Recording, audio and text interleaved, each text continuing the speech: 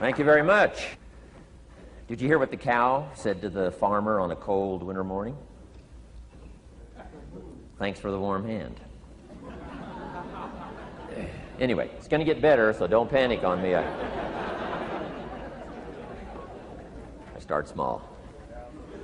Nice to see all of you. How many of you have never seen me before? This is your first time? Oh, wow, most of you, okay. I keep thinking for sure I'm more famous than that, but, you know, that is the truth. I'm delighted to be here. Been looking forward to it for a long time. And it's nice to be back. You know, I was here not too long ago. It's nice to be invited back. It says something when you're invited back.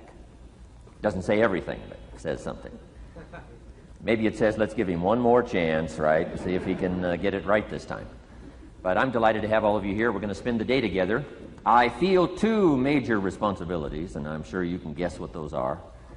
Number one is to make sure you get your money's worth, right? When you shell out your cash, especially these days, you want to make sure you get full value for the money you spent. And I know the tab for the seminar was not that much. Pretty modest fee to get in.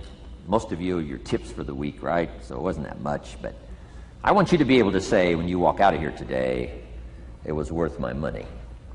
But my biggest responsibility is to make sure you get your time's worth.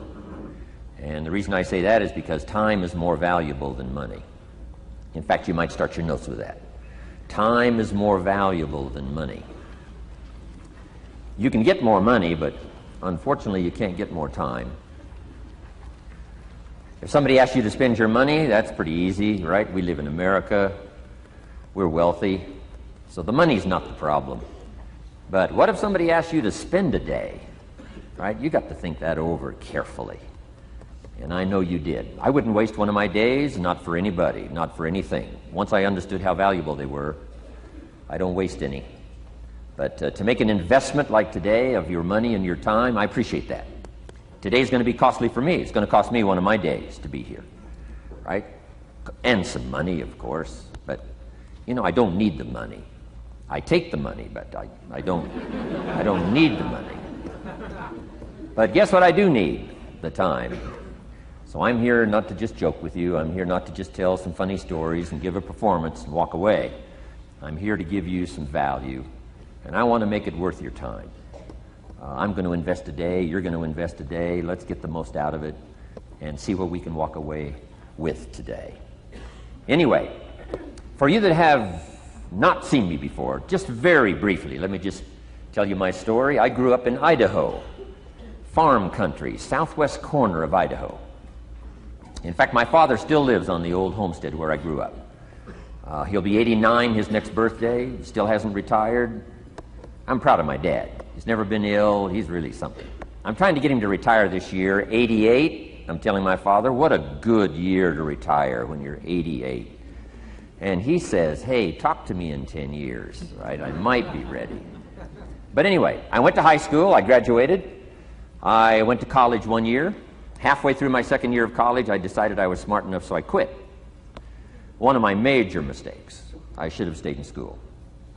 But I thought, heck, you know, I'm smart enough to get a job. That's what life's all about, right? Get a job, pay your bills, work hard, stay out of trouble, keep your fingers crossed, hope for the best. And I figured I was at least prepared to do that. So I quit college and went to work. A little while later, got married, got my little family going, and I'm out there doing what I thought was the best I could. But about age 25, I'm starting to struggle. I've purchased a little more than I can conveniently pay for on time, and the creditors are starting to call saying, hey, you told us the check was in the mail. What's the deal? And I'm getting embarrassed by that. I'm also embarrassed, big mouth me, with all the fancy promises I made to get married. I'm way behind on those promises, and I'm getting discouraged, wondering what to do.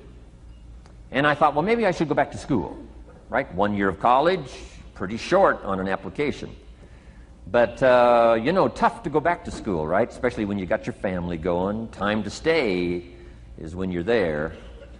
So I discounted that. I thought, well, if I, you know, had my own business, that would be the way to go. But, you know, I'm short on money, too much month at the end of the money. If you've ever been there, that's where I was, age 25. So I had to discount that, and I'm discouraged, wondering, where do I go from here? And then the miracle happened for me. Good fortune came my way. And who can explain good fortune? I don't know. Remarkable things that happen to you at a particular time. Sometimes it's just unexplainable how those things happen. One of my friends says, well, hey, things don't just happen. Things happen just. Another good note for your notes. Things don't just happen. Things happen just. And maybe that's it. I don't know. I'm an amateur on life, I guess like most of us are, trying to figure it out, how to make it valuable. But I was ready. And my good fortune was, at age 25, I met a very wealthy man. His name was Mr. Schoaf, Mr. Earl Schoaf. A friend of mine had gone to work for him, and he started telling me about this man. He said, you got to meet this man I've gone to work for. He's wealthy, but he's easy to talk to. And he's got a unique philosophy of life. And the more he kept talking about this man, I thought, well, I've got to meet this man. So sure enough, shortly after that, I had a chance to meet this remarkable wealthy man, and I was impressed. He was wealthy. Sure enough, he was easy to talk to. I was so intrigued, within a few minutes, I said to myself, if I could be like him, farm boy from Idaho, if I could be like him, I'd give anything. And then I thought, if I could just get around somebody like him, and if he would teach me what to do, I would be willing to learn. I'm coachable. And that was my good fortune. A few months later, this wealthy man that I met, Mr. Schoaf, took a liking to me, hired me, gave me a job. I went to work for him. And I spent the next 5 years in his employ. And then, unfortunately, he died at the end of that period, at age 49.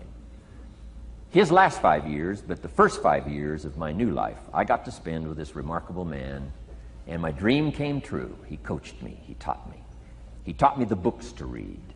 He taught me the disciplines. He taught me the changes to make in my language and personality. And the things he shared with me during that 5 years literally changed my life, turned my life around, changed my income, changed my bank account, changed my future, changed everything. I've never been the same since that unique experience. And I wish he was still alive today, Mr. Schoaf. I'm sure if he was alive today, especially after this seminar, Idaho Farm Boy makes it to Dallas-Fort Worth, full house, standing room only. Pretty awesome, I'm sure. If he was alive, I'd be calling him today saying, you won't believe what's happening to me. I've had a chance now to share with other people what you shared with me. But anyway, how I got here. 30 plus years ago, I was living in Beverly Hills, California. And one day, a friend of mine, businessman friend, said, Jim, I'd like to have you come and share your story with my service club that I belong to, the Rotary Club. He said, I know your story, Idaho Farm Boy makes it to Beverly Hills. But he said, I think my club members would love to hear your story. He said, if I arranged one of our breakfast meetings, would you come tell your story? Just share a few thoughts. I said, okay. So I agreed to go give this breakfast talk. And guess what? They liked it.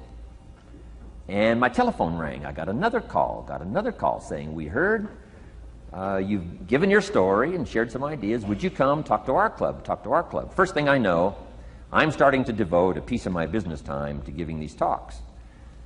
And then one day, a businessman who'd heard my talk, I think 2 or 3 times, approached me and said, would you come and share that story and some thoughts with my management and salespeople? I said, I got this little company going. And he said, if you'd come tell your story to my organization, he said, I'd be happy to pay you. And I thought, wow, wouldn't that be something? So I agreed to go do it, and I got paid. Little did I know, another fortune was waiting for me to translate my ideas into talks and speeches and seminars. Now I've written some books. It's on cassette tape, and now I get to travel around the world. Last year I was in Japan and Israel, Spain, Mexico, Australia, New Zealand, France, Germany, Canada, and now Dallas-Fort Worth. So. Idaho Farm Boy gets to travel around the world and share his story, and here I am today. Anyway, it's almost too much for me to comprehend. From where I started, raised in obscurity, in a little small farm community, and now to be here today is pretty awesome for me. So anyway, that's just a little bit about my story. My story is probably more intriguing for me than it is for you, but I wanted to hear it again, so I thought I would just, bore you with it. Anyway, I don't ask you to be impressed today. I'm the one that's impressed from where I came from to have a chance. But that's the American dream, right? Come true. Chance to start from scratch, start from obscurity, start with pennies, start with nothing, and have a chance to transform your life, change your life, set your goals, and see what you can accomplish. So anyway, that's how I got here, and I'm just delighted that this day has arrived, and I truly want to make it valuable for you. Let's go to work. Here's what I hope you'll find out of this seminar today for your notes. Here's what I hope you'll find. Number one, sincerity. Above all else today, I hope you'll find me sincere. Best place for people to start to communicate is sincerity on both sides.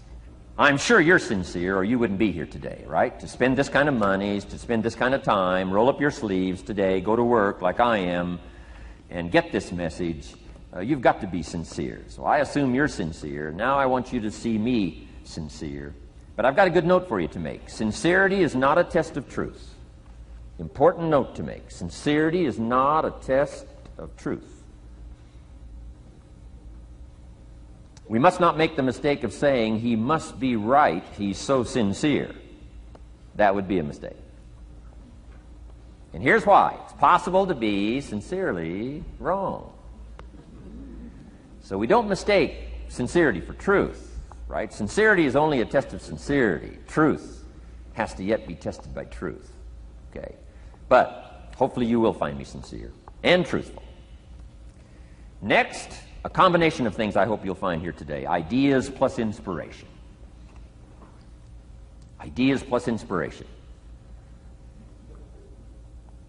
Ideas, business ideas and social ideas and personal ideas, we all need ideas.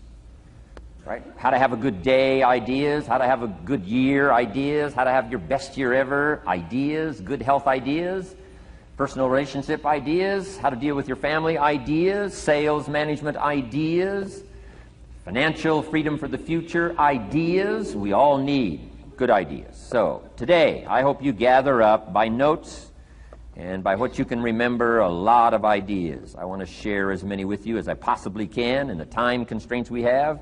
Today is going to go very rapidly. I used to think a day like this was a long day. Found out it's a pretty short day. But I'm going to go as fast as I can, share with you as many ideas as I possibly can. And here's why. Ideas can be life-changing.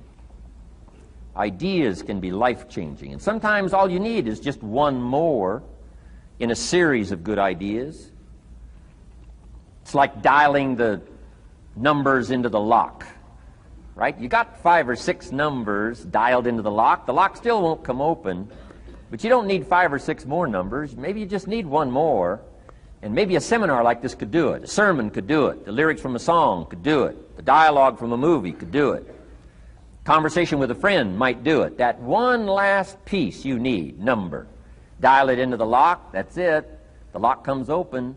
There's the door for you to walk through. And maybe this seminar today could furnish that for you. One more idea. I know you've come with a lot already. Sometimes we get the impression, I used to have that I only had this much going for me and I needed this much. Usually not true. And I'm sure not true of this audience, where I find you today, as well-dressed as you look today. As fine as you are sitting here today. It isn't that, you've got this much going for you and you need this much. I would assume you've got this much going for you, and maybe all you need is just a few more thoughts, ideas, to furnish you some ways and means to turn your life into the dream you want it to be. So, ideas. The seminar is going to be loaded with ideas. I want you to take good notes. But here's what else I hope you'll find here today, and that is inspiration. And who knows the mystery of inspiration? Why some people are inspired and some are not? You were inspired to get here. Some were not. Who knows the mystery of that? I don't know. How come you made it? The rest of them didn't make it. We don't know what that mystery is. Some people turned it down. Some people said it costs too much. Some people said it's going to take too much time. Some people are too busy, right? A lot of different excuses why some are inspired to take advantage of something that comes to town. Others pass it up. We don't know the mystery to that. Here's what I call it. Mysteries of the mind. And I just leave it at that. Some things I don't try to figure out. I take the simple approach now. right? Some people do and some people don't. I mean, that's about as profound as my philosophy is. Some buy and some don't buy. Some go for it and some don't. Some change and some don't. And if you've been around for a while, you can usually work out the numbers, right? Out of 10, 3 do, 7 don't. Whatever business you're involved in, pretty soon you got this ratio going. The ones that do, the ones that don't. And you say, well, why don't the ones that don't, how come they don't? We don't know. I just leave it as a mystery. I used to try to understand all that. I just take the simple approach now. The guy says, this happens to me, this happens to me, this goes wrong for me, and all this stuff goes wrong for me. How come all this stuff happens to me? I say, I don't know, it beats me. The best I've been able to figure out is those kind of things always happen to people like you. I mean, right? That's the best I got. I don't know. I'm an amateur on this stuff. What do I know? So, just take the simple approach, right? That's how it is. Who knows? Interesting story says, the day the Christian church was started. Now, I'm an amateur on the Bible, but best account I can remember, the day the Christian church was started, a magnificent sermon was preached. Great presentation. And if you're a student at all of good communication, it was one of the classic presentations of all times. The sermon, the first day the Christian church was started. And it said this sermon, this presentation was given to a multitude, meaning a lot of people. But it was interesting, as the account gives us, the record, it says, when the sermon was finished, there was a variety of reaction to the same sermon. Isn't that fascinating? I find it fascinating. It said some that heard this presentation were perplexed. And I read the presentation, it sounded pretty straightforward to me. Said, why would somebody be perplexed with a good, sincere, straightforward presentation? Best answer I've got. They are the perplexed. I mean, what other explanation is there? It doesn't matter who's preaching. Right? It said some that heard this presentation mocked and laughed, made fun of the presentation. I thought, hey, this looks pretty sincere to me. If you give a sincere, honest presentation, why would somebody mock and laugh? Easy explanation. They are the mockers and the laughers. What else would you expect them to do? Right? I used to try to straighten all that out, say, well, they shouldn't do that. I don't do that anymore. I've got peace of mind now. I can sleep like a baby, not try to straighten all this stuff out. I used to be so naive. I used to say, well, liars shouldn't lie. See, how naive can you be? Of course they're supposed to lie. That's why we call them liars. They lie. They lie. So I don't straighten this stuff out anymore. Anyway, it said some that heard this magnificent presentation didn't know what was going on. And they're usually easy to spot. They're usually saying, what's going on, right? I mean, they don't know what's going on. But interesting, right? A variety of reaction to the same sincere, honest presentation. Now, it also says, in wrapping it up, some that heard the presentation believed. And I think that's who the speaker was looking for, the believers. Interesting. Now, it said the number of believers was about 3,000. So, pretty good first day. 3,000. I've had some first days, but I never had 3,000. But anyway, 3,000 were believers. And the speaker was looking for the believers out of this multitude. And that's about as close as we can come to understanding the mystery. Some believe, and some mock, and some laugh, and some are perplexed, and some don't know what's going on. And you just have to leave it that way. Why? Because that's the way it's going to be. The way to be brilliant is to find out how it's going to be and then say, here's how it should be. I mean, that's how you become brilliant. So, anyway, who knows the mystery? I call it mysteries of the mind. We don't understand. But I don't try to change it anymore. On this particular story, as far as we know, they didn't have classes after the presentation to try to de-perplex the perplexed. I mean, as far as we know, they left them perplexed. They left the mockers mocking. They let the laughers laugh. I mean, they didn't come back and try to straighten all this out. You say, well, how can you build a church? Well, make another presentation, and you'll get some believers and some mockers and some laughers and some who don't know what's going on. So that's about the best we can do. So, but I'm glad I've got the believers here today. You believed enough to shell out your cash and part with your time and some of your effort and energy, and I appreciate that. So, hopefully you'll find some inspiration here today. All right? To get the most out of today, a couple more notes. Number one, be thankful. That's a good way to capture the most of a day like this. Be thankful for what you already have. That shouldn't be any problem in America, being thankful. Everything we need is available in America. Everybody wants to come here, right? The last time I was here, that little presentation I gave, everybody wants to come here, America. People haven't plotted and schemed the last 40 years saying if I could just get to Poland, everything would be okay. No, everybody wants to come to America. Why? Everything's available here. All the books you need, all the sermons you need, all the churches you need, all the schools you need, all the instruction you need, all the inspiration you need, all the capital you need, all the markets you need, all the challenge you need, all the information you need, all the seminars you need. Everything's available here. This is America. So number one, let's be thankful for what we already have. Thanksgiving does this. Opens up the doors, opens up the windows, opens up the channels. Thanksgiving for what you already have. I did a seminar one weekend up at the ranch, up at Clear Lake. Got a lodge up there. Nice setting, high valley, high serenity ranch. For the weekend, Friday evening, Saturday, Sunday. People drove in from around California.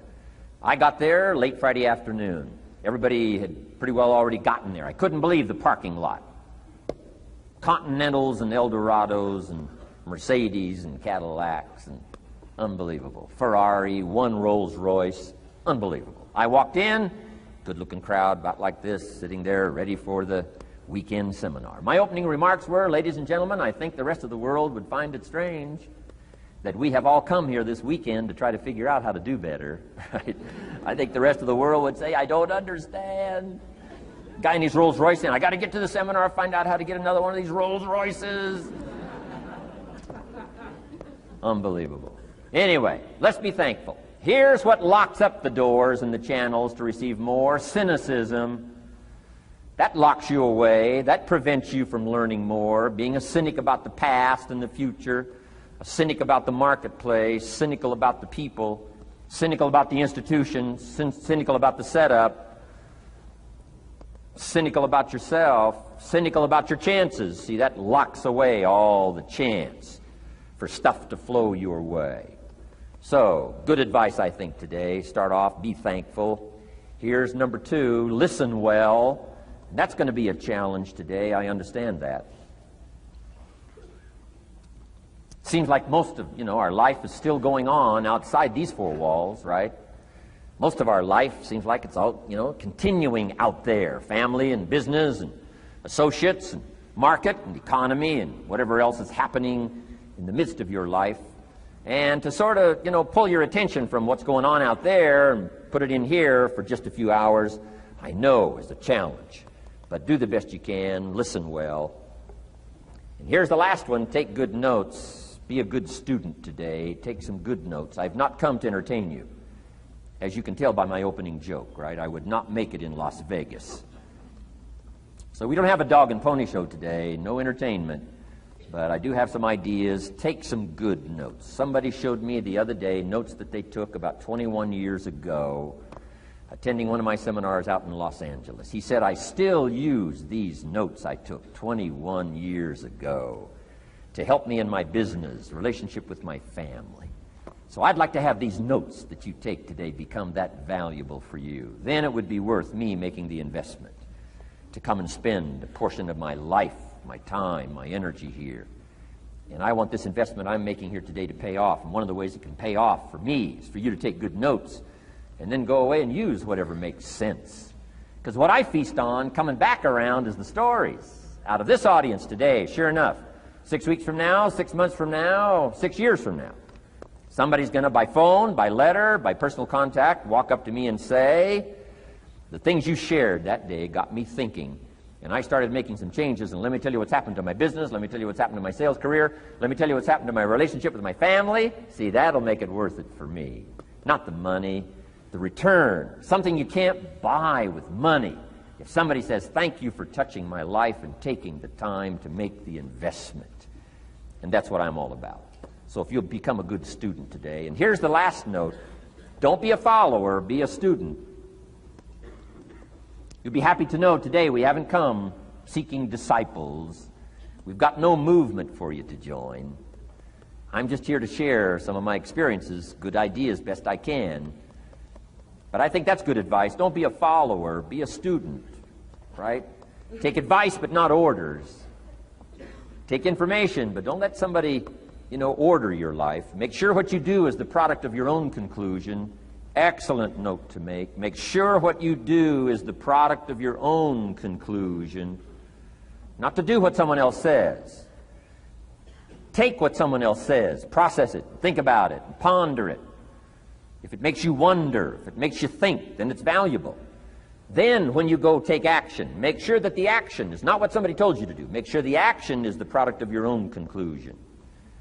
If you'll follow just a little bit of those simple guidelines, I'm telling you, the learning process can be speedy, swift, powerful. Your learning curve can go up, and then applying it to your business, your life, your family, conversations, equities of all kinds. You'll find some progress like I did that first 5 years when I met a teacher willing to share with me. Turned my life around. Progress I couldn't believe happened for me. Okay. Let's get started. I want to review, I was here last time and we talked about the 5 major pieces to the life puzzle.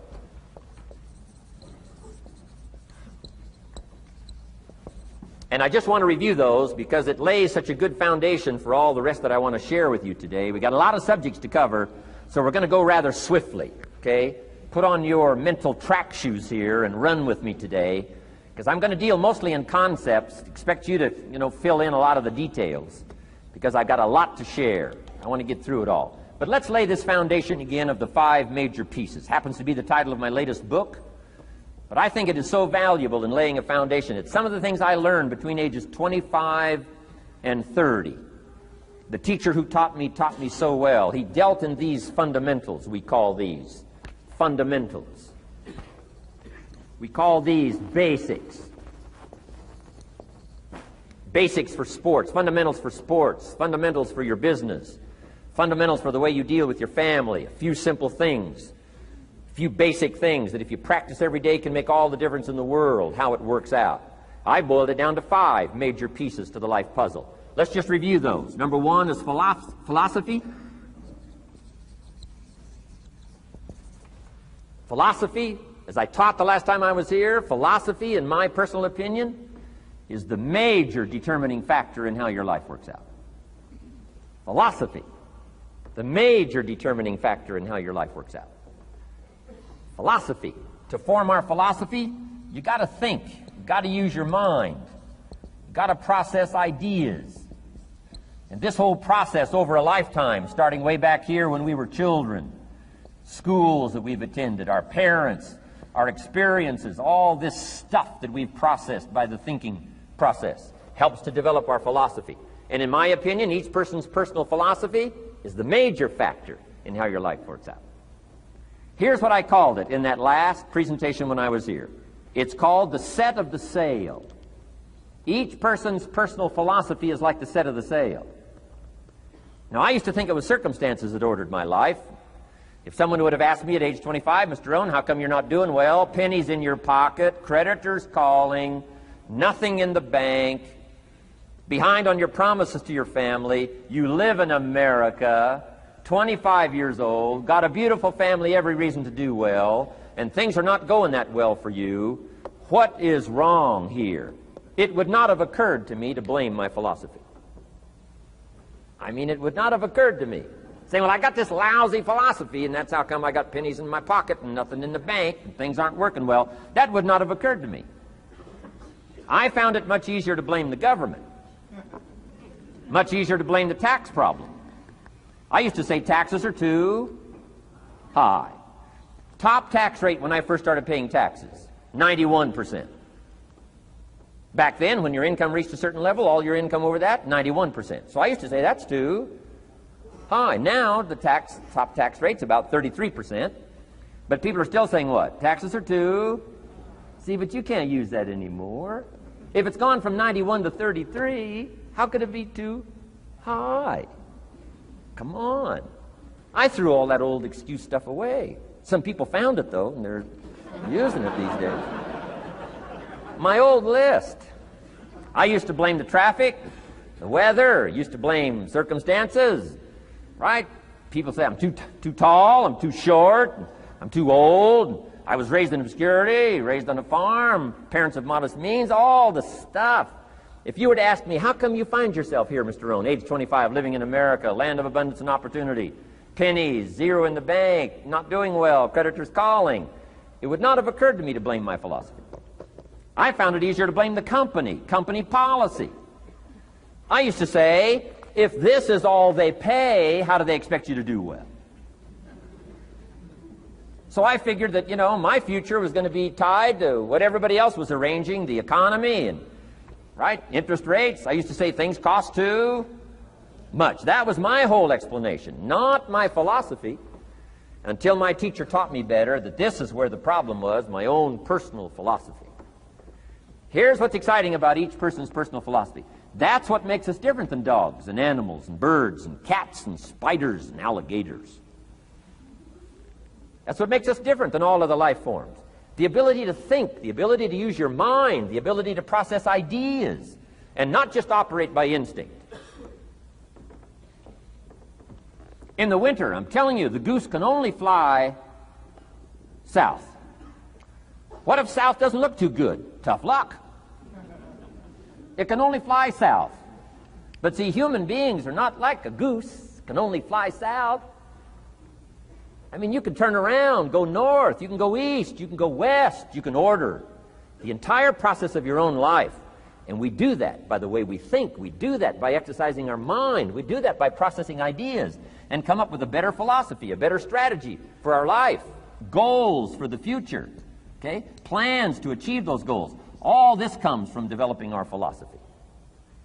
Philosophy helps us to process what's available. Well, when we get here, we got seed, and we got soil, and we got some rain, and we've got some what? Sunshine, and we've got some seasons, and what? The miracle of life.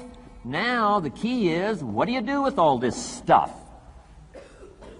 How do you turn all this stuff that's available here into equity and promise and lifestyle and dreams and future possibilities?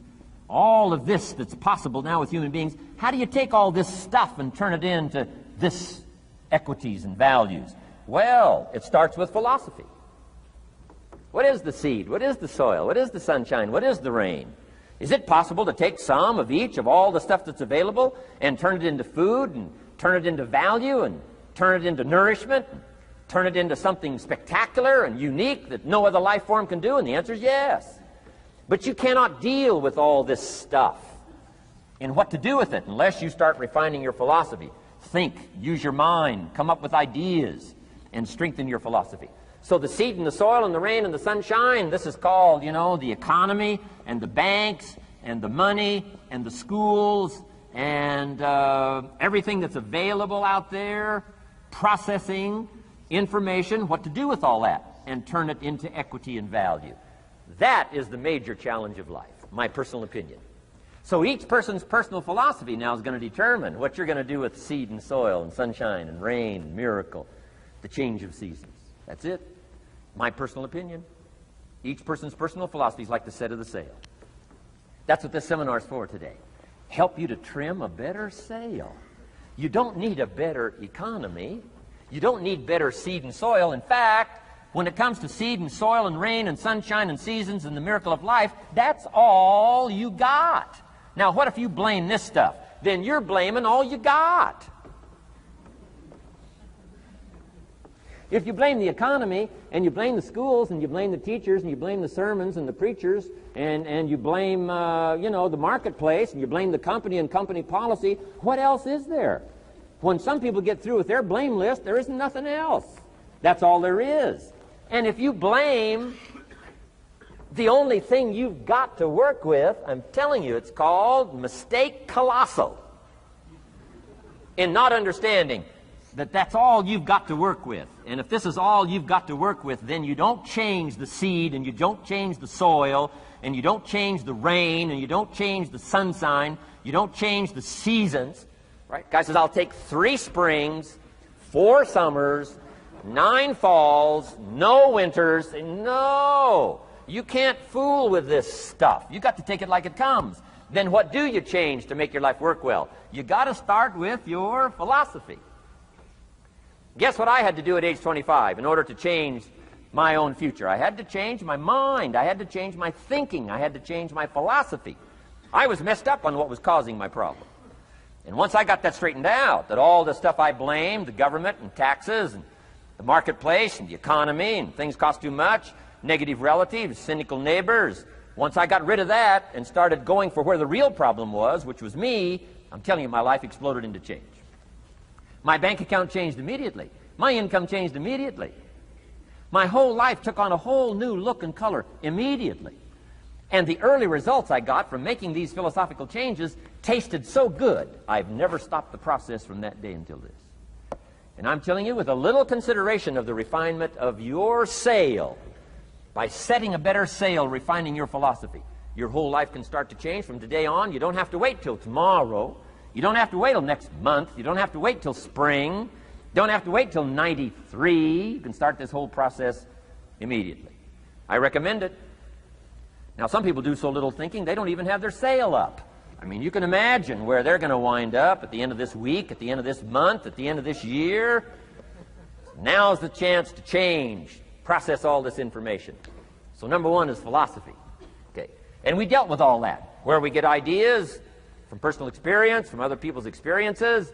I don't want to get into all those details because we covered that the last time I was here. But philosophy, that's number one, my personal opinion. Each person's personal philosophy. Here's the definition of success and failure. Just make this note. Here's failure. A few errors in judgment,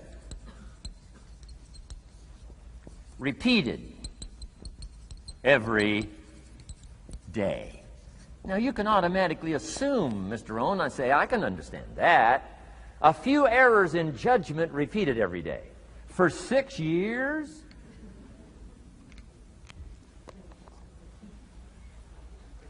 I'm with my father. I think I told this story the last time I was here. My father, 88 years old, he's never been ill, still hasn't retired.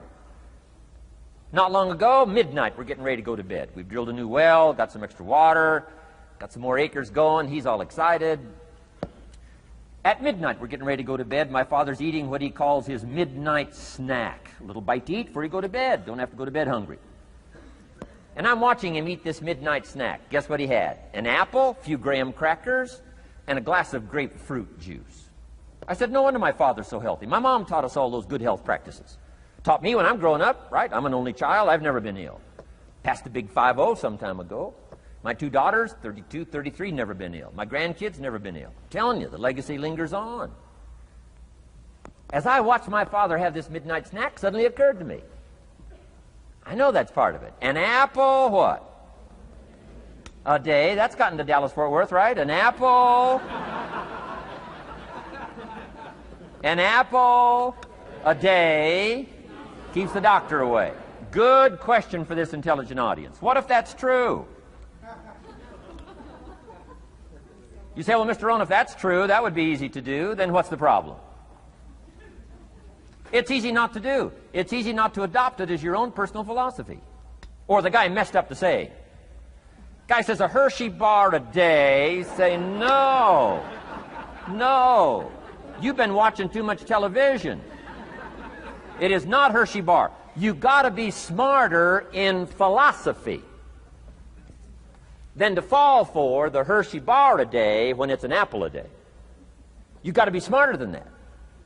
And if you make that kind of an error in judgment every day for 6 years, I'm telling you, it'll accumulate into disaster. Sometimes the first year you say, well, you know, I'm so healthy now, what difference is it going to make? You've got to be smarter than that. Just because disaster doesn't fall on us at the end of the first day doesn't mean disaster isn't coming. You've got to be so smart that you look down the road and say, will the errors in my present judgment of philosophy, what's that going to cost me in 1 year, 6 years, 1 month, 6 months? I'm telling you, the money cost and the health cost and the success cost is too gigantic if you'll look down the road a little ways and say, are there errors in my current judgment like an apple versus a Hershey bar? Is that just a good illustration of some of the rest of my errors in judgment? If it is, that's where I found myself at age 25. I started working when I was 19. I met my teacher who helped turn my life around when I was 25. That's 6 years. At the end of the first 6 years of my economic life, I've got pennies in my pocket. I've got nothing in the bank. The creditors are calling saying, hey, you told us the check was in the mail. I'm embarrassed. I'm behind on my promises. I live in America. I'm a 25-year-old American male. I got a nice family, every reason to do well. And I'm messed up. Now, what's messed up? I used to think it was the community that was messed up, and the country was messed up, and the government was messed up. If those Democrats ever get in the White House, that'll really mess things up. If the Republicans stay in power, that'll really mess things up. The economy was messed up. Interest rates are messed up. I thought all this stuff was messed up. Then I found out that's not what was messed up. I was criticizing the only thing I had to work with. What was really messed up was my own personal philosophy. My own errors in judgment in my own personal philosophy brought me in 6 years to pennies in my pocket, nothing in the bank, and trying to explain why I wasn't doing well, living in America, 25-year-old American male, got a family, every reason to do well. Now, once I understood this, here's the formula for failure: errors in judgment, being lax about developing your own personal philosophy. I'm telling you, it's called accumulated disaster. It doesn't matter whether it's your health or your bank account. Guy's got an empty bank account, probably has high cholesterol. Why? Over the last 6 years, he never paid attention to either one. And it doesn't matter whether it's a dollar, or whether it's your money, or whether it's your cholesterol count. All you got to do is commit the errors, and just because disaster doesn't fall on you at the end of the first day that you don't eat an apple. You say, well, I didn't eat an apple today, and tonight I'm not ill. Well, you got to be brighter than that. Someday you got to leave first grade. The reason we make those first grade desks so small so they won't fit at age 25. I mean, right? You don't belong here anymore. Come on. Now let me give you the secret to success. The formula for failure: a few errors in judgment repeated every day for 1 month starts the weakness, starts the disaster process. You can imagine what happens in 6 years. Now here's the formula for success: a few simple disciplines practiced every day. And you've started a whole new process called a whole new life. A few simple disciplines practiced every day. And if you decide today to go for the apple instead of the Hershey bar, I'm telling you, you have begun the process of turning your life around. And if you keep up that process, not only with your health habits, but with your money habits and with your communication habits, with your sales habits and management habits and every other habit that you've got, if you'll start that process, eliminate the errors and replace it with disciplines practiced, I'm telling you, you can start this process of life change immediately. After today, you don't ever have to be the same again. Only by choice. You don't have to walk out of here the same as you walked in today. Only by choice. You can start a whole new process. And you say, well, Mr. Rohn, is it that simple? Yes, it's that simple. Where else would you start but with an apple? You don't have to start with something staggering. What if you should be walking around the block for your good health and you don't? What'll that do in 6 years? I'm telling you, the word is disaster. You could and you should and you don't. Here's an even stronger word. You won't. I mean, don't might mean you're careless. Won't probably means you're stubborn. And either one's called disaster. Could, should, don't. I'm telling you, that's why at the end of 6 years, I found myself with pennies in my pocket, nothing in the bank, creditors calling. Could, should, won't. Could, should, don't is called disaster. Now, how do you change all that? The next 6 years, I got rich. The next 6 years, I became a millionaire. By the time I'm 31, I'm a millionaire. How about that? You say, well, Mr. Rohn, what happened? Well, strangely enough, during that second 6 years of my economic life, the government was about the same. I'm telling you, taxes were about the same. My negative relatives were the same. I'm telling you, the economy was about the same, and prices were about the same, and everything else was about the same. Circumstances were about the same. Then how come I got rich? How come I totally changed my life? I was not the same. Somebody says, well, what did you go to work on to do all that? I started with my philosophy. I started amending my errors by doing some better thinking, changing my mind, coming up with ideas that I didn't have before I met my teacher. And once that whole process started for me, I'm telling you, I changed my whole life. Within a 6-year period, I was never the same. And I've kept up that process all these years. One of the reasons why I'm here is to continue my craft. I don't want the day to come someday somebody says, you should have heard Jim Rohn 10 years ago when he was really terrific. Guess what I want people to say? I heard him 10 years ago, but you should hear him now. I'm telling you the man works on his craft. I'm telling you the man's done some extra reading. I'm telling you the man doesn't miss a trick. I'm telling you he's worked hard on himself. That's why he's able to deliver like he does. The same thing can happen for you as a teenager. It can happen to you as a mother, as a father, as a business person, as a salesperson, running a business. Doesn't matter. Management, wherever you find yourself. This is the process called personal change. And what I say to start with is start with your own philosophy. Your philosophy is going to determine whether or not you go for the disciplines or continue the errors that's called potential disaster. And everybody has it within their power. Well, it was so happy for me to find out at age 25, Mr. Shove said, Mr. Rohn, you don't have to change countries. But you do have to change philosophy. And if you'll change philosophy, not country, you can turn around your income, you can turn around your bank account, you can turn around your skills, you can become capable, powerful, sophisticated, healthy, influential, all the other equities that you could possibly want out of your life, using the only stuff there is and not trying to change any of this stuff. Appreciate all of this stuff with all of its ups and downs, with all of its mystery of why it works and sometimes it doesn't work. Don't challenge this. You don't have to ask for another planet. You don't have to ask for another country. Just ask for another book. Ask for another seminar. Ask for another idea. And you can start this whole process of personal life change. Now, I could spend the whole day on philosophy, because that's where it is. If I could get you intrigued with that enough to study it, enough to ponder it, to where you would pick up the commitment like I did and say, hey, as simple as an apple a day, as simple as a walk around the block, why not start right there? If you don't start there, where else are you going to start? Might as well start where it's easy, and then go to the more complicated disciplines. Because if you can't handle the simple disciplines, how can you handle the complicated ones? Okay. Key. Philosophy. Here's number 2. I got to give these now very quickly because I got too much to cover here to linger too long. Number 1, we're affected by philosophy. First major of the 5 major pieces. Number 2 is attitude. We're affected by how we feel. First, we're affected by what we know and the decisions we make. Second, we're affected by attitude. How we feel. And I gave that quick list. Let me give it to you. It's how you feel about the past. You've got to have a good attitude about the past. Use it as a school, not a club.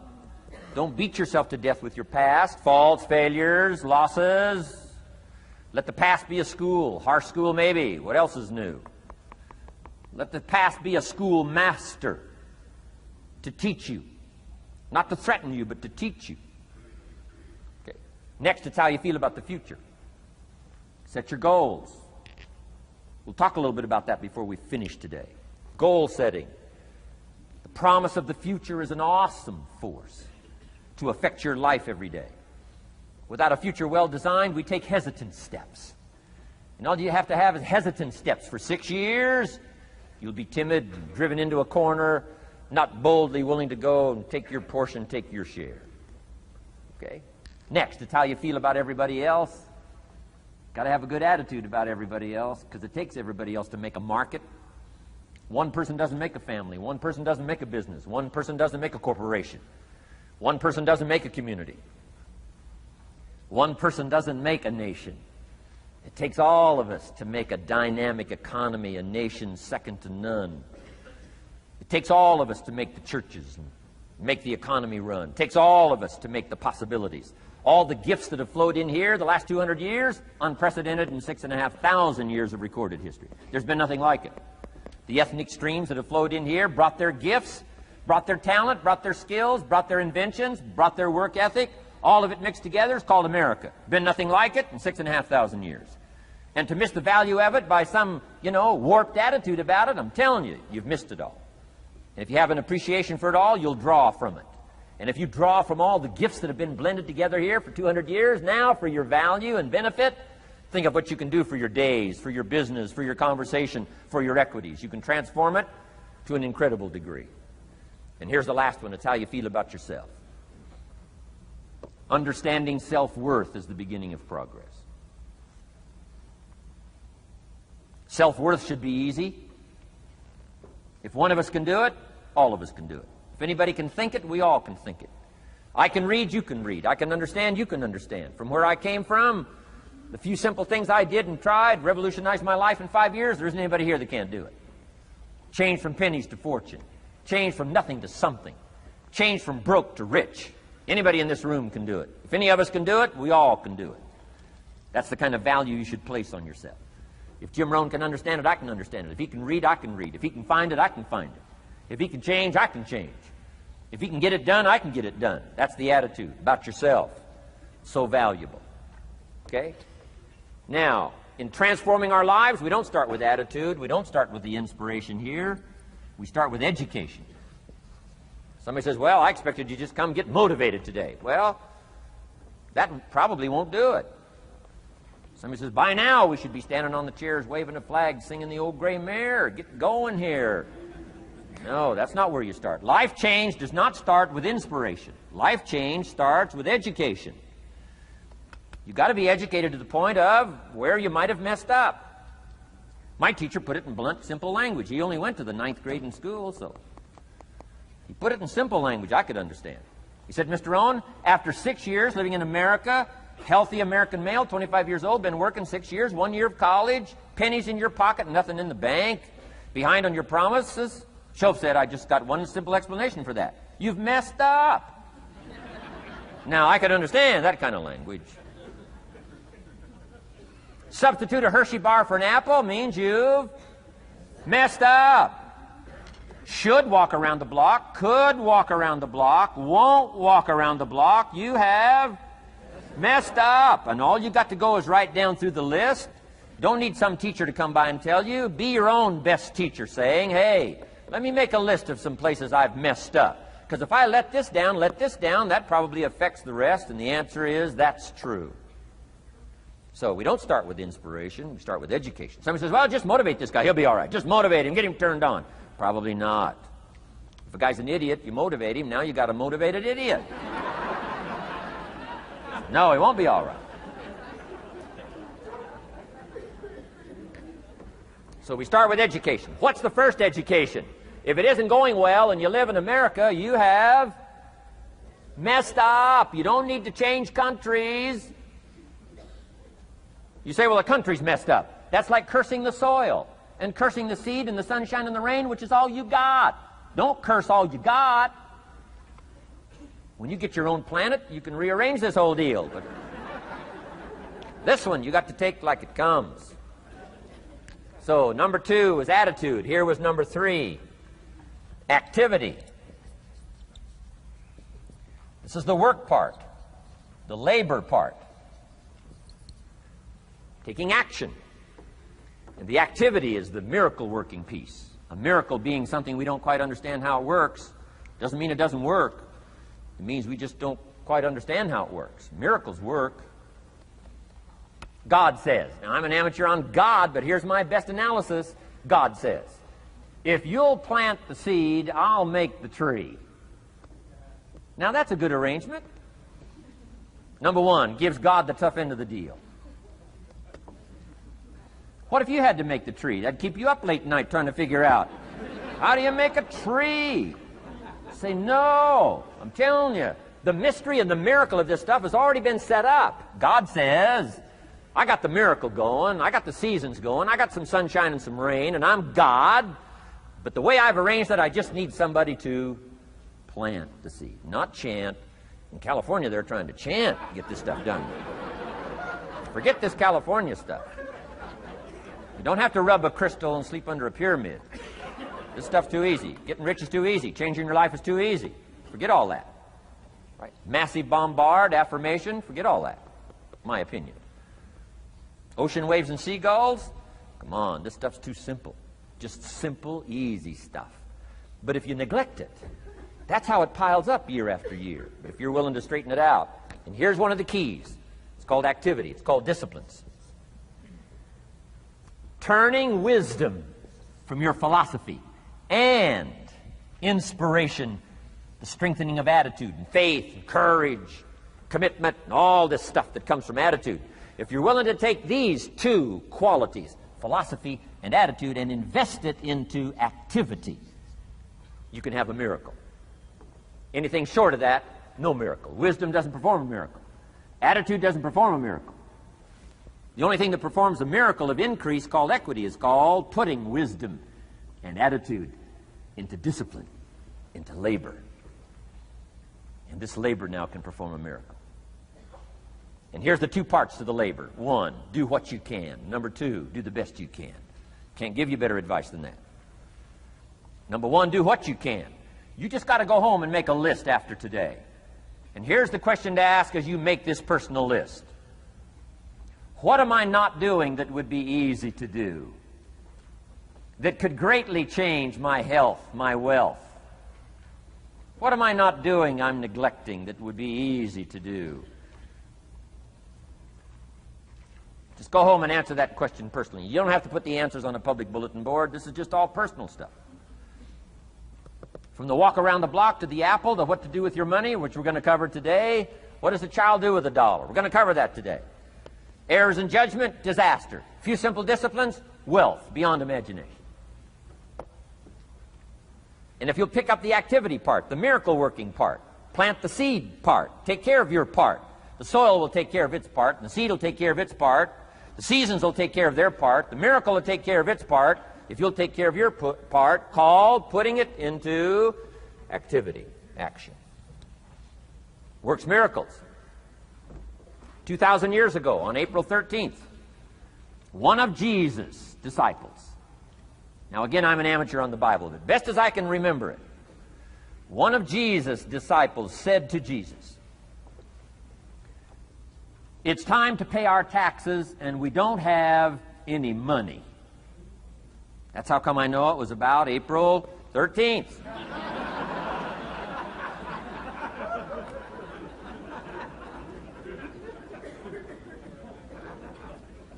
To this statement by his disciple, Jesus said, best as I can read the record, Jesus said, "No problem." Now, why could he say no problem? Well, word has it, he was a miracle worker. Word has it, if you're a good student of history, word has it, he was a miracle worker. If you handed a problem to a miracle worker, what would he be inclined to say? No problem.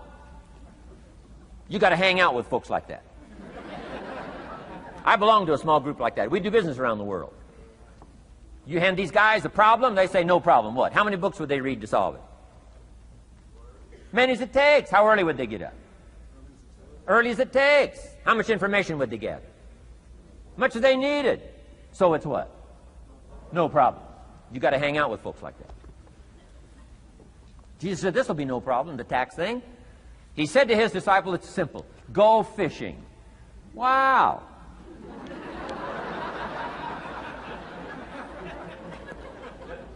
Now that was easy for this particular disciple. His name was Peter. And Peter was a fisherman. How clever. How clever. But here's the real problem. If you should fish, and you could fish, and you don't fish, you got no miracle. You could change, you should change, you won't change. That's called accumulated disaster. In 6 years, you'll be explaining instead of celebrating. Having some ragged list like I had, reasons for not doing well, pennies in my pocket.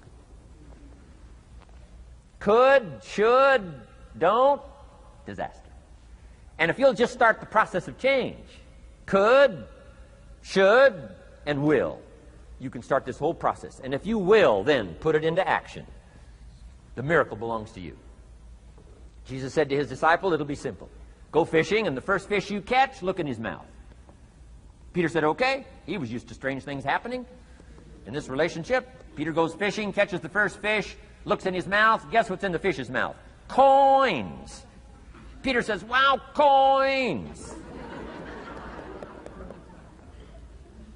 Starts counting the value of these coins, and when he adds it up, guess how much it added up to? Exactly enough money to pay his taxes and Jesus' taxes. Which gives you Jesus' position on taxes.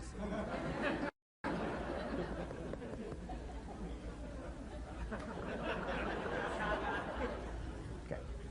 Now we call that what? A miracle, only because we don't quite understand how it works. It doesn't mean it doesn't work. It simply means we don't quite understand how it works. But here's how you get a miracle going for your life. Number one, do what you can. Get a list of the stuff you could do and you haven't done, postpone, and start cleaning that up. You can't start at a better place for personal change. That'll affect your bank account, affect your future, affect your income, affect everything. You can't start a better life change process than cleaning up what you should be doing. The man says, well, my mother lives down in Florida. Should have written her 6 months ago. I just can't seem to get that letter written. I'm asking you to get that letter written, clean that up, and don't walk like other people walk. Don't postpone like other people postpone. You say, well, is it as simple as writing a letter? And the answer is yes. Where else would you start for life change, personal change? You don't need a pink package to fall out of the sky. You don't need massive bombard, pre-conscious, subconscious. Practice channeling, find a 2,000-year-old guru. I mean, you don't need any of that stuff. Pass on all that. Kids are afraid of that stuff. Too much of it, you'll be out on a limb with Shirley. I mean, don't pass on all that stuff. This stuff's too easy. This stuff's too simple. It's called take action, number one, on neglect, on errors, in discipline. Number two, start setting up some disciplines. And if you'll do that, you'll perform a miracle. Now, here's the second part of the miracle. Number one is do what you can. Here's number two, do the best you can. If that's not your philosophy, I would ask you to amend it. Let me give you the best of ancient script. Here's what it says. Whatever your hands find to do, do it with all your might, do it with all your strength, and do it with all your power. What a good philosophy. That kind of philosophy will revolutionize your life if you haven't picked it up lately. Guy slips in late, company doesn't seem to mind, slips out early, first one in the parking lot, heading for happy hour. Stretches his break, comes early for lunch, late back from lunch, company doesn't seem to notice. Guy says, best as I can calculate, I'm putting in about a half a day's work and I'm collecting a full day's pay. And the guy says, I got it made. Little does he know the seeds of his own disaster are already being sown by the weakness of his own personal philosophy. It's not the economy that's going to determine your next 6 years. It's your philosophy about labor and about activity and about miracle and soil and seed and sunshine and rain and the economy and the banks and the money and the companies and the schools and what's going on. It's your philosophy and your attitude. And then your ability to take action. All of that we call the process of life change, miracle working. Number one, do what you can. Number two, do the best you can. Here was number 4. Results. Results. Every once in a while, you got to take a measure, see how you're doing with these 3 pieces: philosophy, attitude, activity. Now we take a measure called results.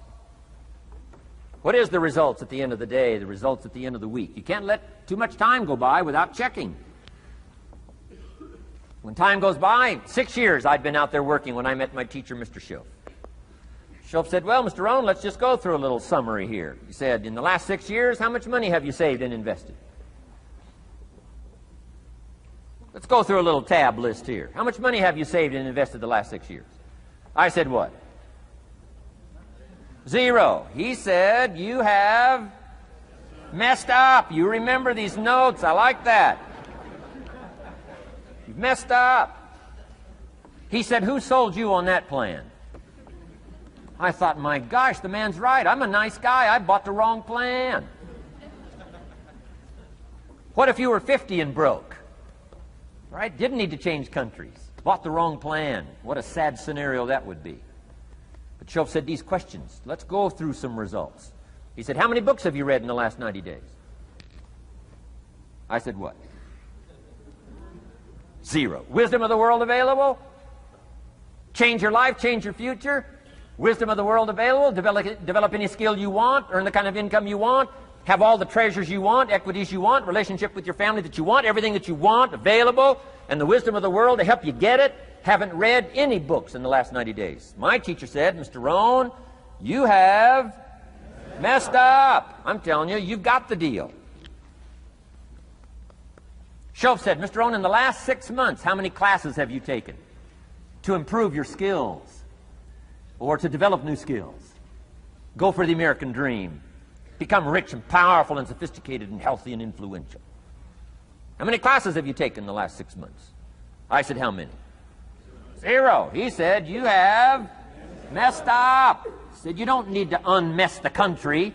You don't need to straighten out the perplexed. You don't need to straighten out any of this stuff. All you've got to do is look within and let results teach you a great deal about your own activity, your own attitude, and your own philosophy. I went through that process. Take this phrase home. Results is the name of the game. What other game is there? Results. Here's all life asks us to do. Make measurable progress in reasonable time. Just take home that little phrase. Good phrase. We're asked in life simply to make measurable progress in reasonable time.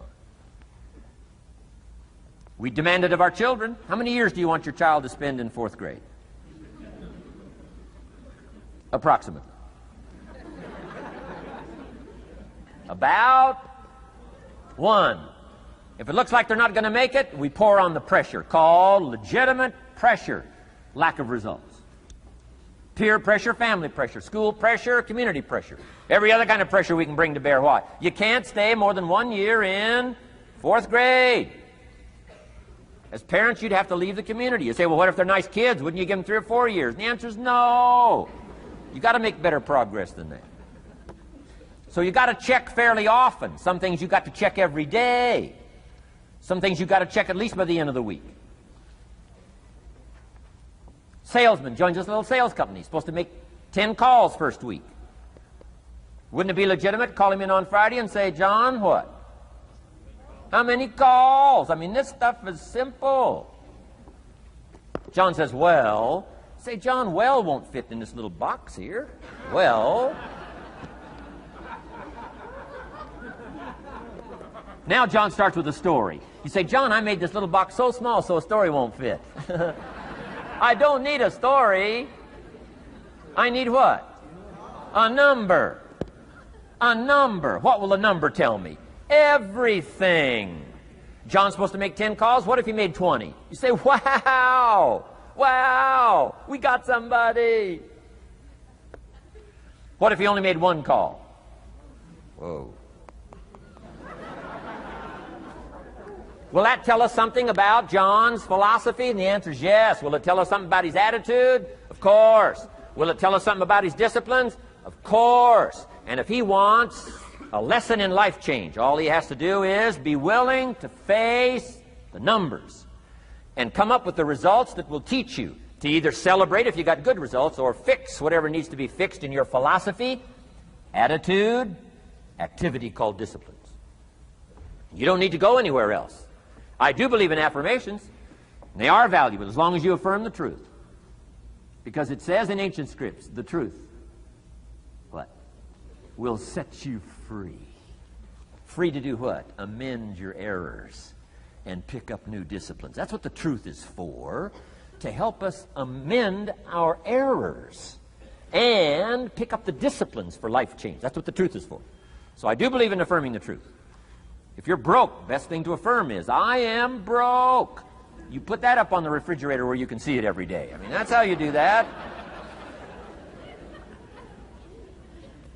Now, if you need a little additional affirmation, you just put up there, I'm 40 and broke. I mean, you know, that ought to do it. And if you need just a little more, put up there, I live in America and I'm 40 and broke. That's enough to turn your life around. It says, hey, something is wrong. Somewhere I have messed up. And I'm telling you, if you'll start with that, it's called the process of life change, and it doesn't matter how small the process is to start. One discipline starts it, and then one discipline feeds another, and the first thing you know, you've got this whole cycle in an upward positive motion. And it's called life change. It's called income change. It's called health change. Relationship with your family change.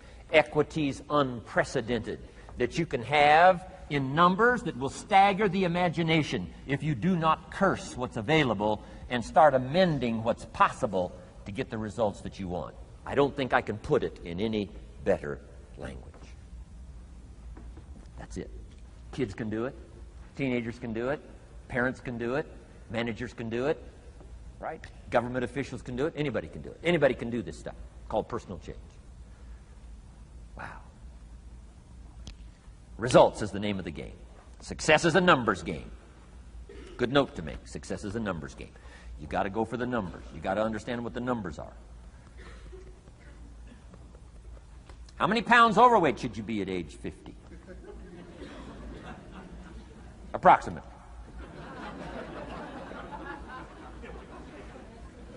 John says, I got big bones. We'll give you 10 pounds. 10 pounds for big bones. Otherwise, come on, John. 20 pounds, 25 pounds. Shouldn't we turn on the caution light at work and at home? Blinking caution light. Somebody says, what's that caution light? So John's up about 20, 25 pounds. We got the blinking light going at home, got it going here at work. To remind him what? Wrong numbers. Okay? 35, 40 pounds, red light, blinking at home. Somebody says, what's that blinking red light? Say, John's up about 40 pounds.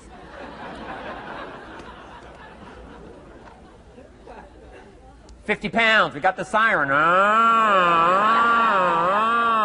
What's that siren at home and at work? John's up about 50 pounds. Cholesterol, almost out of control. Come on. Success is a numbers game. I'm asking you to be mature enough to start checking your own numbers. How many books have you read in the last 90 days? Transform your life. Become cultured, powerful, sophisticated, healthy, influential, all the rest of the stuff you want. How many books?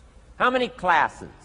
How committed are you to taking what's available and turning it into equities unprecedented, since we live in a country that there's been no such country in the last 6,500 years? If you'll pick up that process, ladies and gentlemen, I'm telling you, it's called life change of the best order. Now, here's the last one. Number 5 is called lifestyle. Lifestyle is simply learning how to live well. The last of the 5 major pieces. Here's the ultimate challenge of life. I've worked on this, you cannot believe how hard, since age 25. And that is, after applying better philosophy, attitude, and activity, and picking now up results. What are results for? Here's my ultimate challenge on results. To fashion, good word to jot down, fashion. Fashion for yourself lifestyle, or what we call the good life. That's the ultimate challenge. To take your results, take your money, take your results, take the return, take the equities you've gathered, and now fashion for yourself a good life, like weaving a tapestry.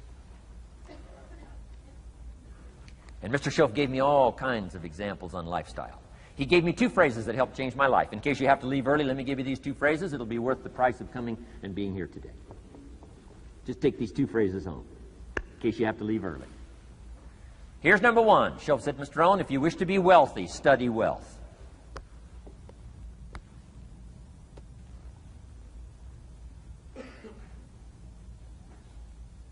When he said that, I said, my gosh, I don't know anybody that studies wealth.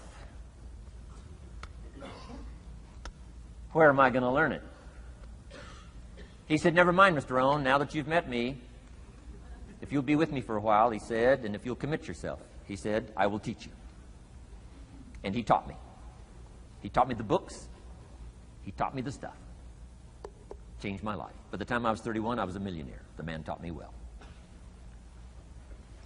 If you wish to be wealthy, study wealth. If you were to show me your present economic plan, in a personal conversation between you and me, you say, Mr. Rohn, let me disclose for you my current economic financial plan for the future. Would I get so excited I'd say, hey, I'm going to go across the country and lecture on your plan?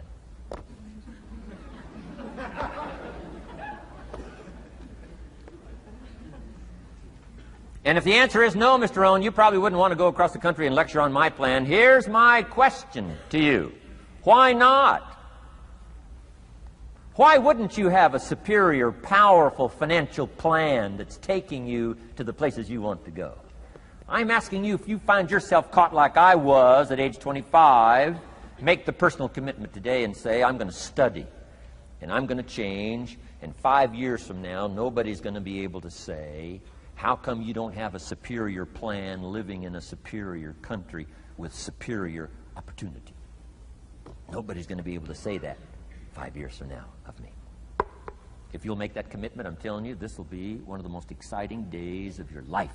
Not because of my seminar. It'll be one of the most exciting days of your life because of your commitment to this simple little process I've outlined for you. Here was the second phrase. Mr. Shoaff said, Mr. Rohn, if you wish to be happy, study happiness. I didn't know happiness was a study. My best hope for happiness at age 25 was to just go through the day with my fingers crossed, hoping somehow something would make me happy. Shoaff said, no, Mr. Rohn, happiness is not something you postpone. Happiness is not something off in the future. Happiness is something you design. You've got to get the word. Happiness is something you design. Happiness is a study. Happiness is a practice. Happiness is an art. It's not an accident. It's an art. And anybody that wants to can study, practice the art of happy living. Happiness is like culture. Money doesn't make you cultured, but culture is within the grasp of all of us. How much is a book on sophistication in the marketplace? $4,000? No, $40. I'm telling you, in America, everything's available. Everything's within reach. All you have to be is committed to it and make it a study. Culture is a study. Sophistication is a study. It's not an amount. It's not an account. It's a study. Money doesn't make you sophisticated and cultured. I know a guy that's rich. He's a clod. The guy's a clod. Eats with his elbow in his soup. I mean, he's just a clod. Nothing much more pitiful than a rich clod. I mean, it's a sad thing to see. Money doesn't make you sophisticated. Only study and practice makes you sophisticated. Only study and practice makes you cultured. And only study and practice makes you happy. Study and practice makes you rich. Key phrase, don't be lazy in learning. 1, how to do well. Next, how to live well. Don't be lazy in learning and practicing the art of economics, practicing the art of productivity, and practicing the art of lifestyle. Shoaff taught me in such simple terms. Shoaff said, Mr. Rohn, if you're getting your shoes shined, Shoe Shine Boy's done an exceptional job. You look down, you got one of the world's all-time great shines.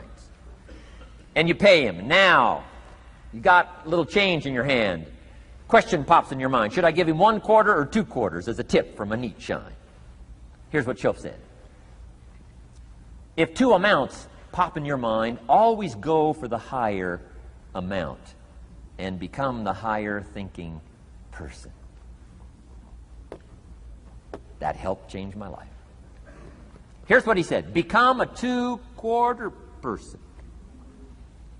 Now, you can tell that was a long time ago when a quarter was a good tip. Now it takes dollars. But just substitute 1992 dollars for quarters. Shoaff said, hey, if you are thinking 1 quarter or 2 quarters, and you say, well, no, I'll just give him 1 quarter. He said, that'll affect you the rest of the day.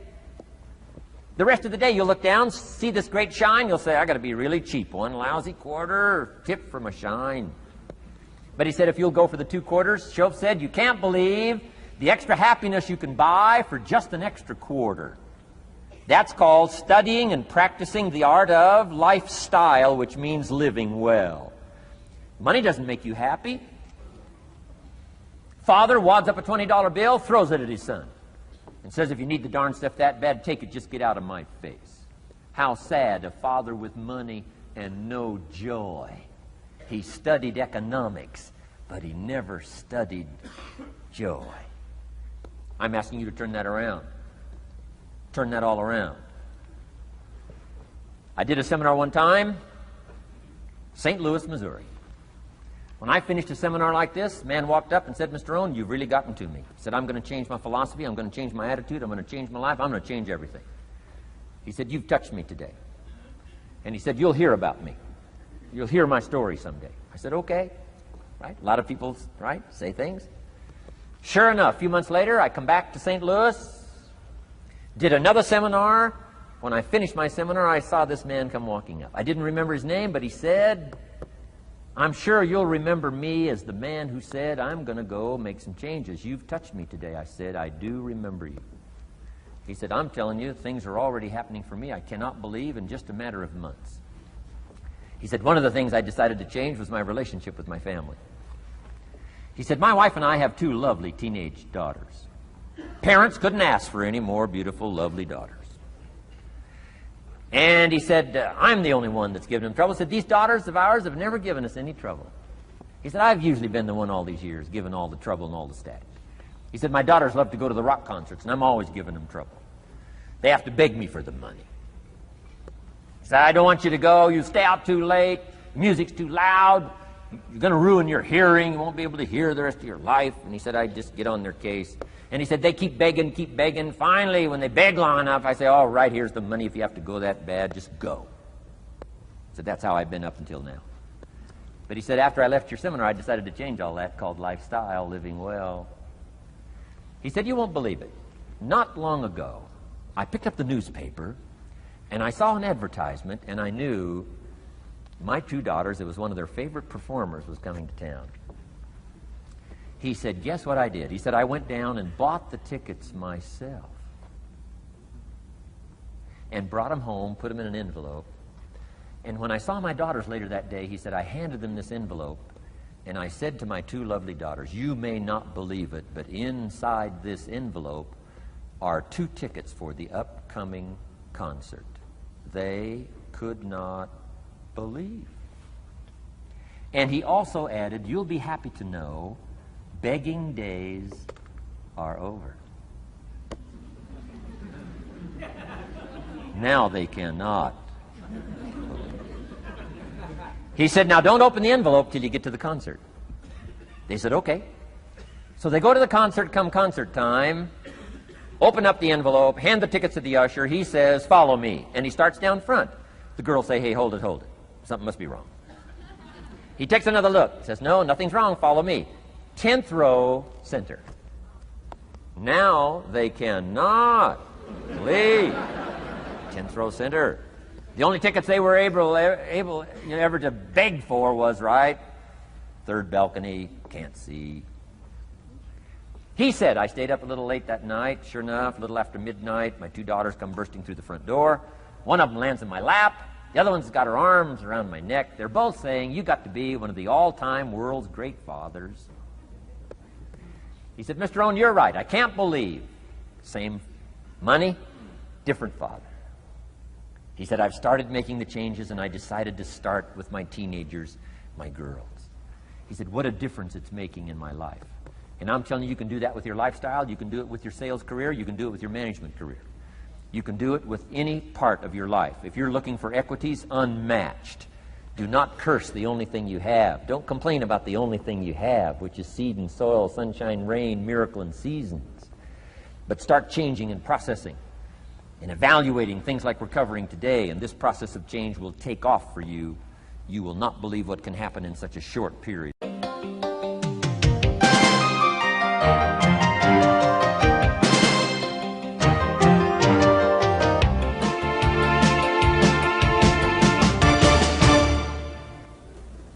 Next subject, personal development.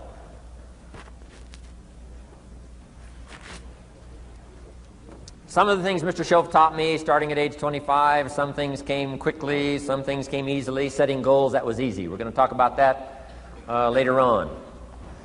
But this one I had to struggle with, personal development. It was hard for me to give up my old blame list.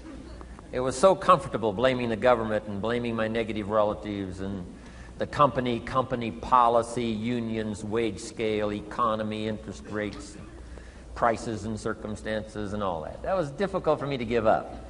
That was quite a transition for me to make, and blaming myself. But Mr. Shoaff started out with something very, very important. Let me give that to you.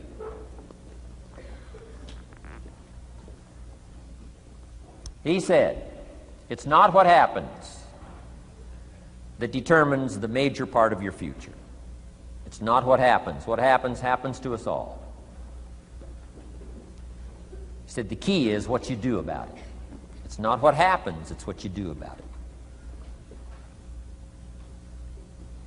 And he said if you will start that process of change, do something different the next 90 days than you did the last 90 days, like picking up the books to read. Do something different like the new health disciplines, relationship with your family, whatever it is, doesn't matter how small it is. If you'll start doing different things with the same circumstances, since we cannot change the circumstances, but we can change ourselves. We can change what we do. And then he gave me another secret to success when he said, what you have at the moment, Mr. Rohn, you've attracted by the person you've become. What you have at the moment, you've attracted by the person you've become. Few little simple principles here. Once you understand these, it starts to explain so much. Now, sometimes it's a little tough to take, blaming yourself instead of the marketplace, taking responsibility instead of putting it off on someone else. That transition sometimes is a challenging mission. And this one was a little tough for me. He said, Mr. Rohn, you've got pennies in your pocket, you've got nothing in the bank, the creditors are calling, you're behind on your promises. And he says, here's how that occurs. You've attracted, up until now, you've attracted the things to you because of the person you've become. Now I said, well, how can I change all that? He said, very simple. If you will change, everything will change for you. You don't have to change what's outside. All you've got to change is what's inside. To have more, you simply have to become more. And then he said, don't wish it was easier. Wish you were better. Don't wish for less problems. Wish for more skills. Start working on yourself, making these personal changes. And he said, it'll all change for you. So let's talk a little bit about personal development. That extraordinary adventure I undertook starting at age 25. And I've never ceased that adventure. I'm still going for it. In the 90s, I want to get better and better. I want my craft to get better, my business operations to get better, the things I do to get better. Because once I picked up this simple formula, I'm telling you, it's easy to figure out where the problem is if you go to work on it. Now, let's talk about personal development. And in helping kids understand personal development, I always start with money. Now, money's not the only place to start. Money certainly isn't the only value, but we've all got to start somewhere, and money's something you can count, right? Kids are interested in money, okay? A lot of things are a little tougher to measure, but economics is pretty easy, right? Because you can count. Okay, somebody says, how are you doing? You say, I don't know. Let's count. Now, this is not the only count. I understand that. There's a lot of other things to count. But to see if there may be some errors in your judgment and lack of disciplines in your life, we might as well start with money, because it's so easy to count. So let's just start there and see whether or not maybe we have messed up. Okay. So here's how I explain it to kids. We get paid for bringing value to the marketplace. Key to understanding economics. We get paid for bringing value to the marketplace. Marketplace is also described as reality. Reality, the marketplace. Now, it takes time. It takes time to bring value to the marketplace, but we don't get paid for time. It's very important for kids to understand, as well as adults. We don't get paid for time. Mistakenly, the man says, well, I'm making about $20 for an hour. Not true. Not true. If that was true, you could just stay home, have them send your money. No, it's not true. You don't get paid for the hour. You get paid for the value you put in the time. So we don't get paid for time, we get paid for value. Now, since that's true, here's one of the key questions of the afternoon. Is it possible to become twice as valuable and make twice as much money in the same time? Is it possible to become 3 times as valuable as you now are and make 3 times as much money in the same time? Is that possible? Of course. If you want to really emphasize something, that's a good phrase, Stuart. Of course. Of course. Okay. Now, all you have to do to earn more money in the same time is simply become more valuable. America's unique. It's a ladder to climb. Starts down here, what, about $4 an hour? Big argument last year in Congress about the starting place. Should be 5, should be 5, should be 5. Well, no, it doesn't need to be 5. Why not start with 4? It's a ladder. Right? This is not a bed. This is a ladder. This is a ladder to climb. Starts at $4. Now somebody says, well, should be 5, should be 5. Well, maybe. If you're going to stay at the bottom for the rest of your life, it probably should be 5. But that's kind of a pitiful way to live. Start and not grow. Start and not change. Start and not become more valuable. Hey, the whole scenario of life is to start, number 1, and what? Become more valuable, number 2. So America's a ladder to climb. Starts at $4 an hour, and the more valuable you become, you just keep moving up the ladder. Top income last year, what, 52 million? Guy that runs Disney? Would a company pay somebody for 1 year's work $52 million? And the answer is, of course. This is one of those of course places. Of course. If you help a company make $1 billion, would they pay you $52 million? The answer is, of course. It's chicken feed. I mean, it's not much money. Now, why that much money? Because he has become so valuable. Now, why would we pay somebody only $4 an hour? They're not very valuable to the marketplace. Now, we got to make that distinction, to the marketplace. Might be a valuable brother, a valuable member of the community, valuable member of the church, valuable member in the sight of God, to the human family, of course, those kind of values. But to the marketplace, which is called what? Reality. Reality is, if you're not very valuable, you don't get much money. Those are called the facts. I mean, that's how that is. Well, then, how do you get more money? Simple answer. Somebody says, well, I'll go on strike for more. Well, here's a major problem with that. Here's a major problem with that. You can't get rich by demand.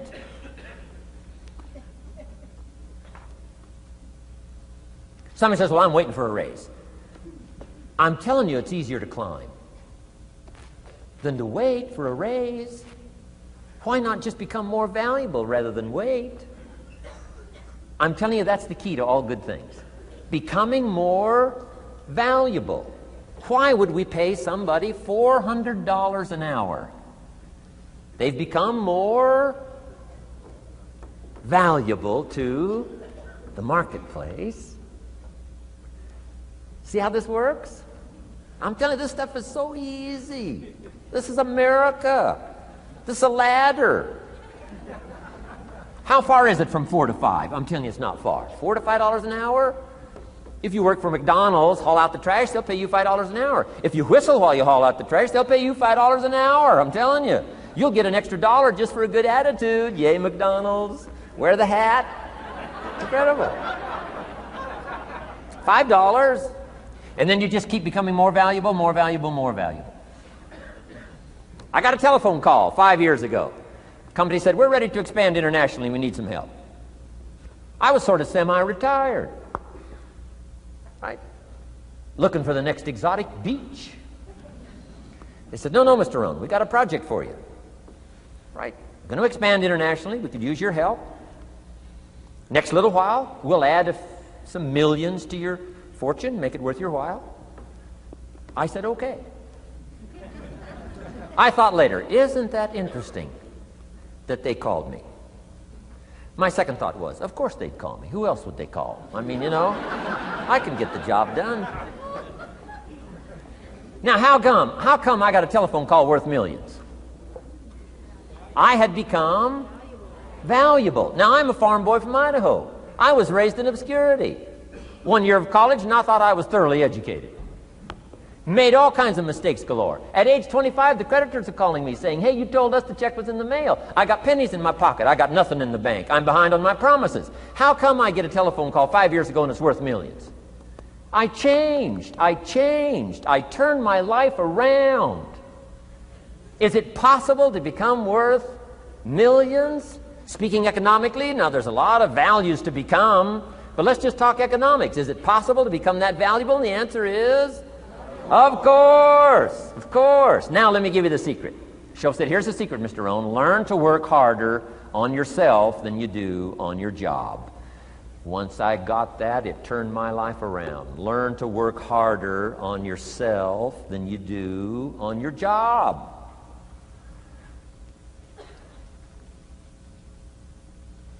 He said, if you work hard on your job, you'll make a living. If you work hard on yourself, you can make a fortune. Wow. If you would have known me at age 25, you would have said, Jim Rohn's a hard worker. If you'd have known me, you'd have said that. I'm the guy, I don't mind coming a little bit early, staying a little bit late. I don't mind that. You'd have said, well, Jim Rohn's a hard worker. You say, well, how come he's got pennies in his pocket and nothing in the bank and behind on his promises? Well, I was a hard worker, but I was working hard on my job, not on myself. I'm telling you, if you'll learn that simple little principle and start the process today, latest tomorrow, I'll give you tonight to think it over. And start this whole process of personal development, work on yourself, make yourself more valuable to the marketplace. I'm telling you, you can so dynamically change your income, and economics is the least of the values that you can start earning in terms of equity if you'll start working harder on yourself than you do on your job. Work hard on yourself and develop the skills. Work hard on yourself and develop the graces. All of the stuff necessary to become more valuable to the marketplace. I'm telling you, your whole life can explode into change. Promotions, no problem. Becoming more valuable to the company, I'm telling you, no problem. Money, no problem. Economics, no problem. Future, no problem. If you just go to work on the right thing. Not get things out there to change. Don't try to change the seed. Don't change the soil. Don't change the sunshine. Don't change the rain. Don't change the mix of seasons. Let the miracle of everything that's available work for you, and start working on the inside. Work on your philosophy. Work on your attitude. Work on your personality. Work on your language. Work on the gift of communication.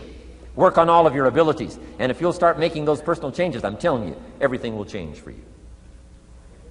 Now, let me give you another scenario on personal development. It's called the 4 major lessons in life to learn. Before we get to the 4 major lessons in life to learn, let me give you a key phrase for your notes. Here it is. Life and business is like the seasons. Life and business is like the seasons. Frank Sinatra sings, life is like the seasons. Now, here's one of the key phrases that changed my life. Starting at age 25, you can see this whole scenario. Personal development for me began. I've never been the same since. Here's the next key phrase. You cannot change the seasons, but you can change yourself. You can't change the seasons, but you can change yourself. My best hope, right? When I'm 25 years old, my best hope was to go through the day with my fingers crossed saying, I sure hope things will change. I sure hope things will change. It seemed to be my only way for my life to get better if things would change. Here's what I discovered. It isn't going to change. It isn't going to change. I did a seminar one time for Standard Oil executives and management in Honolulu, now known as Chevron. And we're talking economics one day around the conference table. And one of them said to me, Mr. Rohn, you know some fairly important people around the world. You have a chance to travel internationally. Can you tell us what you think the 80s are going to be like? Now, you can tell how far back this goes. He said, what do you think the 80s are going to be like? And I thought for a moment, and I said, gentlemen, I do know the right people. And I do have some experience, I think I can tell you.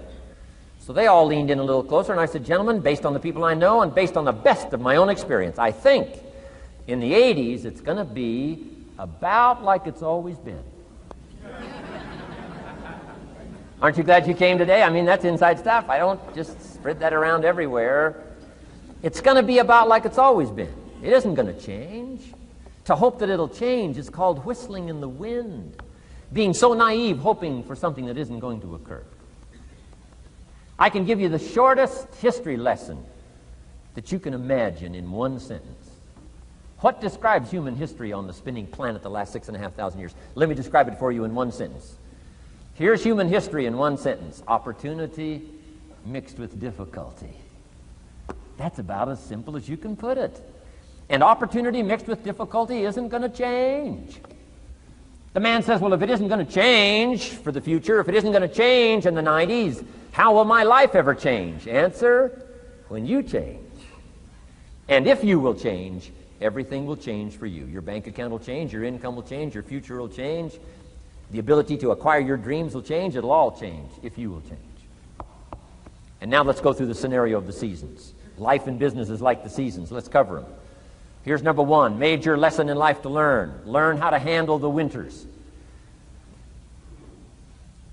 You say, well, Mr. Rohn, a lot of this stuff is fairly obvious. That's true. Just need somebody like me just to come along and remind us. This is what this is called today, a reminding session. I got no new truth for you to discover. This is all old stuff. We just need to hear it again. Somebody get on our case a little bit, right? We all need that. Here's number one lesson, learn how to handle the winters. That's obvious. The winters come right after falls. And pray tell how often? Every year, according to written history, for the last 6,500. To cross your fingers and say, I hope it doesn't come. I'm telling you, we call that naive. Now, there's all kinds of winters. Not just the winter of the season, but there's all kinds of winters. Winter time, the down time, the discouraging time.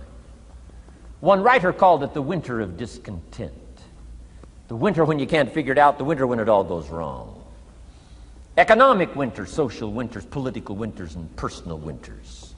When your heart is smashed in 1,000 pieces, the nights are unusually long. It's called winter time. Barbara Streisand sings, it used to be so natural to talk about forever, but used to be's don't count anymore. They just lay on the floor till we sweep them away. You don't sing me love songs. You don't say you need me, and you don't bring me flowers anymore. A song of winter. But hey, we're acquainted with all those winter scenarios. We've been through them all. Now the question is, what do you do about the winters? Well, you can't get rid of January by tearing it off the calendar.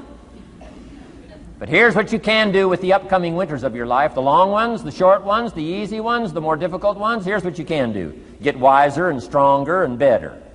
Just make a list of that trio of good words. Wiser, stronger, and better. To challenge for yourself the upcoming winters of your life, don't you think you could read more? Pick up the scenario, pick up the books, pick up the cassettes. So I would put some stuff on cassettes so you can listen to it, put it in books so you can read it. Now putting it on video so you can see it. I'm telling you, anybody that wants to can get wiser. Next is stronger. Anybody can get stronger. If you're willing to do the push-ups, you can get stronger. If you're willing to put yourself through the paces, you can get stronger. Can you develop stronger skills? And the answer is yes. Start practicing, practicing, practicing. And you can get stronger. Can you get stronger in handling life situations? Of course. But you got to go to work on yourself. You can't blame out there wishing it was easier. Wish you were stronger. And here's the last one, get better. Anybody can get better.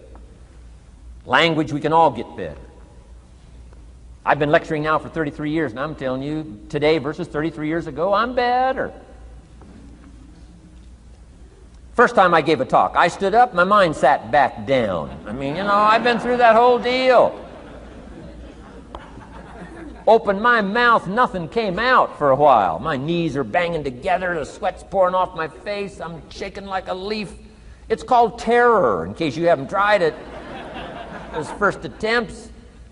But I'm telling you, I got through it, and I did it again, and I got through it, and I did it again, and I got through it. And now, of course, I can lecture for a few hours in one day. Anybody can get better, develop the skills, okay? Handle the upcoming winters. Don't wish away the winters. That's called naive. Wish for the skills. Wish for the strength. Wish for the wisdom.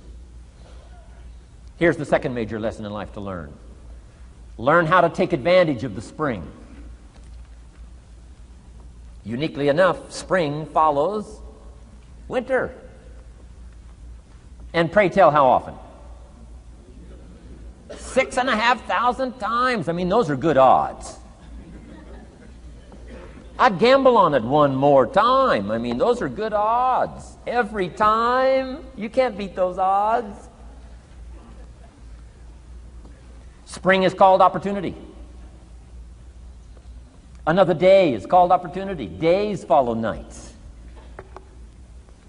How about that? And how often? Every day. But now here's what we must learn to do with opportunity. Underline two strategic words in that sentence. Take advantage. Just because spring comes is no sign you're going to look good in the fall. You've got to take advantage of it. You've got to do something with it. Read every book you can on what to do with your springs, what to do with your opportunities, what to do with your days, what to do with your chances. Don't miss the educational process. Don't miss the process of learning. To understand, opportunity keeps coming, but the key is taking advantage, taking advantage. Everybody in this room's got to learn to do one of two things: plant in the spring or beg in the fall. And it doesn't mean you can't become a sophisticated beggar, but you don't need the reputation. Learn to plant in the spring, take advantage. And there's an urgency here on springtime because there's just a few springs, handful of springs offered to each of us. So take advantage swiftly and quickly. Don't just let the time pass. The Beatles wrote, "Life is very short." And for John Lennon, it was extra short. For Michael Landon, it was extra short. But life is short. At the longest, it's short. So don't just let the springs pass. Take advantage. Seize the day. Seize the moment. Seize the opportunity. That's the key.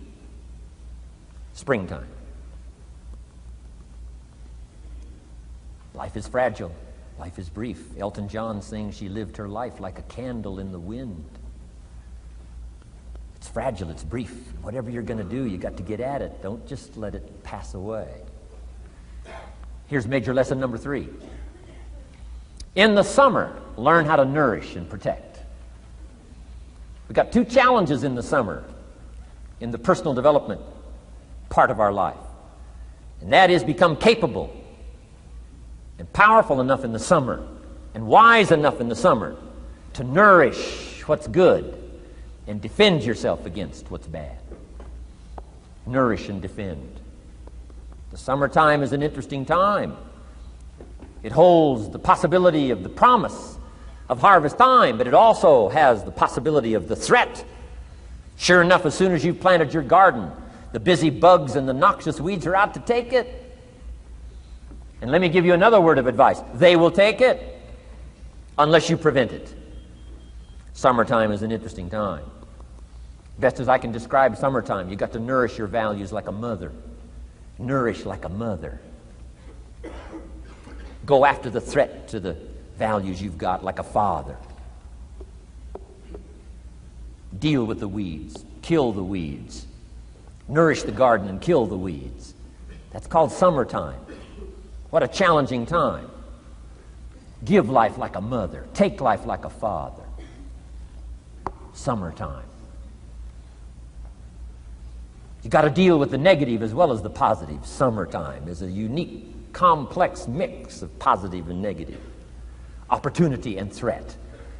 What a scenario of life itself. Opportunity and threat to the opportunity. And you got to deal with both. You got to think positive and you got to think negative. You got to handle what's ever out to threaten you. You got to learn to threaten it back. Summertime, interesting time. Nourish like a mother. Defend like a father. You got to be like your bloodstream in the summer. Red corpuscles to what? Nourish. White corpuscles to what? Fight. You got to both nourish and fight. You got to nourish and be vigilant. Okay. White corpuscles think negative. You can't just think positive. We call you naive. Somebody says, well, I've been taught to be all positive. You'll be some kind of freak. You can't be all positive.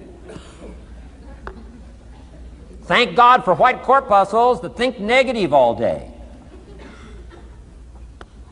Guess what white corpuscles are looking for all day? Problems, infection. White corpuscles say, just show me some infection, I'll kill it. Why? It's out to kill the body. It's out to kill our chances. It's out to kill our future. Whatever threatens us, we threaten. I'm asking you to take sword to your enemies. Whatever's out to threaten you, threaten your health, you got to threaten it back. Like white corpuscles. Kill what's evil. Nourish what's good. Love like a mother. Hate like a father. Father says to whatever threatens his family, take 2 or 3 more steps toward this family and threaten my family, you'll cease to exist. I'm father. I kill.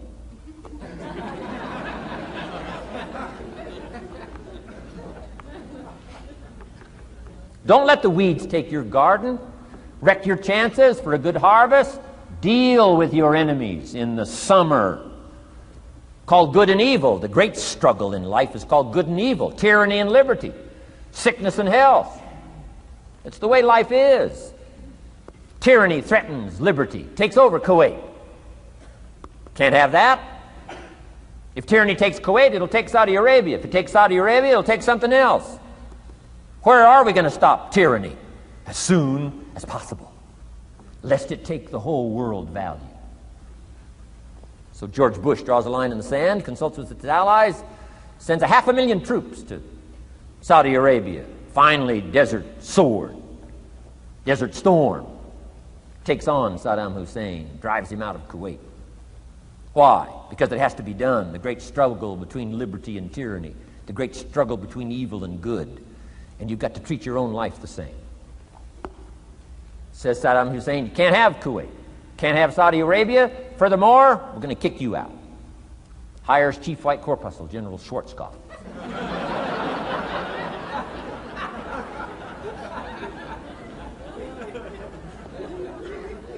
Takes care of the matter. I'm asking you in the summer, nourish like a mother. Threaten whatever threatens you like a father. Now you can also turn around the scenario, that's true. Love like a father, hate like a mother. Give life like a father, take life like a mother. You can turn the scenario around. The key is both love and hate. Single parents have got the greatest challenge. Love like a mother, hate like a father. Love like a father, hate like a mother. Nothing more dangerous than an angry mother.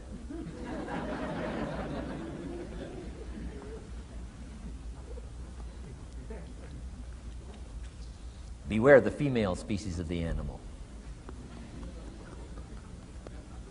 They call her Black Widow spider. Why? Because when she finishes, there is no male spider.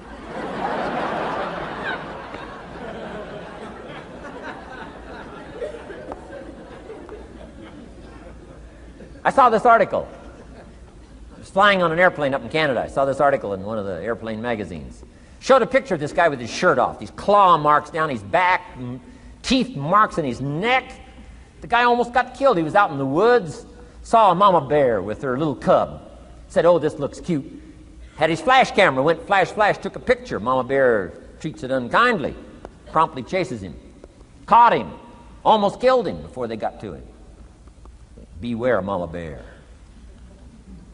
So, love like a father, hate like a mother. However you want to treat this scenario. It's very important. It's called summertime. Part of the personal development challenge. is to be challenged to learn to nourish all of your values, from a garden to a family relationship, to a love affair, to a marriage, to a business, anything that's valuable to you called equity. You've got to nourish it, you've got to feed it, you've got to take care of it, but you've also got to defend it.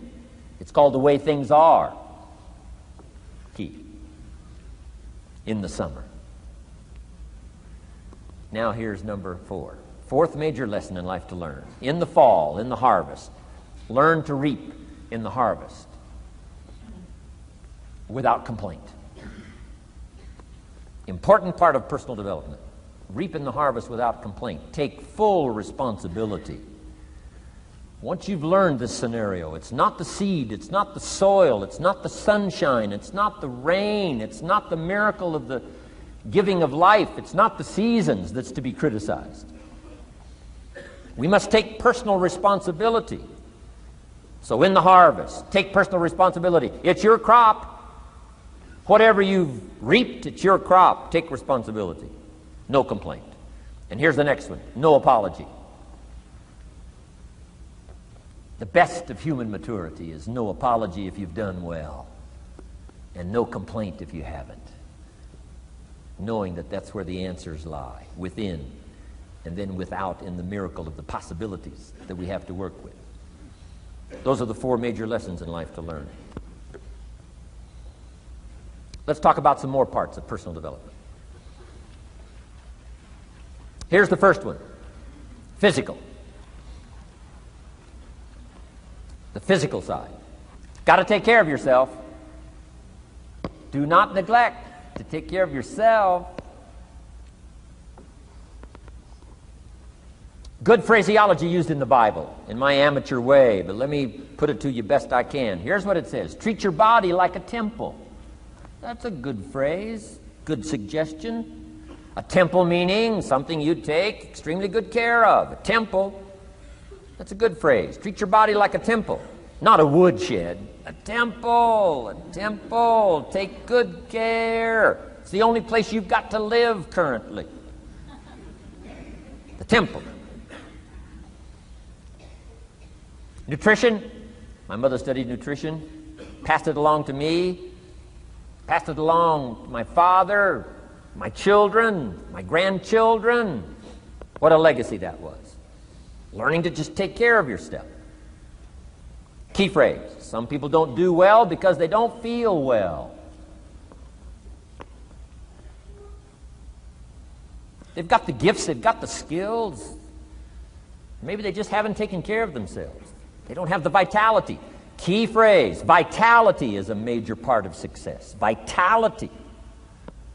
So take care of yourself. I know a guy that raises racehorses. I'm telling you, the guy feeds his horses better than he feeds himself. He's so careful how he feeds his horses. He's so careful what they eat. He's so careful that they get everything. And because of that extreme care, I mean, these are magnificent animals. They can run like the wind. But you ought to see this guy. 10 steps up a flight of stairs, and I mean, he's all out of breath. His horses can run like the wind, and he can hardly make it up the steps.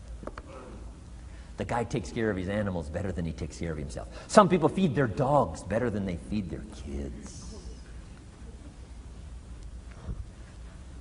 Physical. Now, there's all kinds of parts to physical. Here's one. Appearance is part of the physical. Never have a second chance to make a first impression. The physical side. And here's some of the best advice on appearance I can give you. It comes from ancient script again. It says, God looks on the inside, people look on the outside. Isn't that good information? Now you say, well, people shouldn't judge you by how you look. Well, let me give you a clue. They do. They do. You can't deal in these shoulds and shouldn'ts. You'll be tipped over the rest of your life. Now, of course, when people get to know you, they'll judge you by more than what they see. But at first, they're going to take a look.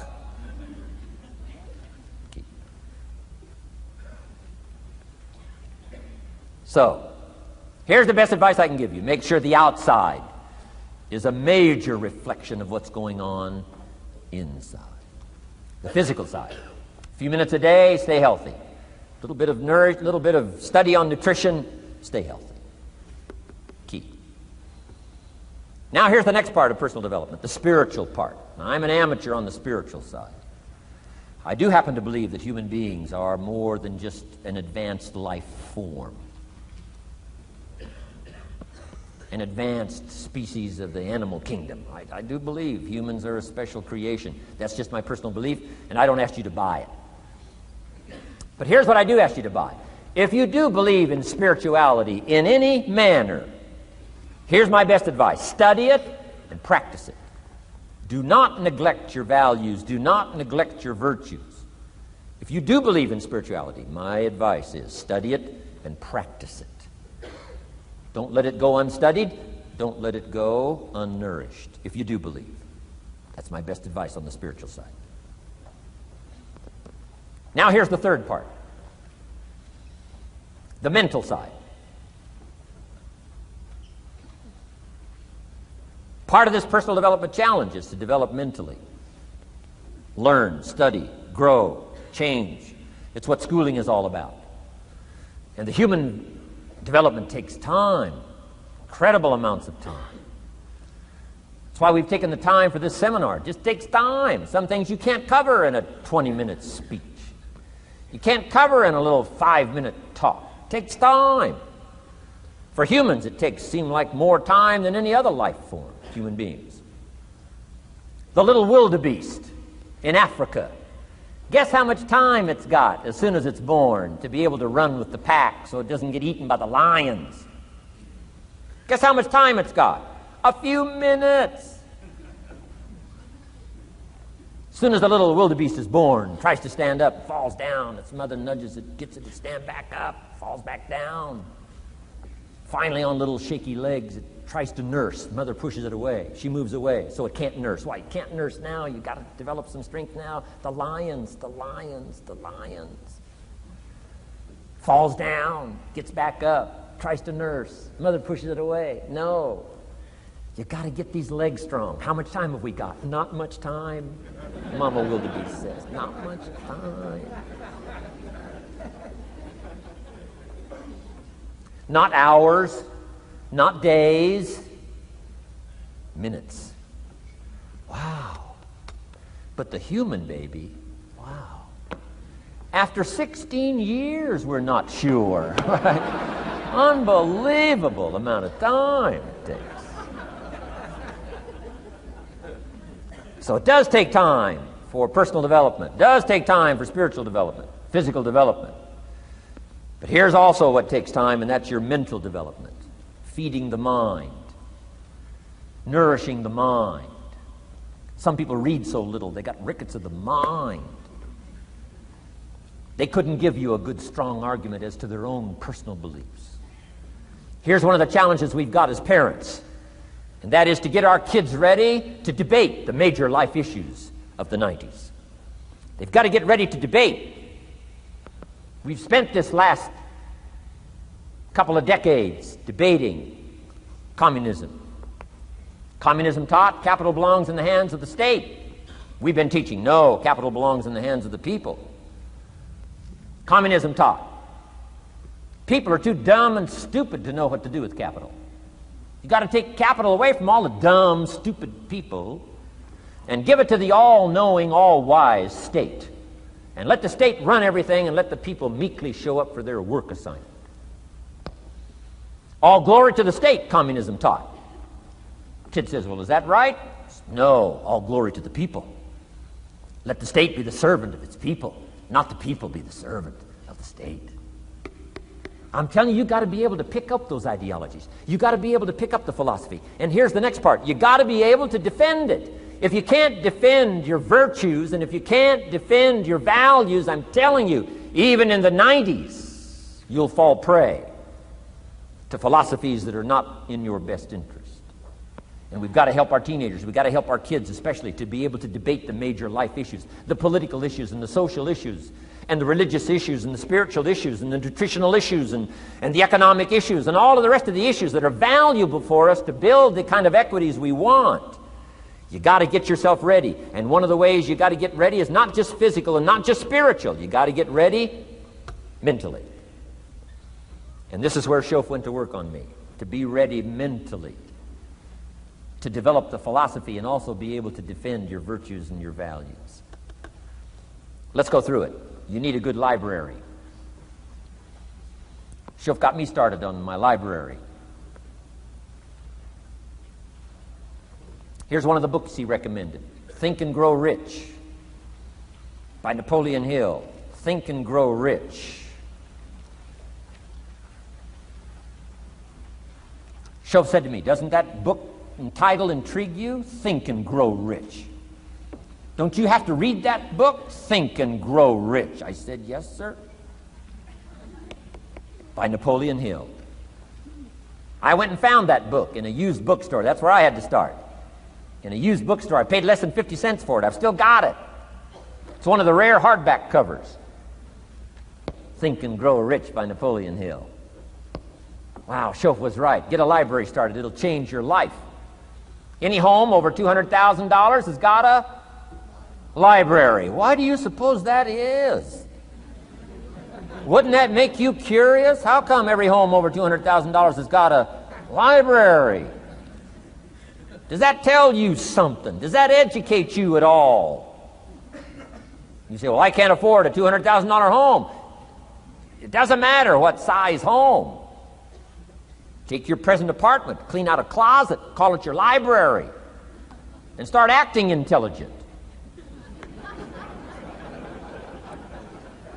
And start this process like I did. Start developing a library.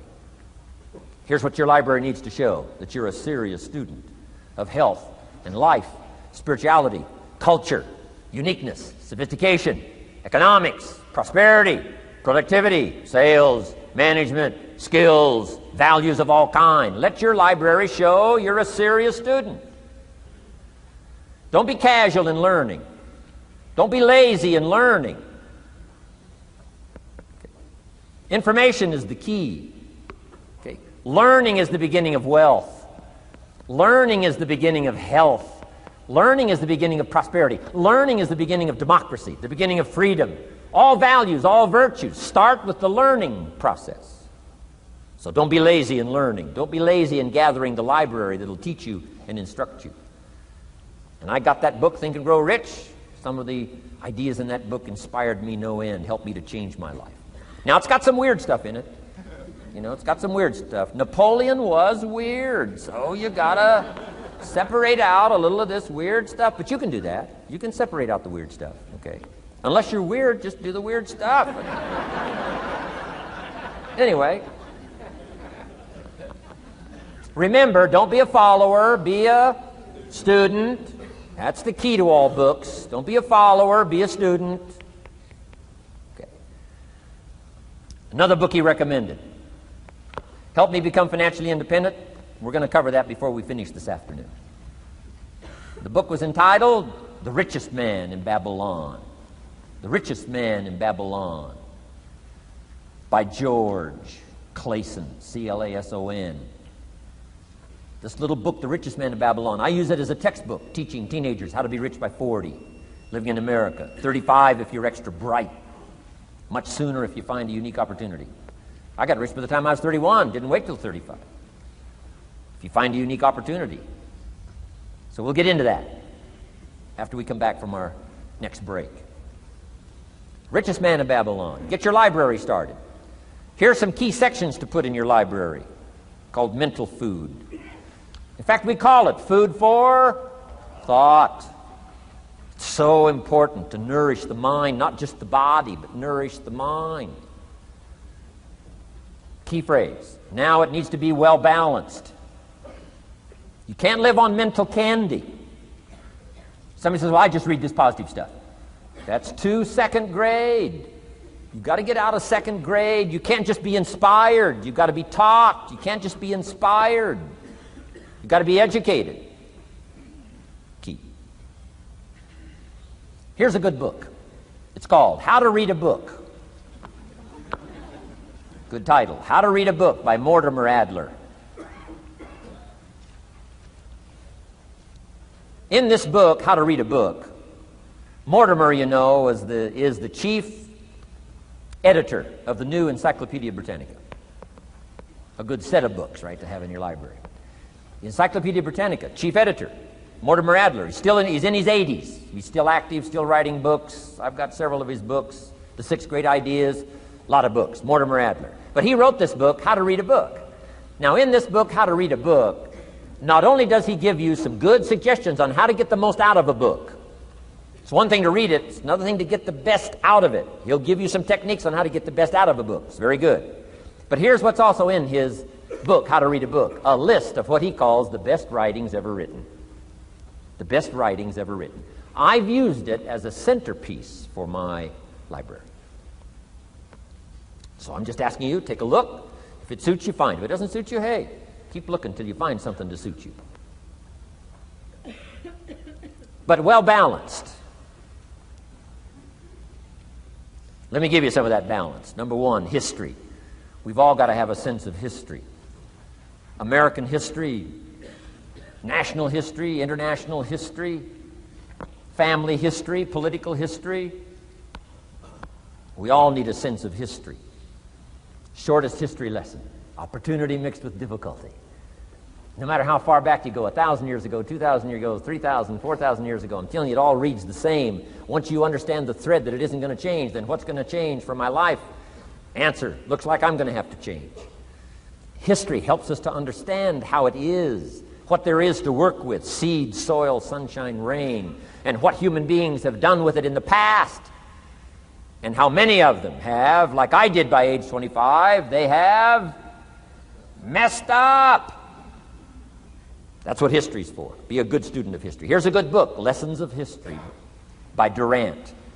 Lessons of History by Durant. This little book is only 100 pages, but I'm telling you, it's so well written, you'll be intrigued, as I was. This little book, Lessons of History by Durant.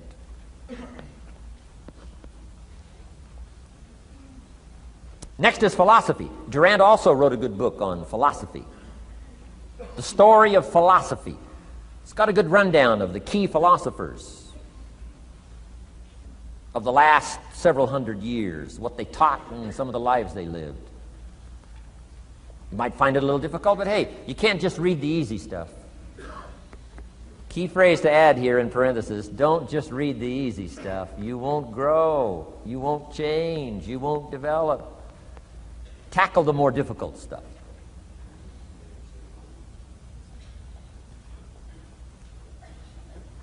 Next, novels.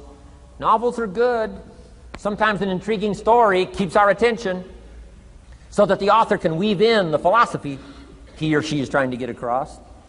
Ayn Rand was probably better at that than anybody else I could possibly think of. Atlas Shrugged, some of those towering novels. The novel kept us intrigued, but guess what she was doing all the time? Feeding us her philosophy, feeding us her philosophy. Now, whether you agreed with her philosophy or not, you had to admit she was really good at getting it out there, weaving it through the story, in the dialogue and in the speeches and in the text. Fabulous. Novels. Novels are good. Now, here's a little personal advice. Skip the trash. I mean, you know. Someone says, well, sometimes you can find something valuable in a trashy novel. I wouldn't go through it to find it. You can find a crust of bread in a garbage can, but I wouldn't go through it. Number 1, you don't need the reputation. So, not enough time to read the brilliant stuff, the good stuff. Skip the trash, really. My personal advice on personal development, becoming more valuable than you are. Key. Next is biographies and autobiographies, the stories of successful people, unsuccessful people. There's some dramatic stuff, right? Over the last 100 years, it's been written, biographies and autobiographies. Here's one of the best, the Bible. The Bible is a unique book because it's got a list of human stories on one side of the ledger, another list of human stories on the other side of the ledger. One's called examples, and the other's called warnings. And here's what we've got to have on biographies and autobiographies, both warnings and examples. In the Bible, the examples. The Bible says, look at these people's lives, follow them. Follow their philosophy, follow their advice. Then we got the warnings, right? Don't do what these people did. They messed up their life and threw their life away. Vitally important, both sides of the scenario. Now, if your life story ever gets in one of those books, make sure they use it as an example, not a warning.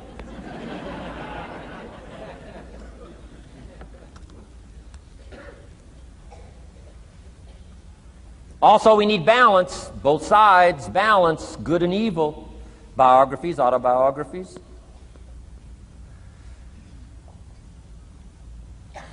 You need a book on Gandhi. You need a book on Hitler. One to illustrate how high a human being can go, and the other one to illustrate what? How low and despicable a human being can become. We need both sides of the scenario. Next, accounting. Got to have a little, at least primary view of accounting. Kids have got to start learning the difference between a debit and a credit.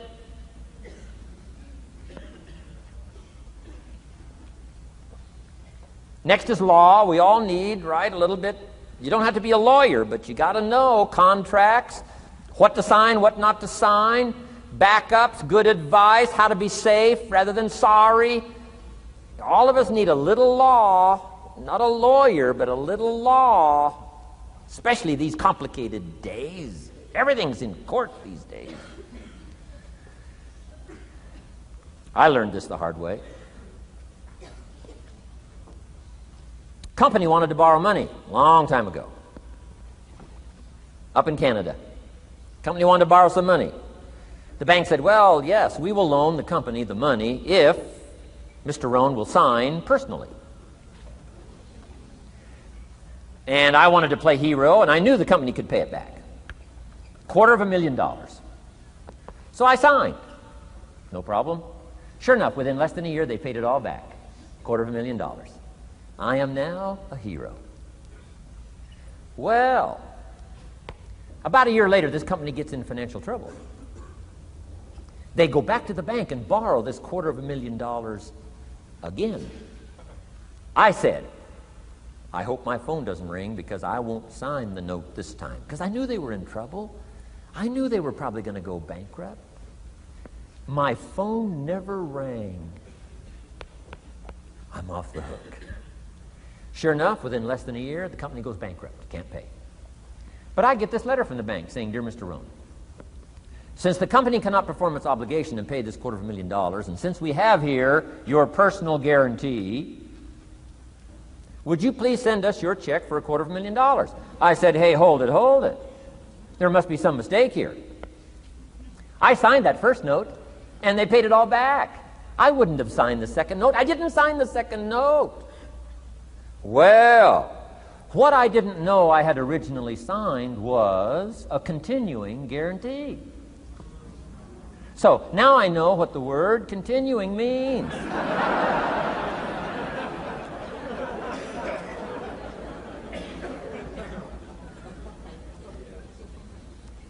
I'm asking you to study a little law, know what to sign, know how to defend yourself, right?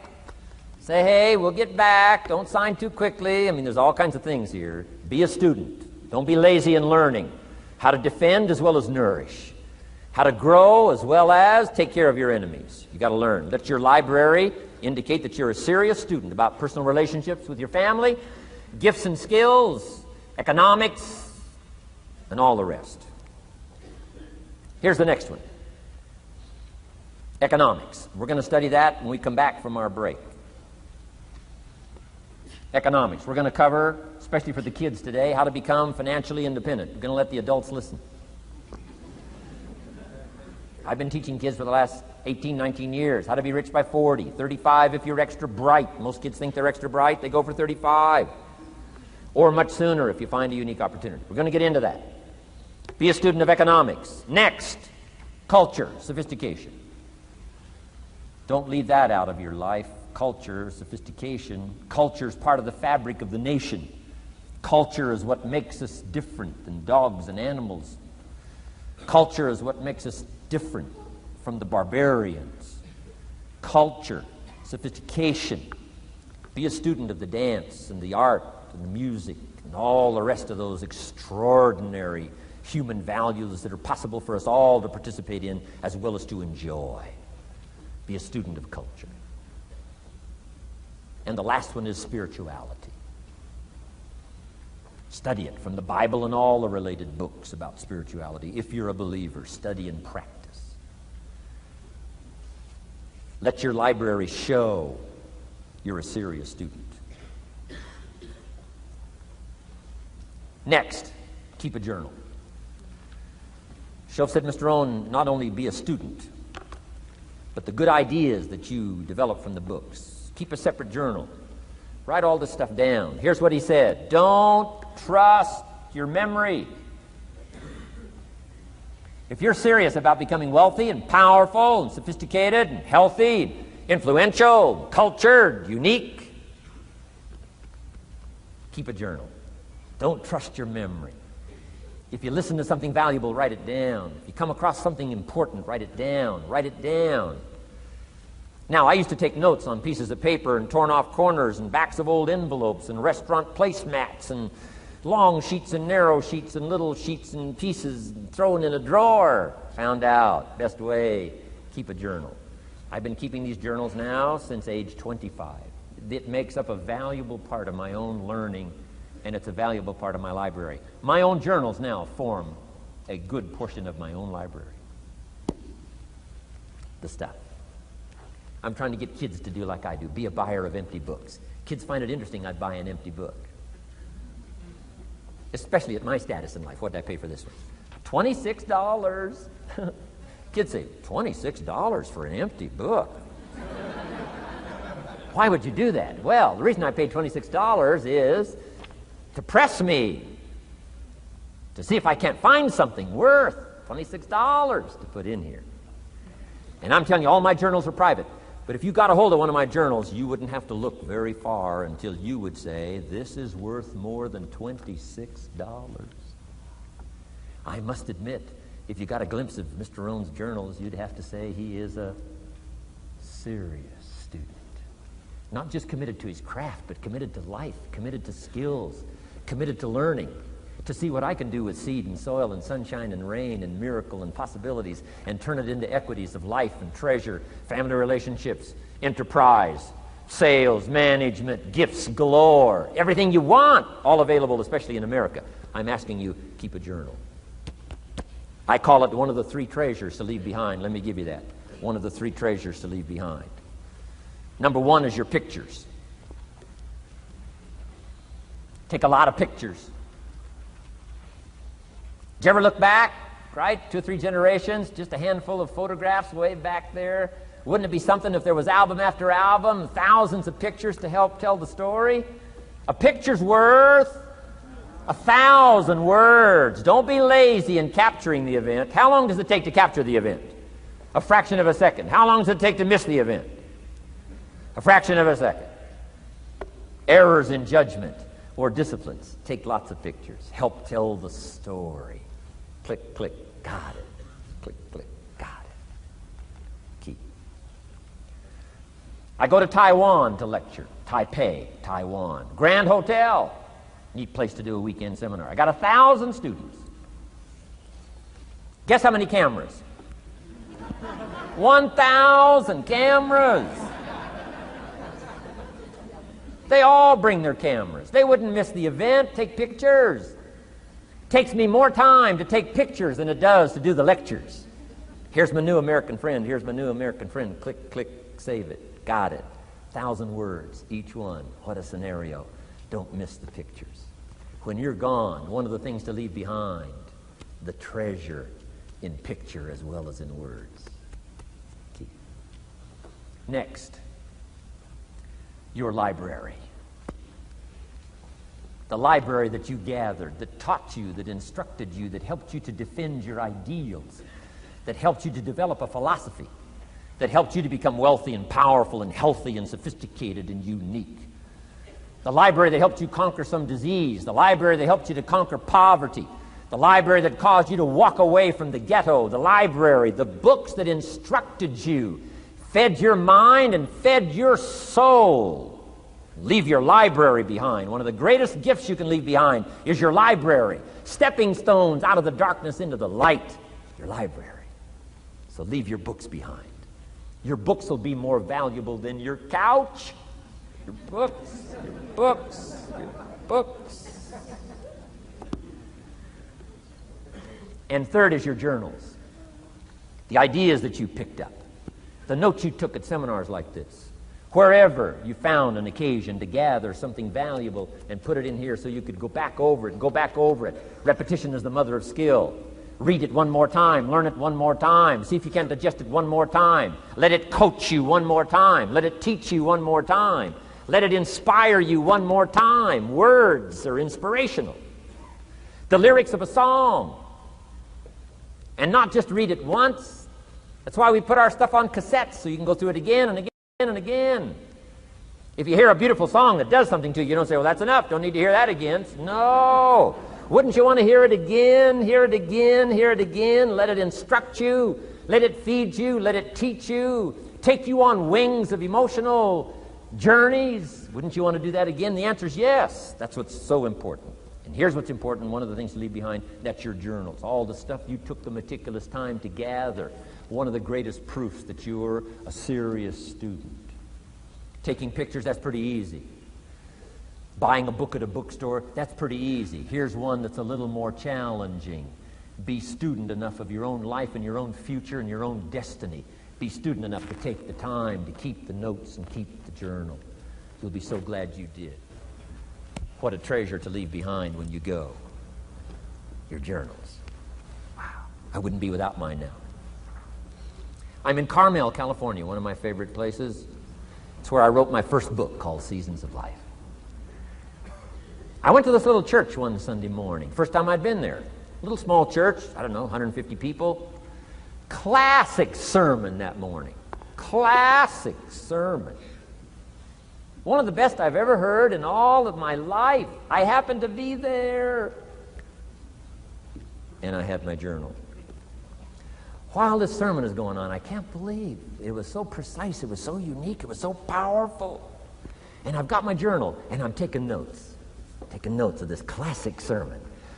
Guess how many other people were taking notes? Approximately, guess. How many do you suppose?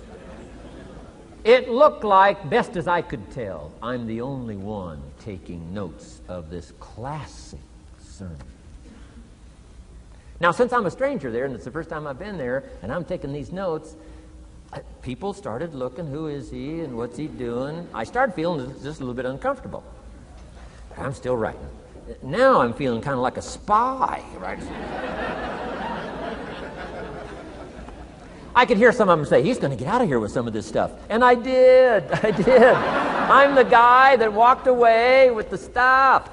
I'm asking you to be no less sincere and be no less committed to the advancement of your philosophy, the set of the sail.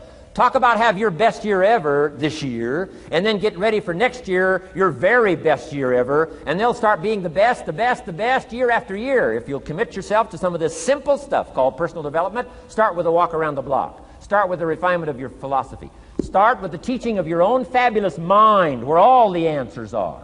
I can only give you a few answers from my own experience. The rest of all the magical answers are within the confines of your own mind, but it takes the books, it takes the cassettes, it takes the videos, personal conversation, sermons, lyrics from songs, dialogue from the movie. Let your heart be stirred by words. Find ways to capture. Part of your personal development quest. Now here's the last subject on personal development just before we take our break. Isn't this good stuff? I'm telling you, this stuff changed my life. Turned me every way but loose. I've never been the same since the teacher gave me some of this simple instruction. How to go from where you are to where you want to go. How to go from what you are to what you want to become. How to go from pennies to treasure. How to go from nothing to fortune. It's all within the confines of this stuff that I've been trying to share with you. Laboring best I can. Words are clumsy when you try to in your experience. But I'm doing my best today, and I'm excited about it. Appreciate you taking all these good notes. Good students today. I appreciate that.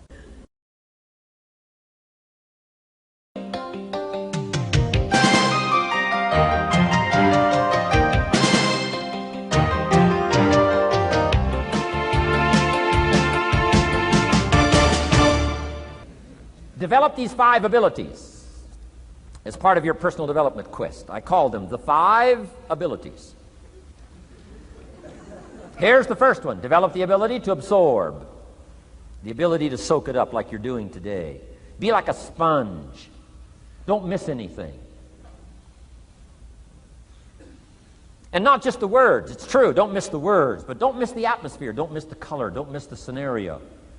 Don't miss what's going on. Most people are just trying to get through the day. Here's what I want you to be committed to do. Learn to get from the day. Don't just get through it, get from it. Learn from it. Let the day teach you. Join the University of Life. What a difference that'll make in your future. Commit yourself to learning. Commit yourself to absorbing. Be like a sponge. Get it. Don't miss it. I've got a personal friend of mine who's so gifted in this area.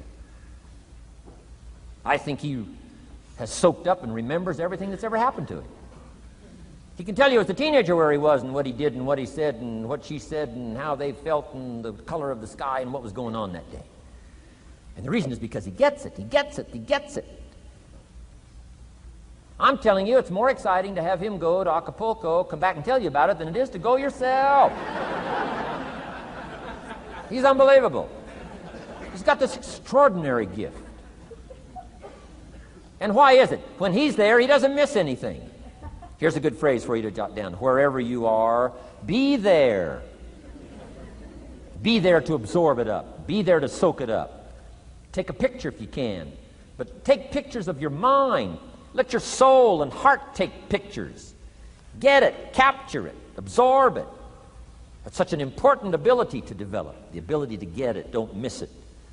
Don't be casual in getting it. Key phrase. Casualness leads to casualties.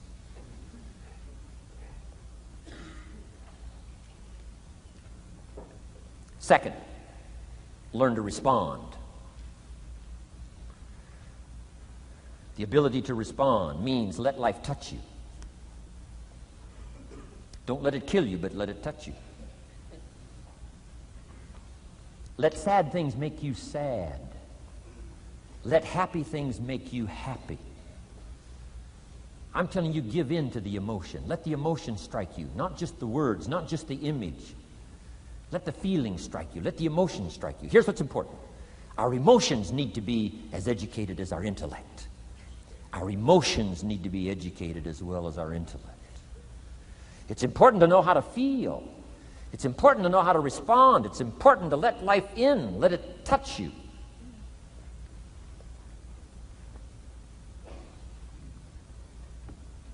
I'm the greatest guy in the world to take to the movies. I get into a good movie. I want a good movie. Make me laugh, make me cry, scare me to death, teach me something, take me high, take me low. Just don't leave me as I was when I came in. Touch me. Do something to me. Wow. I picked up the newspaper in Australia. The advertisement says, see Dr. Zhivago on the big screen. I said, my gosh, I got to go see it on the big screen. I'd seen it, 2 or 3 times before, but the big screen, I love the old theaters, right? The balconies and the chandeliers and the draperies and all the stuff, the big screen. So I go one more time, see Dr. Zhivago, and sure enough, I'm swept away one more time. Story of the Russian Revolution, Dr. Zhivago, and that whole scenario. I had always missed the importance of the ending of that movie until this time. The other times I missed it. I'm telling you, this time, I got it. Comrade General said, Tanya, how did you come to be lost? After he'd found her, right? Said, how did you come to be lost? And she said, well, I was just lost. He said, no, how did you come to be lost? She said, well, the city was on fire when we were running to escape, and I was lost. He said, no, how did you come to be lost? And that's what she didn't want to say. He finally pressed her again, how did you come to be lost? And she said, well, while we were running through the city and it was on fire, my father let go of my hand, and I was lost. That's what she didn't want to say.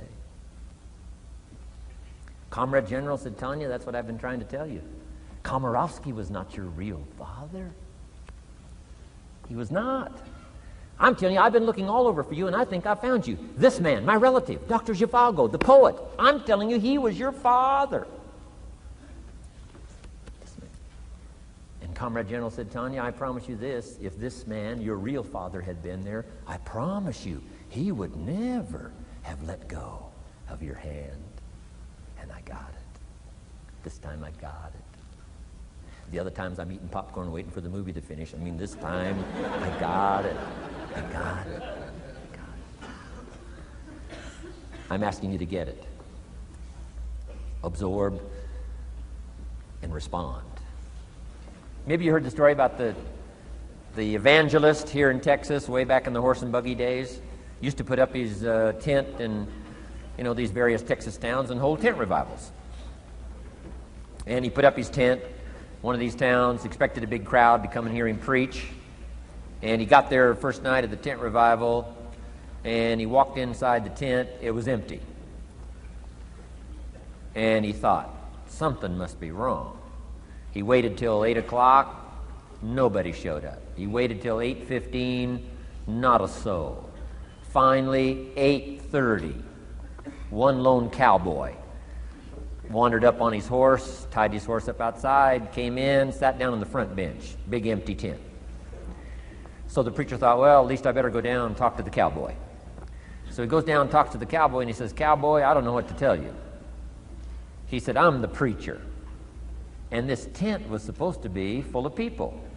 And he said, something's gone wrong. I really don't know what to do. I'm embarrassed.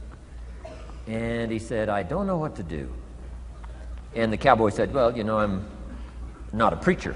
I'm just a cowboy, so I can't tell you what to do. But he said, I know this, if I went out to feed my cattle and only one showed up, I'd at least feed it. So the preacher said, hey, the cowboy is right. If you've got a message to share, if there's one person or 1,000, don't let your ego get in the way. You should do the best you can. So he got kind of inspired by this conversation with the cowboy, jumped up on the platform, started preaching as if the tent was full of people.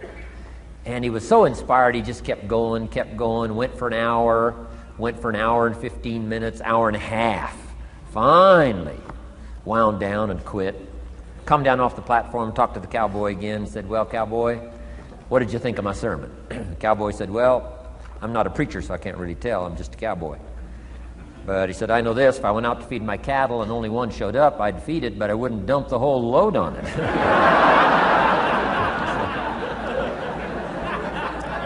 So,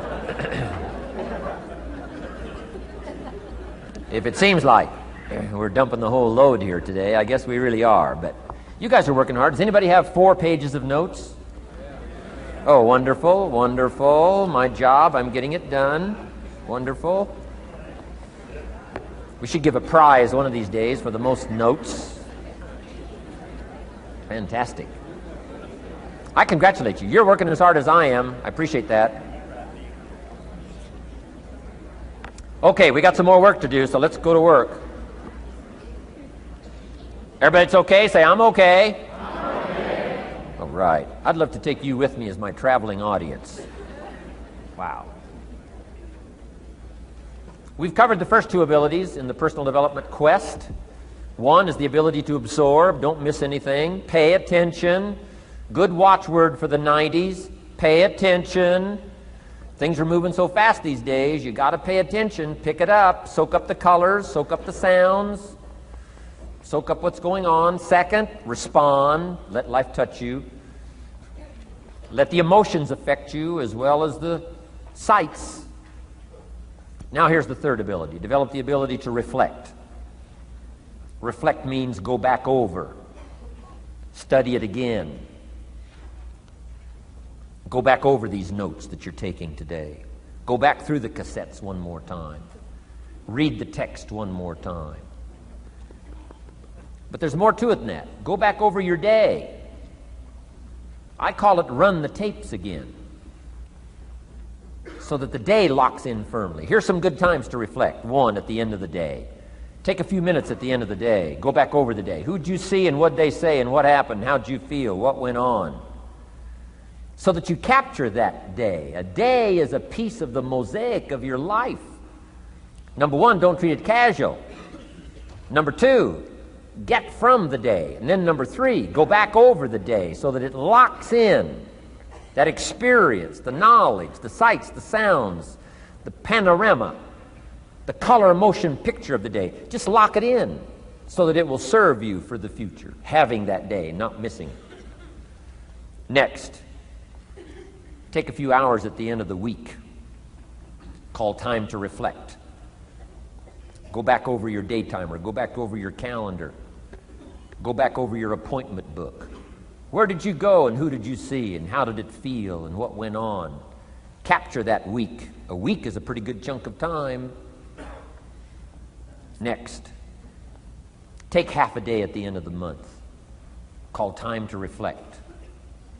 And do the same thing again. Go back over what you read, go back over what you heard, go back over what you saw. Go back over the feelings to capture it so that it serves you. Next, take a weekend at the end of the year to establish this year now firmly in your consciousness, firmly in your experience bank, so that you've got it, so that it never disappears. Good ability to acquire, the ability to reflect. Go back over. Remember. Remember. Remember. It's so valuable to be able to remember the thought, remember the idea, remember the experience, remember the occasion, remember the day, remember the weather, remember the emotion, remember the complexity, remember the highs, remember the lows. So valuable at the end of the day. Lock that day in.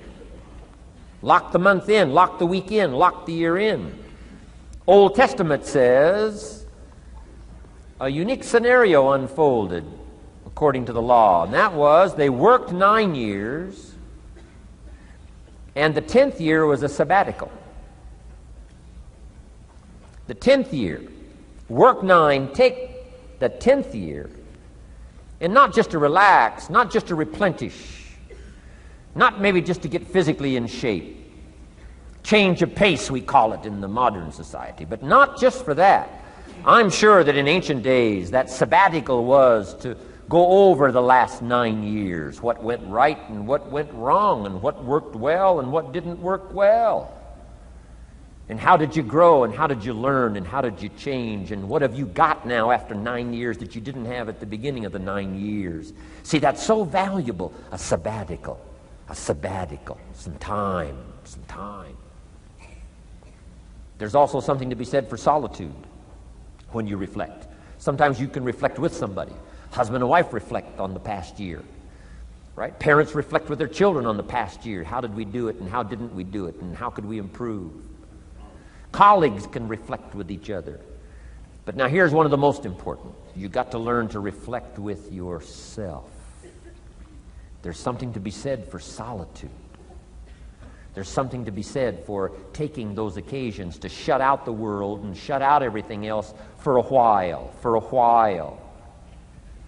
I've got a motorhome. That's how I do it. With my motorcycle on the back. And I head for the mountains and ride the Jeep trails, where there's very few human beings on the Jeep trails, or out in the desert somewhere. It's called my time to get away. When you live a very public life, you treasure solitude. A chance to reflect, go back over my life, go back over my skills, go back over my experiences. Alone. There are some things you need to do alone. Ponder, think, wonder, read, study, Absorb, soak in, see if you can't become better this year than you were last year, better the next 9 than you were the first 9. Solitude.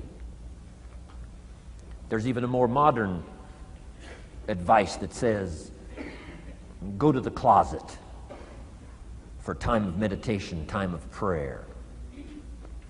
Go to the closet. Closet meaning what? Away. And there's even a graphic description of the away. It said, enter into your closet and what? Got some students here, I'm sure. What? Close the door. For what? Just to shut out everything. Life is experience, experience, experience, and touching and seeing and looking and doing and acting and disciplines and all the stuff. But sometimes, this is where this reflecting is so important, to shut the door. To shut the door and wonder. Prayer, contemplation, thinking, and let things move in to your consciousness and awareness that no other way can it be done. Right? Flying down the freeway, I'm telling you, it's difficult to get through. So many things to do, it's difficult to get through. But times of solitude, times to reflect. So this is so valuable, learn to reflect. Now here's why it's important to reflect.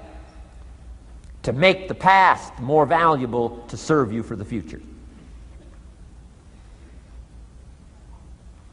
Here's what's really powerful, learning to gather up the past and invest it in the future. Gather up today and invest it in tomorrow. Gather up this week and invest it in the next week. Gather up this year and invest it in the next year. See, that's so powerful, rather than just hanging on one more year, hanging in there, seeing what's going to happen. Learn, study. This is part of the personal development quest. Becoming better than you are, more valuable than you are, not just in terms of economics, in terms of motherhood, in terms of fatherhood, in terms of being a better brother, a better colleague, making a better contribution to the family, to society, to the community, to the church, to the office, to the commitment, to the partnership. Doesn't matter what it is that has value. Work on yourself, then you bring more value to the partnership, to the marriage, to the franchise, to the corporation, to the enterprise, to the community, to the nation. Self-development, personal development. The best contribution you can make to someone else is self-development, not self-sacrifice. Self-sacrifice only earns contempt. Self-development earns respect. Pity the mother who says, I'm just going to give up my life for my children. Self-sacrifice is not noble. Self-investment is noble from self-development. If I work on myself and become more valuable, think of what that'll do for our friendship. I used to use the old expression, you take care of me and I'll take care of you. I found out how shallow and short-ended that was. And I changed it to read like this, I'll take care of me for you, if you will please take care of you for me. And this is part of it, the personal development, that we work harder on ourselves than we do on our job. Now we bring that to the friendship. Now we bring that to the marriage. Now we bring that to the family relationship as a father, as a mother. And we develop the strength and we develop the power. That's key. And it takes, I think, this scenario of disciplines, these abilities, to acquire those gifts and those skills, that value, so that we bring more. Now, we bring more to the next week. We bring more to the next month. We bring more to the next year if you follow this absorb, respond, and reflect. I said to my father when he was about to turn 76, his 76th birthday, I said, dear father of mine, can you imagine what it's going to be like to gather up the last 75 years of your life and invest them in your 76th year? What a difference of philosophy, rather than just hanging on one more year. Gather up 75 and invest them in the next one. Gather up the last 6 years and invest it in the next year. See, that's so powerful in communication, which we're going to study soon. So powerful. So consider this. 1, the ability to absorb. 2, the ability to respond. 3, the ability to reflect. Here's number 4, develop the ability to act. Take action. Not hasty if it isn't required, but don't lose much time. Here's the time to act. When the idea is hot and the emotion is strong. That's the time to act. You say, Mr. Rohn, I'd like to have a library like yours. See, if you feel strong about that, what you got to do is get the first book and then get the second book. before the feeling passes and before the idea gets dim. Action pronto, action immediate, action as soon as possible. Because if you don't, here's what happens. We call it the law of diminishing intent.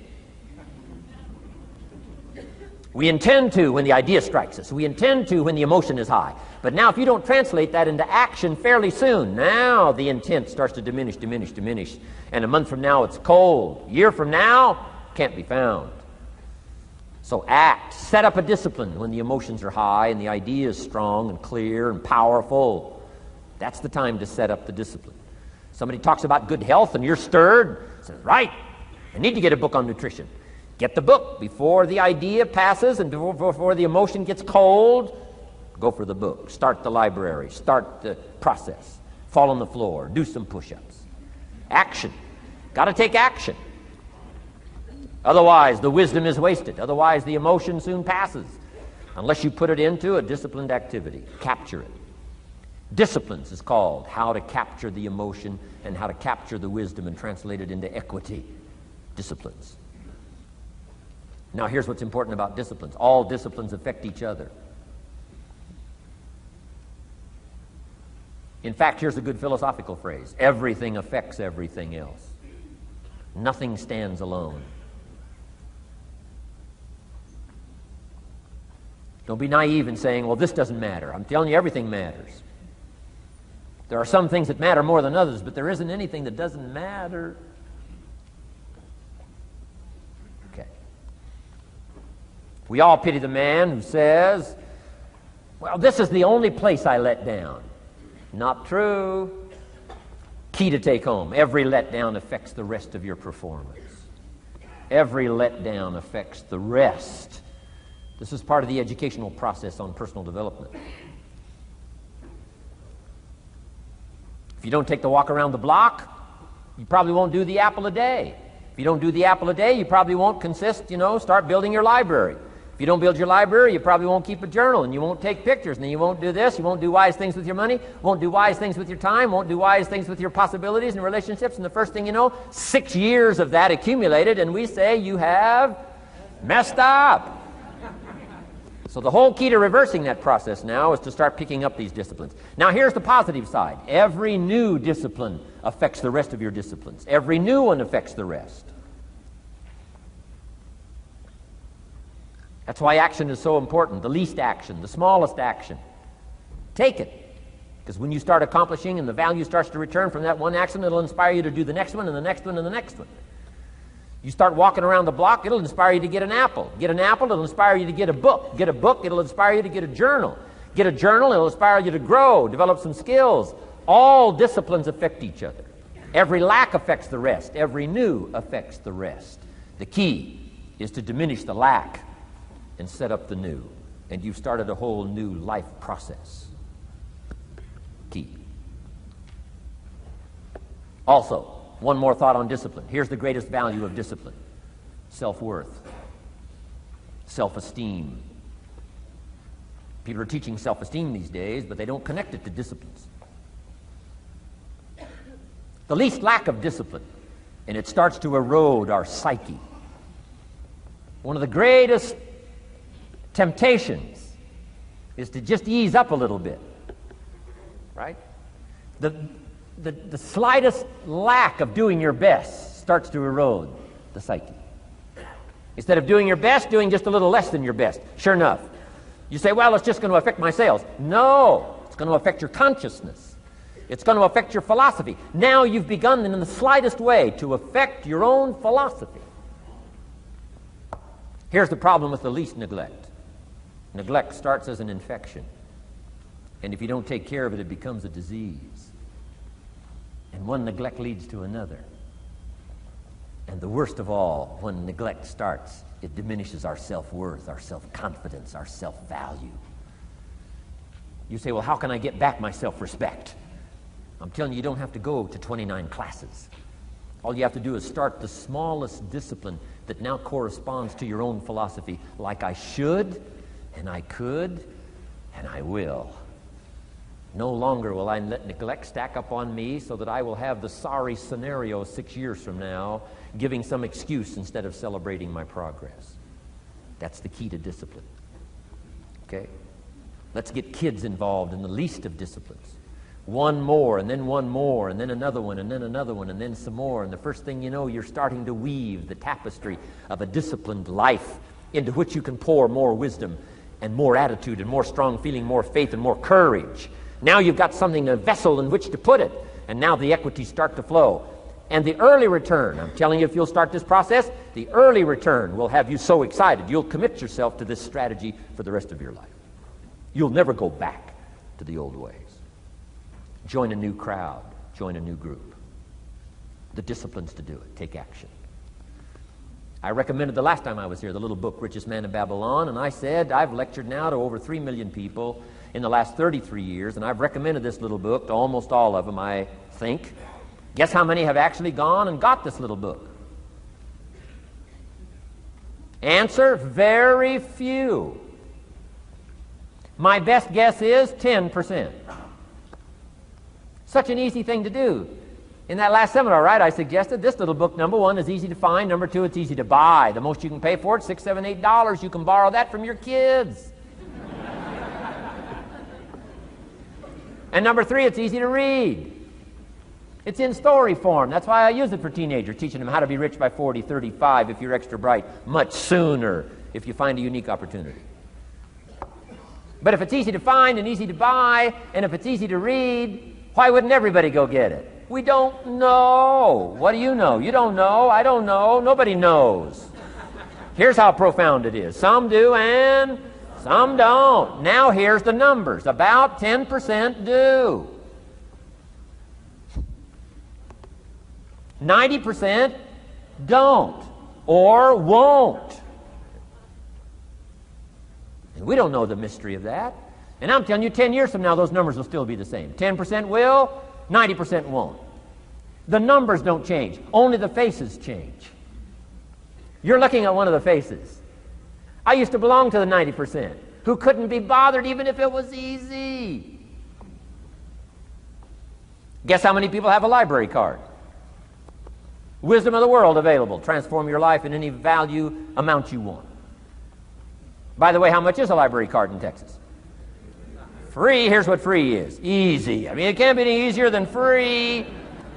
Somebody says, well, would you bring it by? Well, no. At least you got to go get it. No.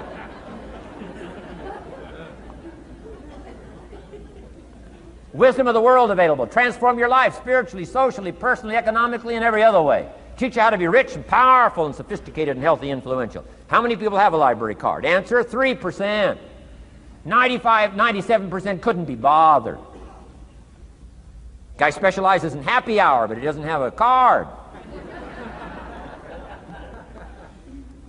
And now readily and quickly blames the government and blames his company and blames policy and blames the pay scale. When if he only knew, if he joined the 3%, here's my advice to you today. Walk away from the 97%. Don't talk like they talk. Don't act like they act. Don't go where they go. Don't specialize in what they specialize in.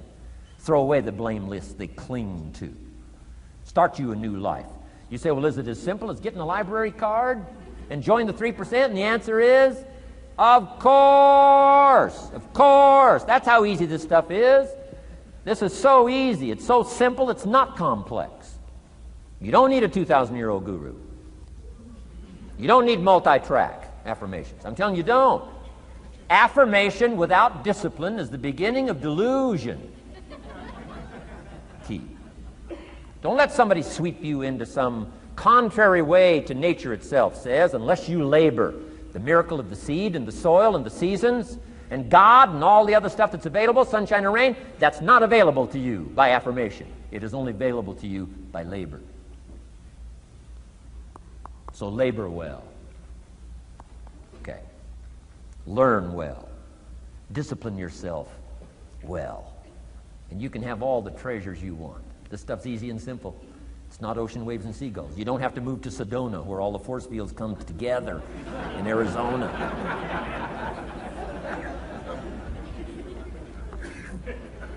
Let's teach our kids the simple ways to transform their health, number one. Their economics, number two. Their ability to communicate, number three. Their life and treasure and lifestyle, number 4. Spirituality, number 5. And the list goes on and on. Let's not leave out any of the least of disciplines that encourage us to do the next one, to do the next one, to do the next one. First thing you know, this whole scenario for you is spinning up instead of out of control on the negative side. This is all you got to do. It's as simple as this. It's as simple as a start, committing yourself to life change. And once you start down this road, I promise you, you'll join the 10% and the 3%. We're going to talk financial independence in just a little while. Guess how many people can retire from the income of their own personal resources when it comes time to retire? Answer, 5%. In the most independent country in the world, 95% are dependent, 5% are independent. Take charge of your own retirement. I'm telling you, if you take charge of your own retirement through personal development and all these skills we've taught today, plus what's coming up, financial independence, I'm telling you, take charge of your own retirement, you can multiply it at least by 5, maybe by 10, maybe by 20, maybe by 100. Let the government take care of it, some company take care of it, you got to divide by 5.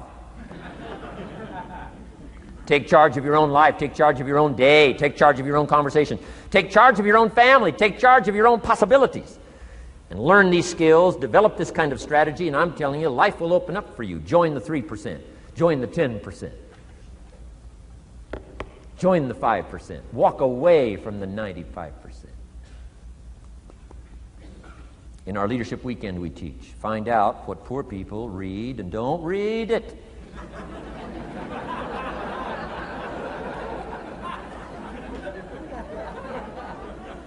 I'm telling you, don't talk like they talk. Lend a helping hand, but don't fall into their poor philosophical scenario. Don't blame what they blame. Don't use the excuses they use. It's called the language of the poor. Switch gears, switch language, switch ideas, switch strategy. Start with the simplest of disciplines. And don't bemean any of these disciplines. The smallest of disciplines starts the process of life change. And if you'll invest in this thing called discipline, you can have whatever you wish. It's called the beginning of a miracle. Now here's the last clue on discipline. Do the best you can. We covered earlier, but here's a good scenario for the do the best you can. I've got a good question for you. Is the best you can do all you can do? And the answer is no. Strangely enough. If we all fell on the floor right now and did as many push-ups as we possibly could, and let's say for some reason you haven't been into push-ups lately, I can't imagine why, but let's say the best you can do is 5. And you look up at the rest of us and say, hey, 5 is the best I can do. We can tell by the look on your face that's probably true. 5 is the best you can do. Now, is 5 all you can do? The answer is no. If you rest a little, you can do 5 more. Wow. And if you rest a little, you can do 5 more. And if you rest a little, you can do 15 more. How did we get from 5 to 15? It's a miracle.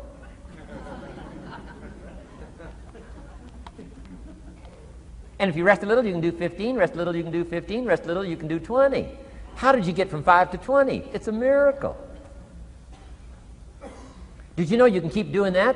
Do a little more, rest a little, do a little more, rest a little, and finally get up to 50 push-ups? Is it possible to get up to 50 push-ups? Of course. How do you go from 5 to 50? It's a miracle. How do you get a miracle going? Number 1, do what you can. Don't leave out what you can, from writing a letter to your mother in Florida. Start cleaning it all up. 2, doing the push-ups. Go from 5 to 50. It's a miracle. Number 1, do what you can. Number 2, do the best you can. Here's number 3, rest very little.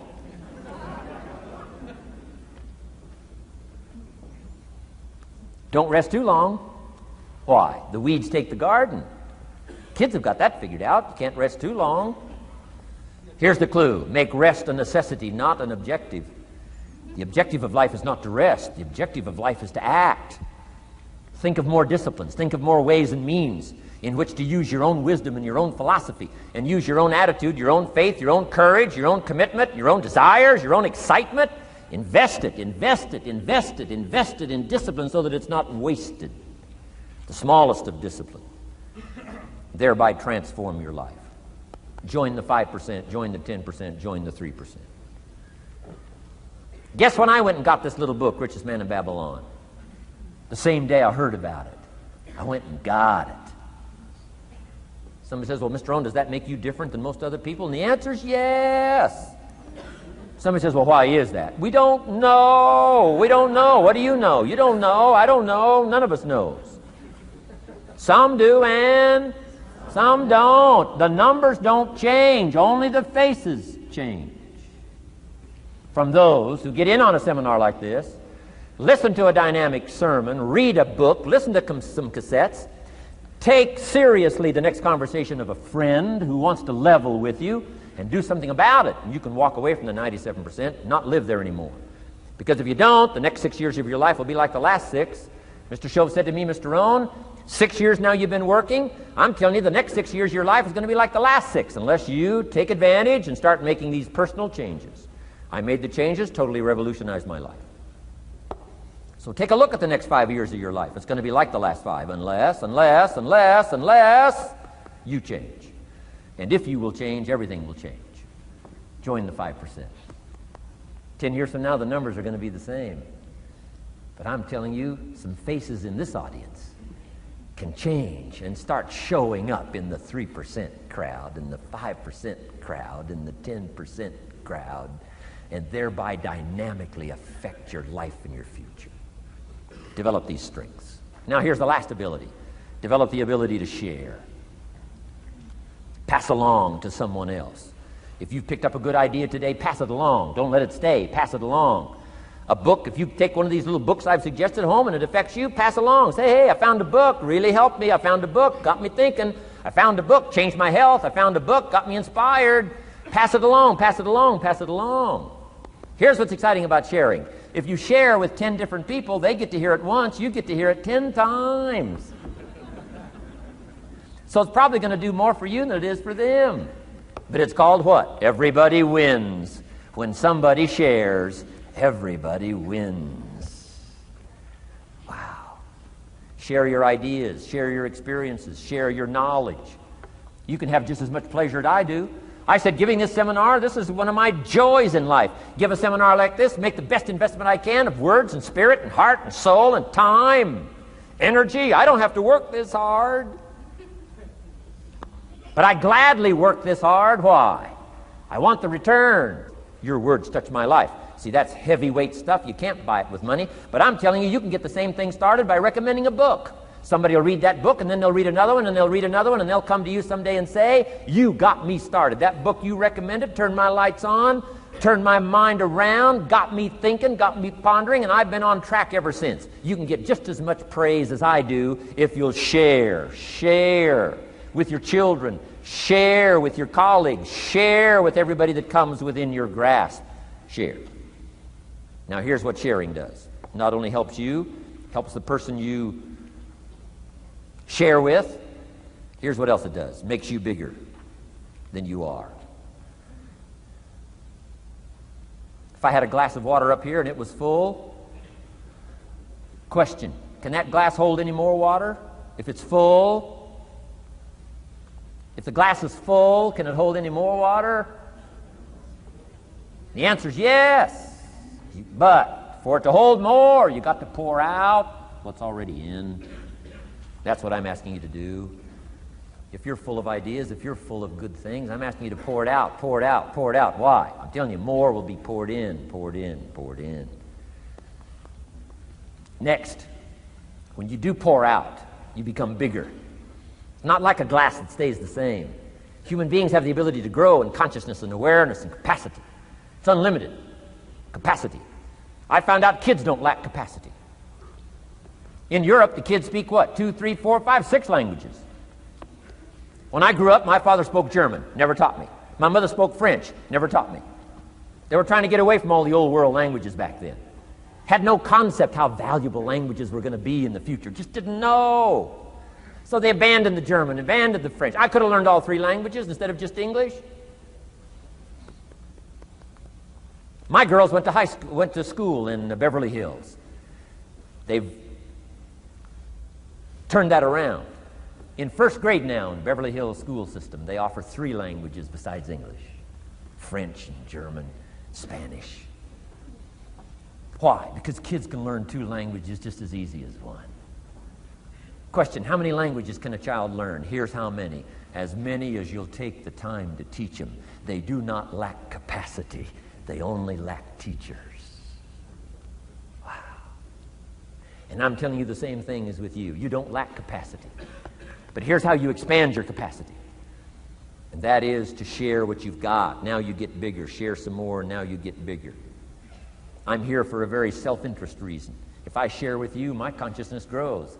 If I share with you, I get to hear this again. Somebody asked me not long ago, said, Mr. Rohn, how are you doing with all this stuff? You get on everybody's case pretty hard. How are you doing with all this stuff you teach? I said, well, best I can share with you is this. Listen to me very carefully, but don't watch me too close. This stuff's easier to lecture on than it is to do. I understand that. I'm working on it just like you. But hey, pour out what you've got so that your capacity grows. Now, why should you want your capacity to grow? Very self-interest reason. Here it is. To hold more of the next experience.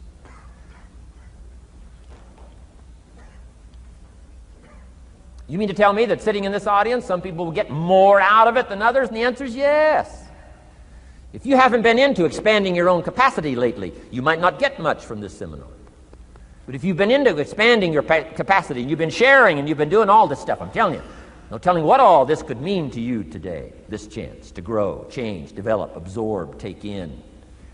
I'm asking you to expand and grow so you can hold more of the next experience. Some people can't be very happy. You could pour happiness out on the whole world. Some people can't be very happy. Why? They're not big enough. If you're small, you don't get much.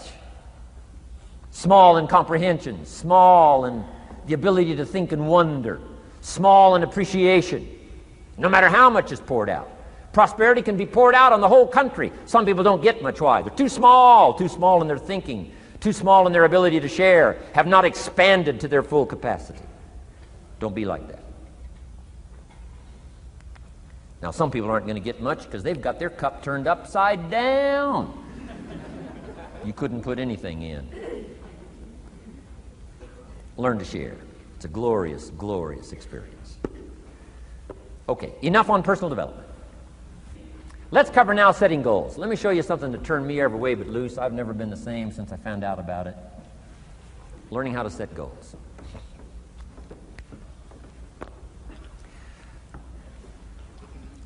Not long after I met Mr. Schoaf, we're having breakfast one morning. Mr. Schoaf said, Mr. Rohn, now that we've gotten acquainted, we know each other fairly well, he said, maybe one of the best ways I can help you, he said, let me see your current list of goals. Let's go over them and talk about it. And I said, what? I don't have a list. He said, well, Mr. Rohn, if you don't have a list of your goals, he said, I can guess your bank balance within a few $100s. Which he did. And that got my attention. I said, you mean my bank balance would change if I had a list of goals? He said, drastically. So that day I became a student of setting goals. And I've used it to dynamically affect my life. I've taught it to some of my business colleagues. We use it to do business around the world. Setting goals. It can turn out to be a drama for your life. Here's what goals are. Your vision of the future. Your vision of the future. Now, there's 2 ways to face the future. 1, with apprehension. Number 2, with anticipation. Guess how most people face the future? With apprehension. Why? Major reason why. They don't have it well designed. They've left the design of their future to somebody else. And if you don't make plans of your own, guess what? You'll probably fall into someone else's plans. Guess what someone else may have planned for you? Not much. You got to make a list of this not much stuff. I'm telling you, people all their lives count on this not much list. If all of your negative relatives all turn positive, what will that do for your future? Not much. If prices come down a little, what will that do for your future? Not much. If the economy gets a little better, what'll that do for your future? Not much. If circumstances get a little better, what'll that do? Not much. If the weather gets a little better over the next few years, that'll do. Not much. I mean, you could go right down this whole scenario list. Most people all their lives, with their fingers crossed, count on this not much list. That's why 10 years from now, they'll be driving what they don't want to drive, living where they don't want to live, wearing what they don't want to wear, doing what they don't want to do, having what they don't want to have, maybe become what they didn't want to become. And it all starts by counting on something that's not going to count much. You say, well, then how can my life dramatically change? You got to count on yourself. And here's one of the things you got to count on: your ability to design the future. It's called the promise. And the promise of the future, if you'll design it well, can have an awesome effect on your life. But if you face the future with apprehension, you'll take hesitant steps all day, uncertain steps all day. And if you take uncertain steps all day for 6 years, you can imagine how empty your life can be. We've got to help our kids with the promise of the future. Now here's what's connected to the promise: the price. The price to pay. But I'm telling you, the price is easy if the promise is clear. One of the better notes to make for today. The price is easy if the promise is clear and powerful. But the price seems almost too much to pay, too much to get over, too much to accomplish if the promise isn't clear, if the promise isn't powerful. I'm telling you, kids will pay the disciplines if they can see the promise. One of our biggest challenges as parents in the 90s is to help our kids see the promise of the future. That's why I'm teaching financial independence, how to become wealthy and powerful and sophisticated and healthy and unique. All of the stuff kids would hope to go for. It's all possible. This is America. That's the promise of the future. The price, a few simple disciplines practiced every day. And I'm telling you, the kids will pay the price of the simple disciplines if they can see the promise of the future. But if they can't see, they don't want to pay. And the same is true of all of us. We will pay the most extraordinary disciplines if we can see the promise of the future, called setting goals. So I'm asking you to get a handle on the future. I'm asking you not to leave it to anyone else. Don't leave it to the company. Companies got their own goals. I'm asking you to set your own goals, your personal goals. Income goals and financial goals and health goals and spiritual goals, and where do you want to go and what do you want to do and what do you want to see and what do you want to be. That's it. Promise of the future. Design your own future. It's within your hands and your capacity to do so. Here's how simple now goal setting is. It's not mysterious. You don't have to anchor, you don't have to focus, you don't have to visualize, none of that stuff. Here's how simple goal setting is. Changed my life. Decide what you want and write it down. I mean, that's how profound this stuff is. Decide what you want and write it down. Make a list. Where do you want to go? What do you want to do? What do you want to see? What do you want to be? What do you want to have? What do you want to share?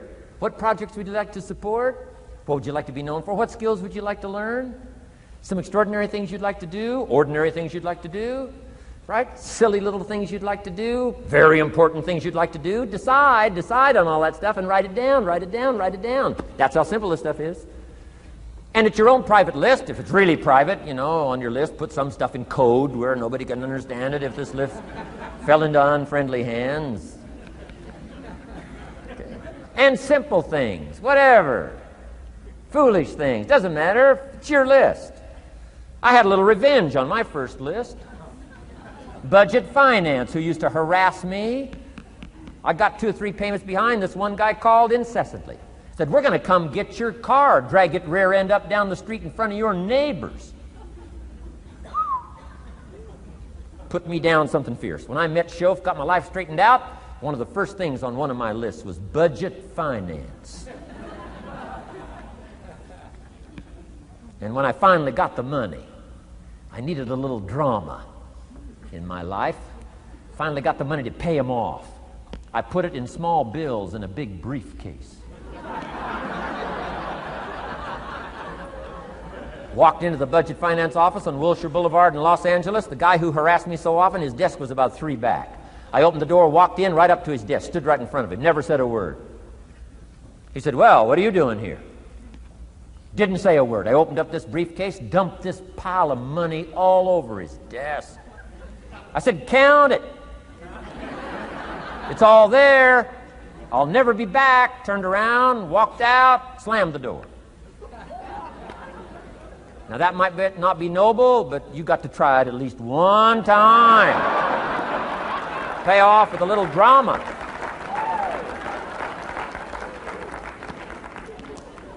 Got to check them off my list. Keep your list with you. I keep my list in my journal so that I can go back. 5 years ago, here was my list. And I'm a little embarrassed. Here's what I thought was so important now. How my philosophy has changed. From 10 years ago, 5 years ago, 3 years ago. Here's my old list. Here's my new list. Here's what's valuable to me now.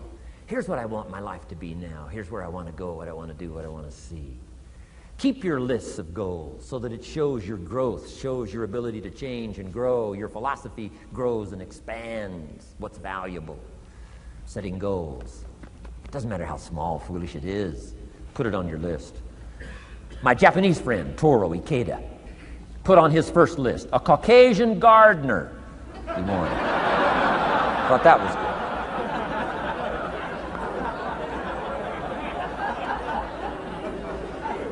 I like that. Have you got this profound thing now on setting goals? Here's how profound it is. Decide what you want and write it down. Get together with your wife, decide. Get together with your kids, decide.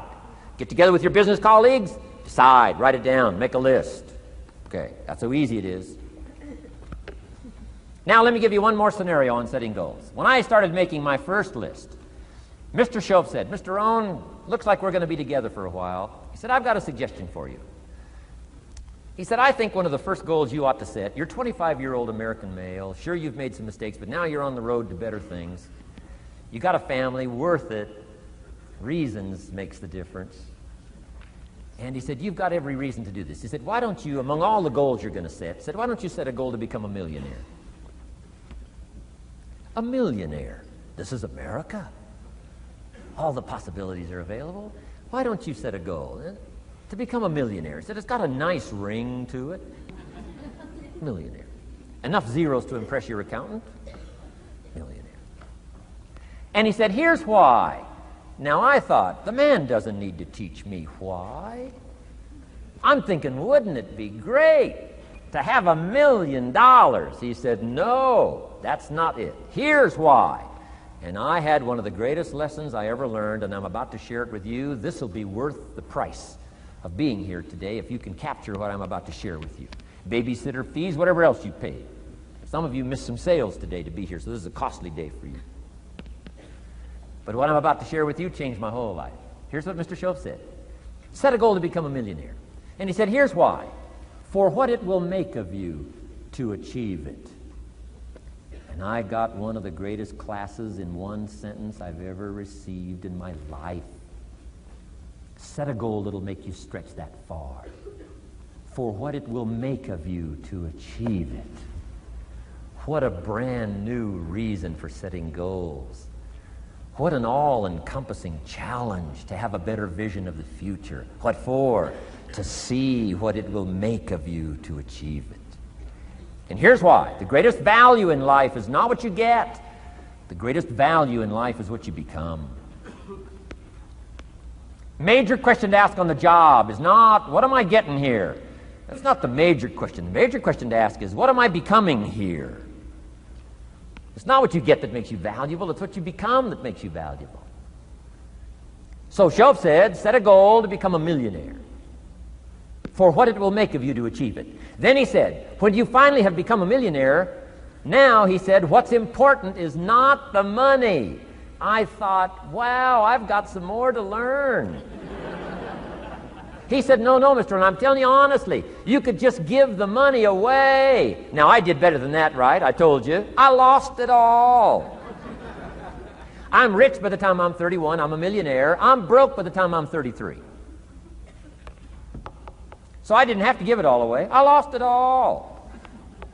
Foolish mistakes I made. I'm a farm boy from Idaho. That early money drove me bonkers. I used to say, how many colors does it come in? I'll buy them all. I went crazy over that first money. I just went crazy. And then I made that one foolish mistake, right? Continuing guarantee. I mean, I'm so naive off the farm. I don't know what continuing means. And a few other mistakes. And by the time I'm 33, I'm broke. Now I've made and lost millions since then. But what an experience that was. And I'm telling you, the man was right. When I finally was broke at age 33, guess what I discovered? My money did not mean that much. It represented only a fraction of all my assets. Shove said, once you become a millionaire, Mr. Rohn, you could give all the money away. Because he says, what's important is not the money. What's important is the person you've become. Now, let me give you the key phrase on setting goals. Set the kind of goals that will make something of you to achieve them. Set the kind of goals that will make something of you to achieve them.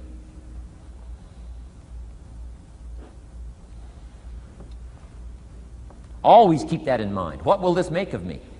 If I set this goal and go for it, not only will I achieve it, but what will it make of me in the process? What a whole new concept on setting goals. Now, there's two parts to this, and then we're wrapping up goals. Here's the first part now on this goal setting for what you become. Number one, don't set your goals too low.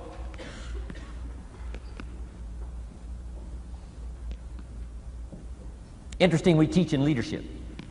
You'll find it on the cassettes. Don't join an easy crowd. You won't grow. Go where the expectations are high. Go where the demands are high. Go where the pressure's on to perform, to grow, to change, to develop, to read, to study, to develop skills. I belong to a small group. We do business around the world. You cannot believe the expectations at that level. What we expect of each other in terms of excellence. Far beyond average. Why? So that we can each grow, so that we can receive from the group, we can contribute to the group. Something unprecedented. It's called living at the summit. Go where the demands are high. Go where the expectations are strong, so that it'll provoke you, push you, urgently insist that you not remain the same for the next couple of years, the next 5 years, that you'll grow and change. So don't set your goals too low. The guy says, well, I don't need much. Well, then you don't need to become much.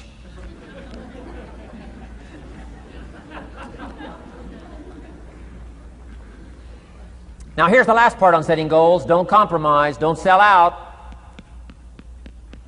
There were some things I went for back in those early years that I paid too big a price for. If I'd have known how much it was going to cost me, I never would have paid, but I didn't know. So don't sell out. Ancient phrase says, count the cost, count the cost, count the cost. An ancient story says, Judas got the money. You say, well, that's a success story. No. It's true, 30 pieces of silver in those days was a sizable fortune. You say, well, if a guy's got a fortune, right, that's a success story. No, you don't understand. His name was Judas. Doesn't that ring a bell? Judas. You say, oh, yes, Judas, the traitor. That's right, the traitor got the money. Doesn't that change the story? And the answer is, of course, it changes the story.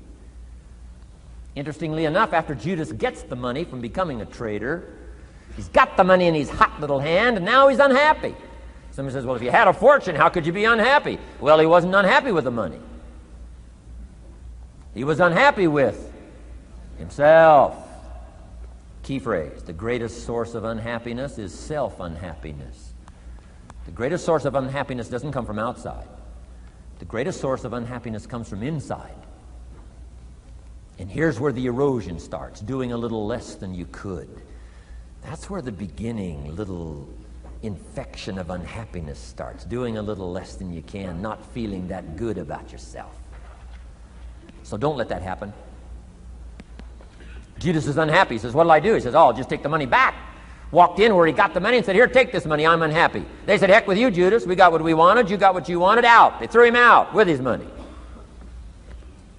Judas says, well, what'll I do now? He says, oh, clever. Should have thought of this first. I'll just throw the money away. And he proceeded to throw his fortune away. Why would he throw his fortune away? He was so unhappy with himself.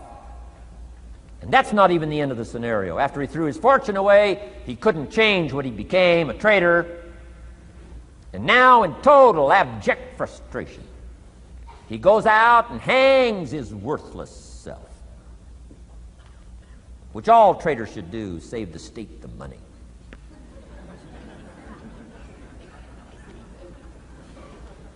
Why such a tragic end? Because he was so unhappy with himself. He sold out. He sold out. He paid too big a price. Ancient script sums it all up and said, what if you gained the whole world and it cost you your soul? Too big a price to pay if you got the whole world. Don't sell out. Don't compromise your values. Don't compromise your virtues. Don't compromise your philosophy. Key. Here's the key word, beware. If Judas could speak back, he'd probably say beware. Two good words from ancient script. One, behold, the positive word. Behold the possibilities, behold the opportunity. Behold the drama, behold the awesomeness, behold the uniqueness. Behold the majesty, behold, behold. What a good word. But here's the other word, beware, beware, beware. Don't sell out. Mark well what you become in pursuit of what you want. But I'm inspiring you, hopefully, to set the kind of goals that'll transform your life, make you far better than you are, far stronger than you are. Okay. Isn't this good advice? This is such good stuff. I should have paid to get in, right? Fabulous.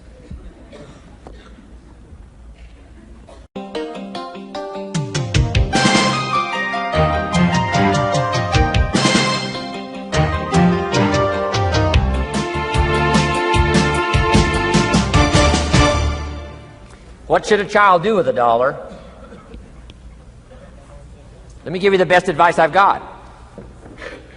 And this is called sort of middle of the road scenario, and I'll show you how these numbers may change, but here's what I teach. Kids, never spend more than 70 cents. Okay, now you got to pick some number. When I met Mr. Schoaf, I was at about 110%. But remember this, if your outgo exceeds your income, your upkeep becomes your downfall. Good little scenario. So here's the number that I found works best in developing a good financial plan. Never spend more than 70 cents out of every dollar from now on. Now kids ask me what? What do you do with the other 30 cents? Here's my best advice. 10 cents, charity. 10% charity. Supporting worthy projects, helping people who cannot help themselves. Some churches teach tithe, peace, portion, turning back part of what you take out. Excellent, excellent philosophy. That's what that 10% is. And nothing teaches children responsibility and character better than generosity. No school, no class, no teacher can teach character better than the simple act of generosity. 10 cents out of every dollar. Now you can pick your own number. I'm just giving you my best scenario. Now the time to start this is when the amounts are small. Easy to give a dime out of $1. I'm telling you, kids will give you 10 cents out of every dollar if it's part of their philosophy, if you sell them on it. And that's the time to start, when it's easy, 10 cents out of $1. A little harder to give 100,000 out of $1 million. Someone says, oh, if I had $1 million, I'd give 100,000. I'm not that sure. We better start you early when the amounts are small, so it'll all be set in when the big amounts start to come. Okay? So 10 cents for charity. The next 10 cents I call active capital. Capital meaning try to make a profit yourself.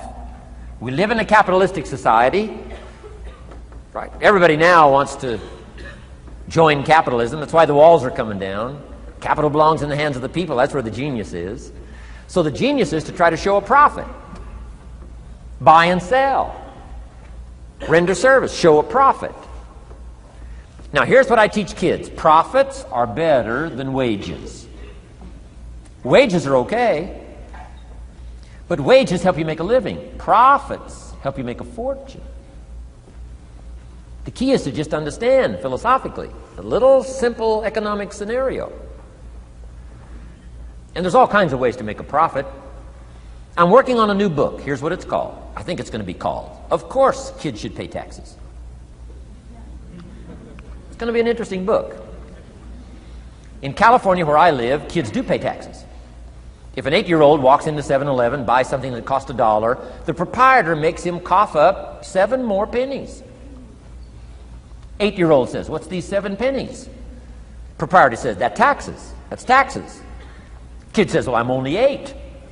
Proprietor says, "Congratulations, you're my youngest taxpayer." So in California, kids do pay taxes. Now the question is, should they? Now the title of my book is, Of Course Kids Should Pay Taxes. You got it. Right? The disciple went and caught a fish, found the miracle coins, and paid his taxes and Jesus' taxes. So way back then, Jesus did pay taxes. Now the question is, should he? And the answer in my little book says, of course Jesus and kids should pay taxes. Of course. Of course. If an 8-year-old wants to ride his bicycle on the sidewalk instead of in the mud, you have to pay taxes. Things cost money. Got to pay taxes. Aircraft carriers keep tyranny over there instead of over here. Aircraft carriers cost money. It's expensive to run this whole show. We can't use used missiles. I mean, it's expensive to run the whole deal. Of course, everybody has to pay. Now, active capital means try your best to show a profit. Now, there's many ways to show a profit, not just money. Touch something, leave it better than you found it. That's a profit. Some profits are intangible, some profits are tangible. Long before Earth Day, for all sophisticated people, it was very proper when you left your hotel room to turn out the lights. All educated people. Why? Leave a profit. It's so easy to flip the switch and leave a profit. Some say, well, the hotel gets the profit. What do you care? All you need to become is a person who leaves a profit. Wow. I talked to a man who runs a whole string of apartments. He said, guess what? Most people, when they rent an apartment, leave it, what? Trashed, worse than they found it. What kind of a reputation would that be? Whatever you touch turns to trash. Whatever you touch gets dirty. Nothing you touch gets better. See, that's a poor philosophy. No wonder it leads to poverty, small lives. As one writer said, living lives of quiet desperation. This is where it all begins. Failure to leave a profit when you can, turn out the lights, doesn't matter what it is. Become profit-minded. Profits are better than wages because profit has the potential to make a fortune. Wages has the potential to make a living. So I teach kids, take part of your wages. If you earn the money, take part of it for charity and part of it to see if you can't make a profit. And there's all kinds of ways. My book's going to be full of all kinds of ways kids can make money. I teach kids how to have 2 bicycles, one to ride and one to rent. I mean, it doesn't take long to get into business. You don't have to be a genius. Halfway bright, you can start showing a profit. Now, here's the next 10 cents called passive capital. Meaning, let somebody else use the capital, you provide it, you're passive, they're active. And let them pay you interest. Profits and interest. Unique way to make a fortune. In fact, there's a Bible philosophy. I teach teenagers this Bible philosophy. Here's what it teaches. The borrower is servant to the lender. Wow. So where is the power position? Not a spender, a lender. And if I've taught teenagers well, if you ask them, among some of the things you want to be, when you grow up, as years pile on, what would you like to be? I'm telling you, among some of the things that they would like to be, if they've sat in on my classes or gotten some of my material, they would say, I want to be one of them lenders. Powerful position. Let somebody else use your capital. Some projects require more capital than any one person has. So we've got capital pools, whether you put it in a financial institution or whatever, right? Earn an interest, earn a profit, right? Buy a car and sell it for more than you paid for it. Why? Because you leave it better than you found it. Touch something and leave a profit. Okay? It's not just wrapped up in money and economics. This helps to teach all other scenarios of life on profit and capital and expenditures, what to do with your time and what to do with your life, and as well as what to do with your money. Okay? Now this little scenario I call the ideal. Now here's what's important: to set up the ideal and work toward it. Because at first you may not be able to do these numbers. Some people are in such desperate situation currently, they got to go 97, 1, 1, and 1. I mean, you know, I had to start there. Start with pennies. And remember, it's not the amount that counts. Mr. Schoaf gave me the clear situation. Here it is. It's not the amount that counts, it's the plan that counts. When I met Mr. Schoaf, I'm 25 years old. I said to him, if I had more money, I'd have a better plan. He said, no, Mr. Rohn, if you had a better plan, you'd have more money. 6 years? 6 years? In America, 6 years? Come on, it's not the money, it's not the amount, it's the plan that counts. So set up an ideal plan like this. Now you can rearrange this and modify it to suit yourself. I'm just giving you here as an example. So set up the ideal and then start making progress toward it. Because finally, these numbers are going to change if you move on up into the higher area, right? The people I work with around the world couldn't spend 70 cents out of every dollar. It would be obscene. That'd be too much. So these numbers are bound to change. I don't know what mine are. Probably 20% up here. A lot larger numbers down here. Okay? So these numbers can change. I'm just offering you a good sample philosophy. Remember, philosophy is the set of the sail. The economy is not the set of the sail for you. For you, the set of the sail is your own philosophy, your own thinking, your own plan, your own concept. Don't borrow somebody else's plan. Don't borrow somebody else's concept. Don't borrow the concept, you know, spend all you can, cross your fingers and hope for the best. Don't borrow that. Develop your own philosophy, and I'm telling you, it'll lead you to unique places. Now, the rest of a lot of this is on the cassette tapes, but let me just give you 2 or 3 more pieces of the scenario here. Then I want to talk about communications, and then we're going to wrap it up. Okay. Here's 2 or 3 more parts to financial independence. Number 1, keep strict accounts. This is the best of disciplines. Keep strict accounts.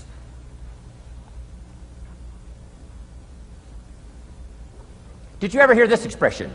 I don't know where it all goes. Did you ever hear that? I don't know where it all goes. Oh, we'd love to have you run our company. You don't know where it all goes. Whoa. Did you ever hear this? It just gets away from me. It just seems it just gets away from me. Oh, we'd love to turn the world over you. It just gets away from you. Come on, you got to have better disciplines than that. Let that be the 90%. Let that be the scenario of the 97%, but don't let it be your scenario. Don't let it become your philosophy. Keep strict accounts. Next, a new attitude. I had to develop a new attitude as well as new concepts. Here's what I used to say. I hate to pay my taxes. Schoaf said, well, that's one way to live. I thought, well, doesn't everybody hate to pay their taxes? He said, no. No, a few of us have gotten way past that. He says, once you understand what taxes are, here's what taxes are in our governmental system in our society. Taxes is how you care and feed the goose that lays the golden eggs. Democracy and liberty and freedom. Free enterprise. Wouldn't you want to feed the goose that lays the golden eggs? Somebody says, well, the goose eats too much. That's probably true. I understand that. Of course that's true. But see, better a fat goose than no goose. And here's the truth be known. We all eat too much. Let not one appetite accuse another. Of course the government needs to go on a diet. So do most of us. But hey, you still have to care and feed the goose that lays the golden eggs once you understand that that's what it's for. See, it is so important, the right attitude. Here's what I used to say. I hate to pay my bills. You open up the mails, nothing but these window envelopes, bills. I hate to pay my bills. Shoaff said, well, that's one way to live. I said, well, doesn't everybody hate to pay their bills? He said, no, some of us are way beyond that. I said, is it possible to love to pay your bills? He said, yes. Reduce your liabilities? Increase your assets? Wouldn't you love to do that? So start a whole new attitude here. Next time you pay $100 on an account, put a little note in there and say, with great delight, I send you this $100. I mean, they don't get many letters like that. Reduce my liabilities, increase my assets. My picture's changing. My picture's improving. I love to pay my bills. Keep the money in circulation.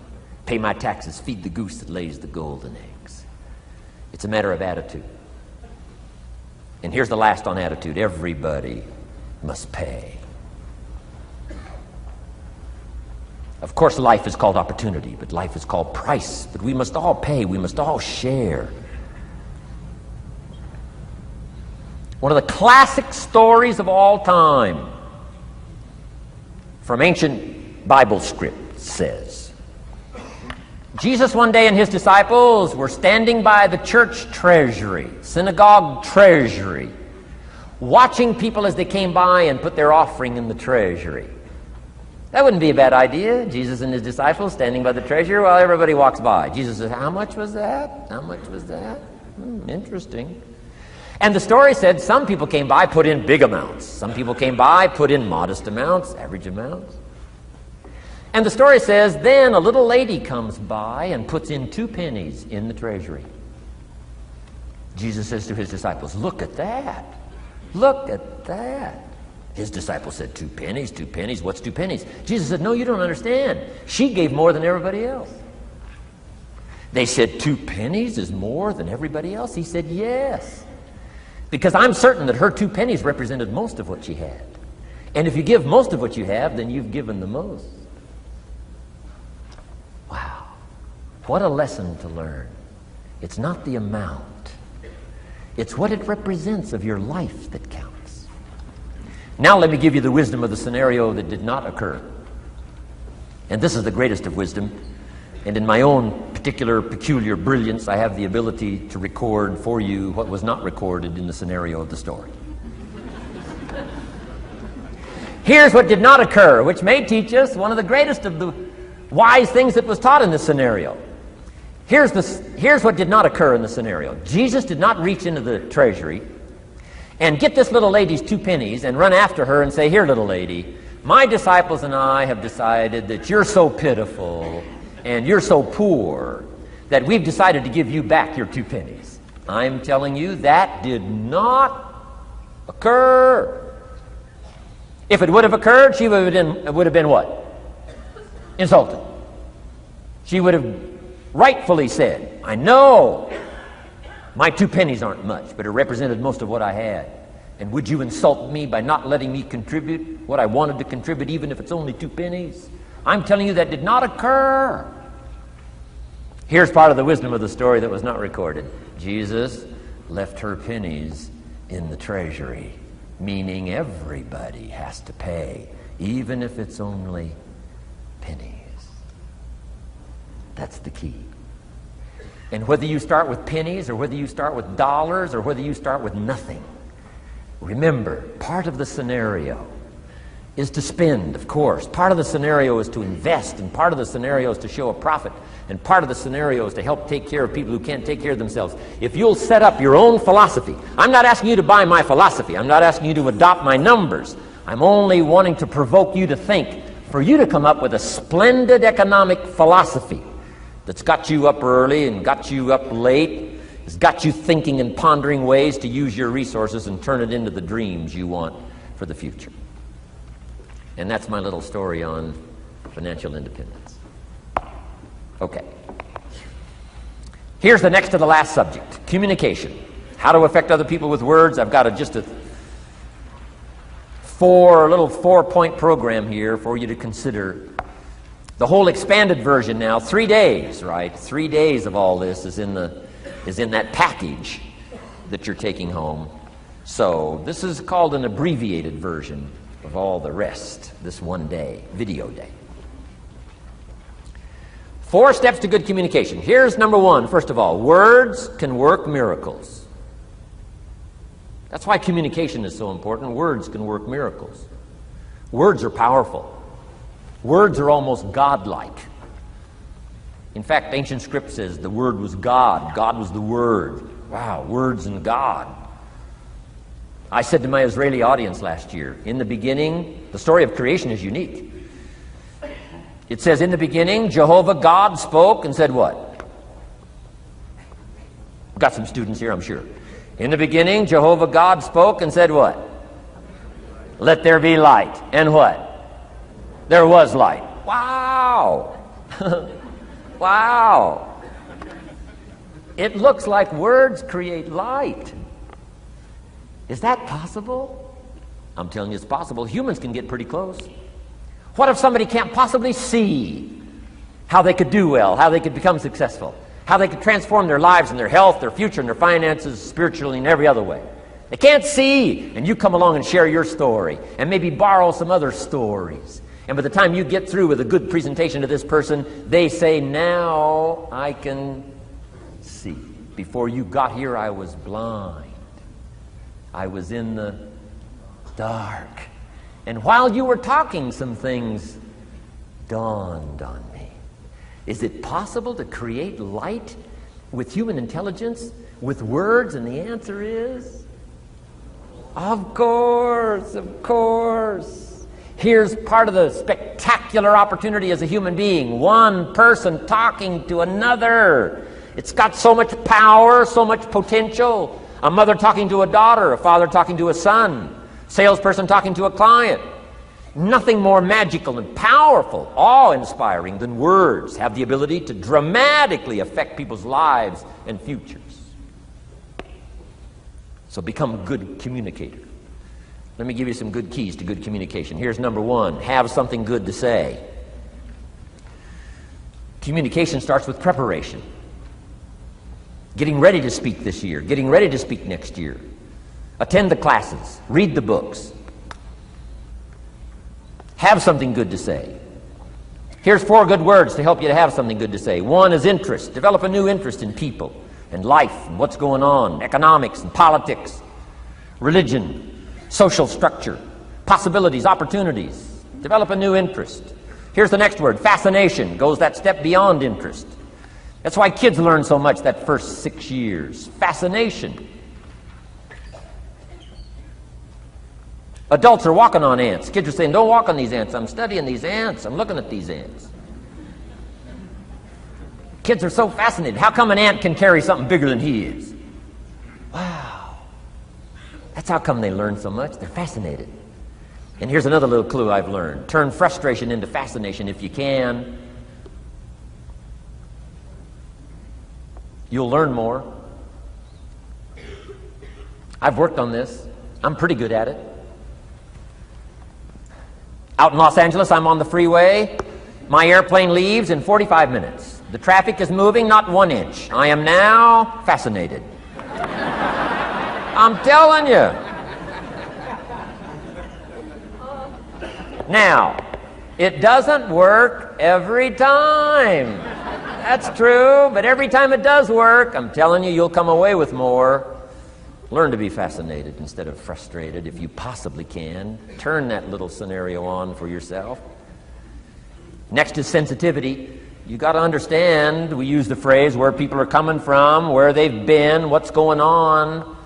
Sensitivity training is so important. People not like you, people that have got challenges and problems and difficulties, you got to do your best to be sensitive to other people, where they find themselves, the pit they might be in currently, what's going on. Be sensitive to that. Here's 2 of the greatest things said about Jesus. 1, it said he was touched. He was touched by where he found some people. He was touched by the misery he found some people in. He was touched. He was touched. And here's the other word. He was moved, it said. He was moved, touched and moved. If you really want to communicate well, you got to be touched and moved. Not just by your own drama of life, but by the drama you know is going on in other people's lives. Sensitivity. How does an adult 40 talk to a child who's 12? You got to be sensitive. Not just to your current situation. One of the best ways to identify with a child who's 12 and you're 40 is remember when you were 12. Go back, remember the scenario and let it hit you again, let it touch you again. I don't have any problems with 12-year-olds. I remember almost every day of being 12. 12 is a unique year. One, you're not 13. I mean, you know. If I heard it once, I heard it 100 times. Of course you can't go, you're not a teenager. Wow, I can't wait for this year to be finished. Remember, that's part of sensitivity. Remember. Apostle. One who became an apostle, leader of the Christians, was once Saul from Tarsus, hater and killer of the Christians. After he was converted, became a leader, became Paul apostle, revered. Why was he so effective in his language, in his ability to touch people with his words and with his presence? If you read part of the scenario of his history, he gave an account of his own life and said, here's why I think I'm so effective. I remember the pit I came from.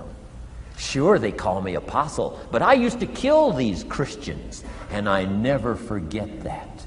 If I want to get in touch with other people's difficulty, I got to remember my own difficulty. Let it hurt again. That's what makes a good performance. A good actor, a good actress. The emotion close to the surface from the remembrance of things past. And then well-chosen words delivered with emotion. Powerful. The last word is knowledge. You just got to go through exercises like this. Take the notes. Work hard. Roll up your sleeves. Go to work. Gather the knowledge in journals. Gather the knowledge in notebooks. Gather the knowledge in a library and cassettes and videos and every other means. Gather knowledge. Don't be lazy in learning. A major part of communication is preparation. Now here's the next part of good communication. Say it well. One is having something good to say. Number two is saying it well. Let me give you a quick list on saying it well. Number one, sincerity. Best place to start if you want to communicate well is let your sincerity show. Next is repetition, the mother of skill. I've been at this 33 years. Someone says, well, you give a pretty good seminar. I should. 33 years? 33 years. Repetition. Next, brevity. Sometimes you don't need many words if you're totally sincere, I'm telling you. Jesus' presentation in gathering up his team called disciples was fairly short. He just walked around the countryside, took a look at somebody and said, you follow me. That's brief. I mean, you know, that's short. Now, why could he get by with such few words? And this takes care of a lot that I've tried to share with you today called personal development. Here's why I think Jesus could get by with such few words. For all that he was, that he didn't have to say. Take that scenario home. For all that I am, that I don't have to say. Just a few words could be dynamic in affecting someone else's life. A child, a business colleague, a sales client. Next, vocabulary. Got to work on your vocabulary. Some of my friends took a survey among prisoners working on some rehabilitation program. They weren't particularly looking for this, but here's what they found. There's definitely a relationship between vocabulary and behavior. And here's what they found out. The more limited the vocabulary, the more tendency to poor behavior. And when you think about it for a while, it makes sense. Words are a way of seeing. And if you don't have a good vocabulary, you can't see very well. Can you imagine the mistakes in judgment when you can't see very well? Next, words are a way of expressing what's going on in your head, what's going on in your heart. What if you can't see well and you can't express well? You can imagine the tragic scenario of 5 years of that, 10 years of that, 20 years of that showing no improvement. Behavior now becomes a major problem. And that person's world gets smaller and smaller and smaller. Why? They can't see and they can't express. And finally, they don't need much bigger place than a 10 by 12 cell. Their world is so small anyway, don't need much bigger place. I'm asking you to stretch your vocabulary. I used to put words up on a 3 by 5 card. I drove a lot back in those days, but at the end of the day, I'd mastered 2 or 3 words. My oldest daughter, Linda, with my grandkids, starts the day with what's called the word for the day. She writes it on a chalkboard, the word for the day. And the kids memorize that word and the meaning of the word. And every once in a while during the day, she'll say, "What's the word for the day?" The last day I was there, the word was superficial. Natalie's 4, Nathaniel's 5. And several times during that day, Linda, my daughter, would say, "What's the word for the day?" Natalie would say, "Superficial." And she would say, "Nathaniel, what does that mean?" "On the surface." Several times during the day. "What's the word for the day?" Superficial. "What does it mean?" "On the surface." If you were to ask my grandkids, "The last time Grandpa was here, what was the word for the day?" I'll bet you they'd probably know. Superficial. On the surface. Word for the day. Why not learn a word a day? Why not add to your vocabulary so you can see more, see better, and express better? Put out in words what's in your heart, what's in your soul, what's in your mind. It's important. So say it well. Here's number 3. Number 1 was have something good to say. Number 2, say it well. Here's number 3. Read your audience. These are just simple concepts now. You've got to add some of the details, but that's what I'm mainly good for, is concepts. Read your audience. If you're talking to a child, you've got to study the face of the child. You've got to study a little body language. You've got to study what's going on. So you'll know whether to shift gears, come on a little stronger, ease off a little, might be too strong, search for another illustration, soft, strong. A lot of that is dictated by reading your audience. When I first started lecturing, I had some challenges here. I was so absorbed in my notes, lecturing like this. I'm telling you, in those early days, the audience could have left and I'd kept right on going. I didn't know what was going on down here. I didn't know what was going on over here. I didn't have any idea what was happening over here, whether I should come on a little stronger, ease back. I didn't know. I couldn't read my audience. So, read your audience. A prospect, read. Now let me give you some ways to read. Number 1, by what you see. Body language tells us some things. How to shift gears, whether to go on, whether to stop. If you're talking to somebody and they're leaning toward the door, that means you gotta hurry, right? They're not gonna be here long.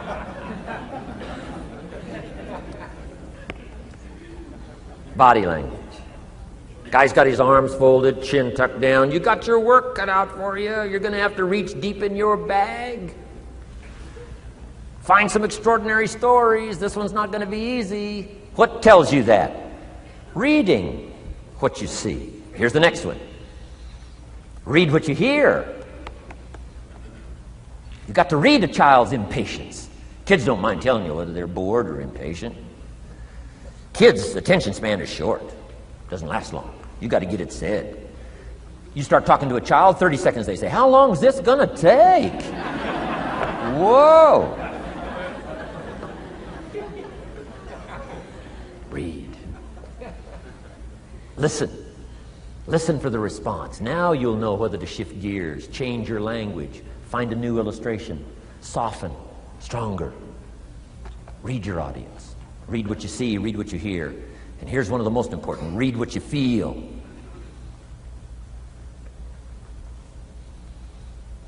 Now, women are probably better at this than men when it comes to picking up emotional signals. Men, they can see, and men, they can hear, but it takes a little training for a man to pick up those emotional signals that are so important so you don't say the wrong stuff. Because it's so easy to make a mistake in language. What if you meant to say to someone you care about?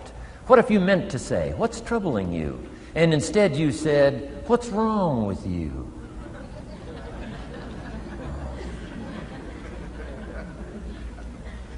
communication. So read the emotional signals. If we could learn from the women on this emotion. Women have this uncanny antenna picking up this stuff. Woman says, doesn't feel right. I mean, what does that mean? It doesn't feel right. It doesn't feel right. Whoa. Women have got it, though. Seems to be built in. Especially danger. Women pick it up quicker than men. It's built in, I think. Way back, right? Man was the provider. Mama was the protector at home. So she picked up this scenario of danger, I think, these signals. But they are good. In the middle of the night, Mama wakes up. The baby cries. Mama wakes up. Papa sleeps. The faintest cry. Mama's awake. Or she nudges her husband and says, go look, something isn't right. He says, what do you mean it isn't right? She says, no, go look. He said, hey, everything's okay. She says, go look. He says, okay. And he gets out of bed, goes downstairs. The front door is open. How did she know that? We don't know. I mean, she just knows. She just knows. But I'm telling you, it's so valuable in communication to be able to pick up the emotional signals as well as what you see and as well as what you hear. It's so important. But women are good. Ancient scenario says this: there are shepherds and there are sheep and there are wolves. What a good life scenario. But it doesn't stop there. This ancient scenario says also, some wolves are so clever, they've learned to dress up like sheep. Now you got to have a woman. Got to have a woman. Man says, looks like a sheep, talks like a sheep. Woman says, ain't no sheep. Take my word for it. Well, they know.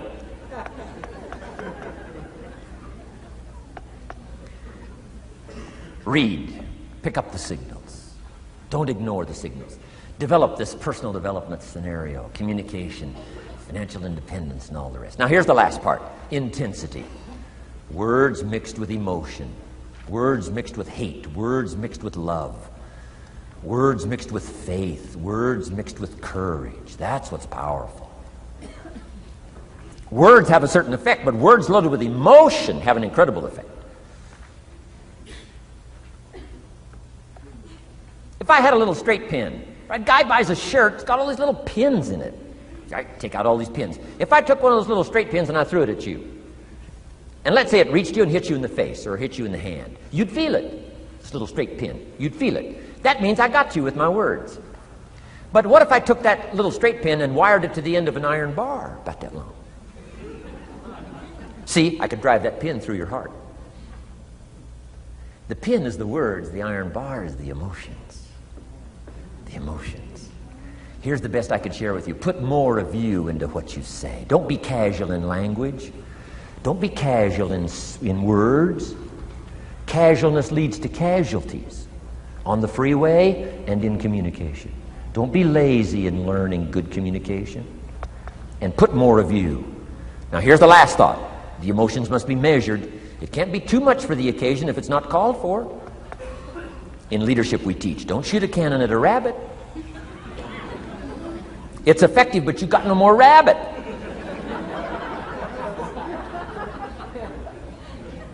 So here's some of the most powerful scenario in communication. Here it is. Well-chosen words mixed with measured emotion. The basis of affecting people with good communication. Well-chosen words mixed with measured emotion. And one last point on communication. The more you care, the stronger you can be.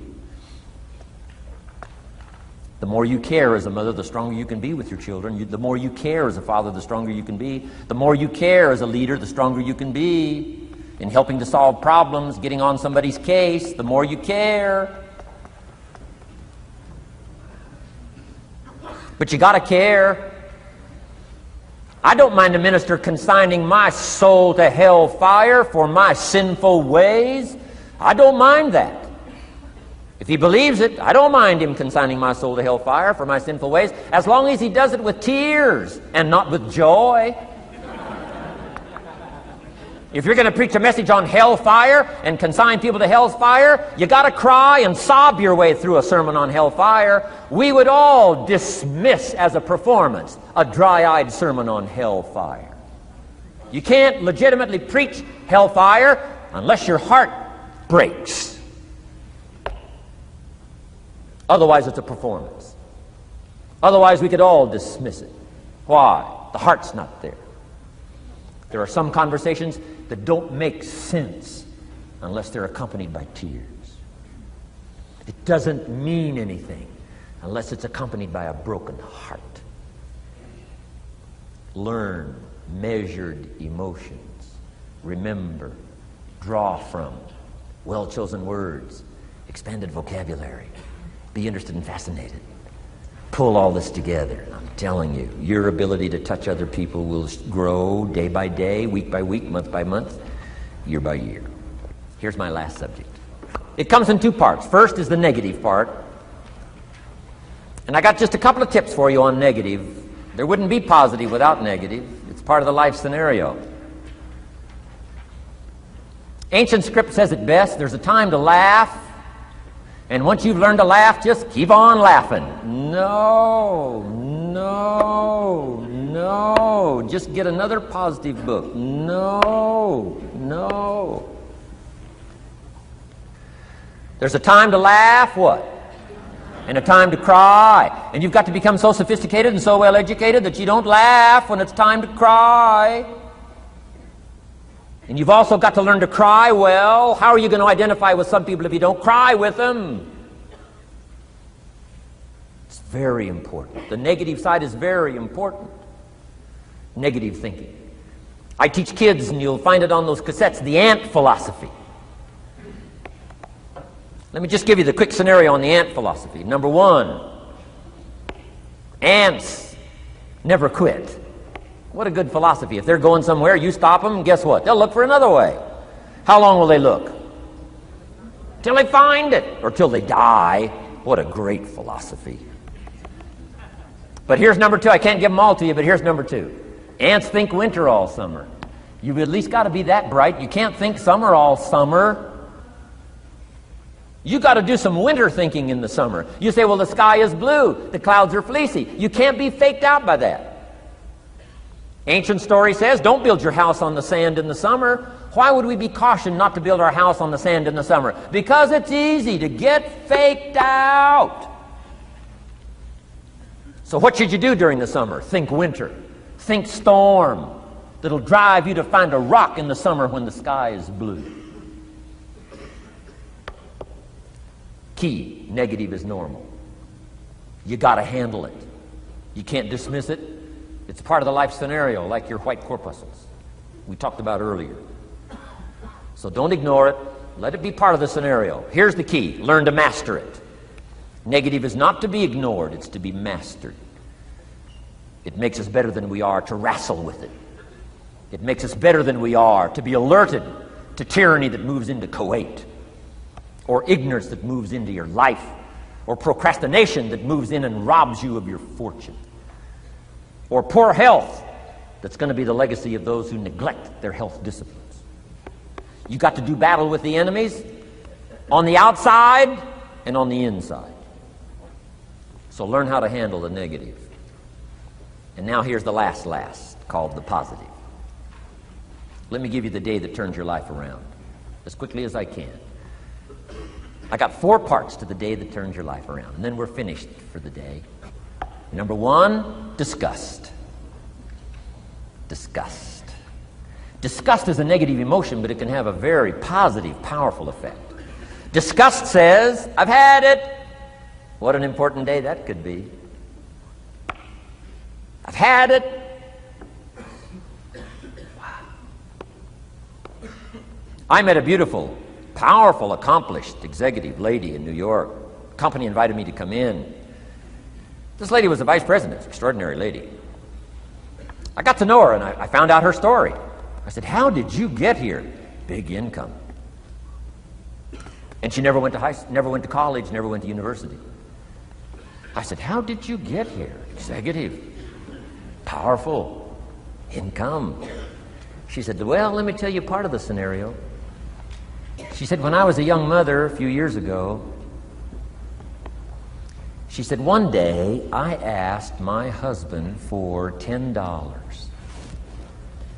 And he said, what for?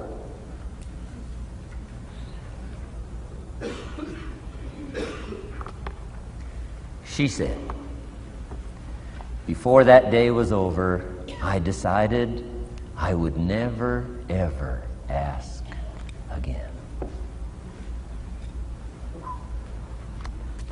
She said, I started studying opportunity, found it, took the classes, put myself through the schools, did the scenario.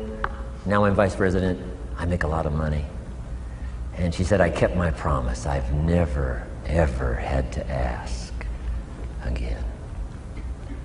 It's called a life-changing day. The day you say, enough is enough.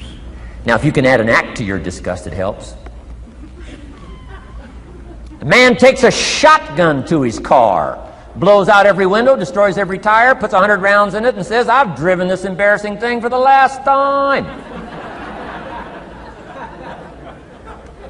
And then he saves it. He saves it. And later when somebody says, how did you become rich and powerful? He says, let me show you this car. One day I'd had it up to here. I blew it to smithereens. Enough is enough. Powerful. Here's the last three. Next is decision. Decision making is a life-changing day. If you went home today and in the next few days cleaned up a list of decisions, it could furnish enough inspiration for the next 5 years, 10 years. What an inspiring day, the day you can bring yourself to decide. And here's the third one, desire, wanting too bad enough. Who knows the mystery of that? We don't know.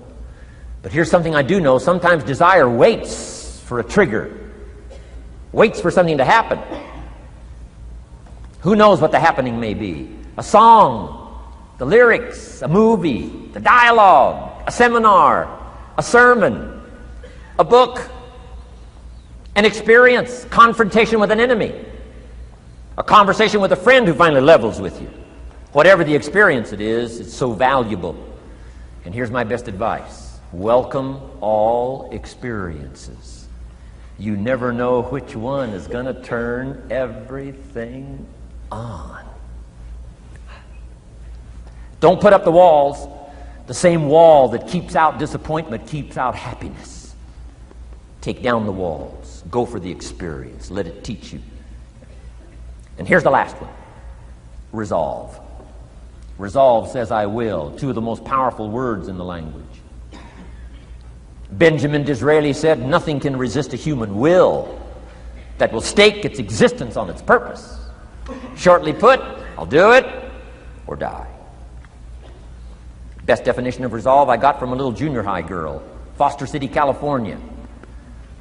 I'm going through some words one day. I got to this one and I asked the kids, who can tell me what resolve means? Some didn't know, some tried. Interesting. The last one was the best. Little girl about 3 rows back, she said, I think I know, Mr. Rohn. I said, what? She said, I think resolve means promising yourself you will never give up. I said, that's the best I've ever heard. She's probably giving seminars somewhere today, right? I mean, that's the best I've heard. I asked the kids, how long should a baby try to learn how to walk? How long would you give your average baby? Before you say, hey, enough's enough. No. Any mother in the world would say, you're crazy. My baby is going to keep trying what? Until. What a magic word. I want you to write it down. Until. Promise yourself you'll read the books until your skills change. You'll go to seminars until you get a handle on it. You'll listen to it until it makes sense. You'll go for it until you understand it. You'll practice it until you develop the skill. Never give up until, however long that is. Step by step, piece by piece, book by book, word by word, apple by apple. Walk around the block, walk around the block. Go for it. Don't miss the chance to grow and resolve that you'll pay the price until you learn, change, grow, become. Then you'll discover some of life's best treasures when you pay that price. Now here's my last word to you. As leaders in the community, I'm sure you are. Parents, the greatest challenge of leadership is parenting. Whether you're in sales or management, wherever I've found you today, I want to give you, from my heart to you, what I wished you would do from this seminar today. And if I've inspired you to do this part here, among all the other things I've talked about, I would have considered it worthwhile to leave my family, fly away from my home, drop down into Fort Worth, Dallas, and spend one of my very precious days with you. If I can accomplish this, it'll all be worthwhile. It comes in two parts, and here it is. One, learn to help people with their lives, not just their jobs. Learn to help people with their lives, not just their skills on the job.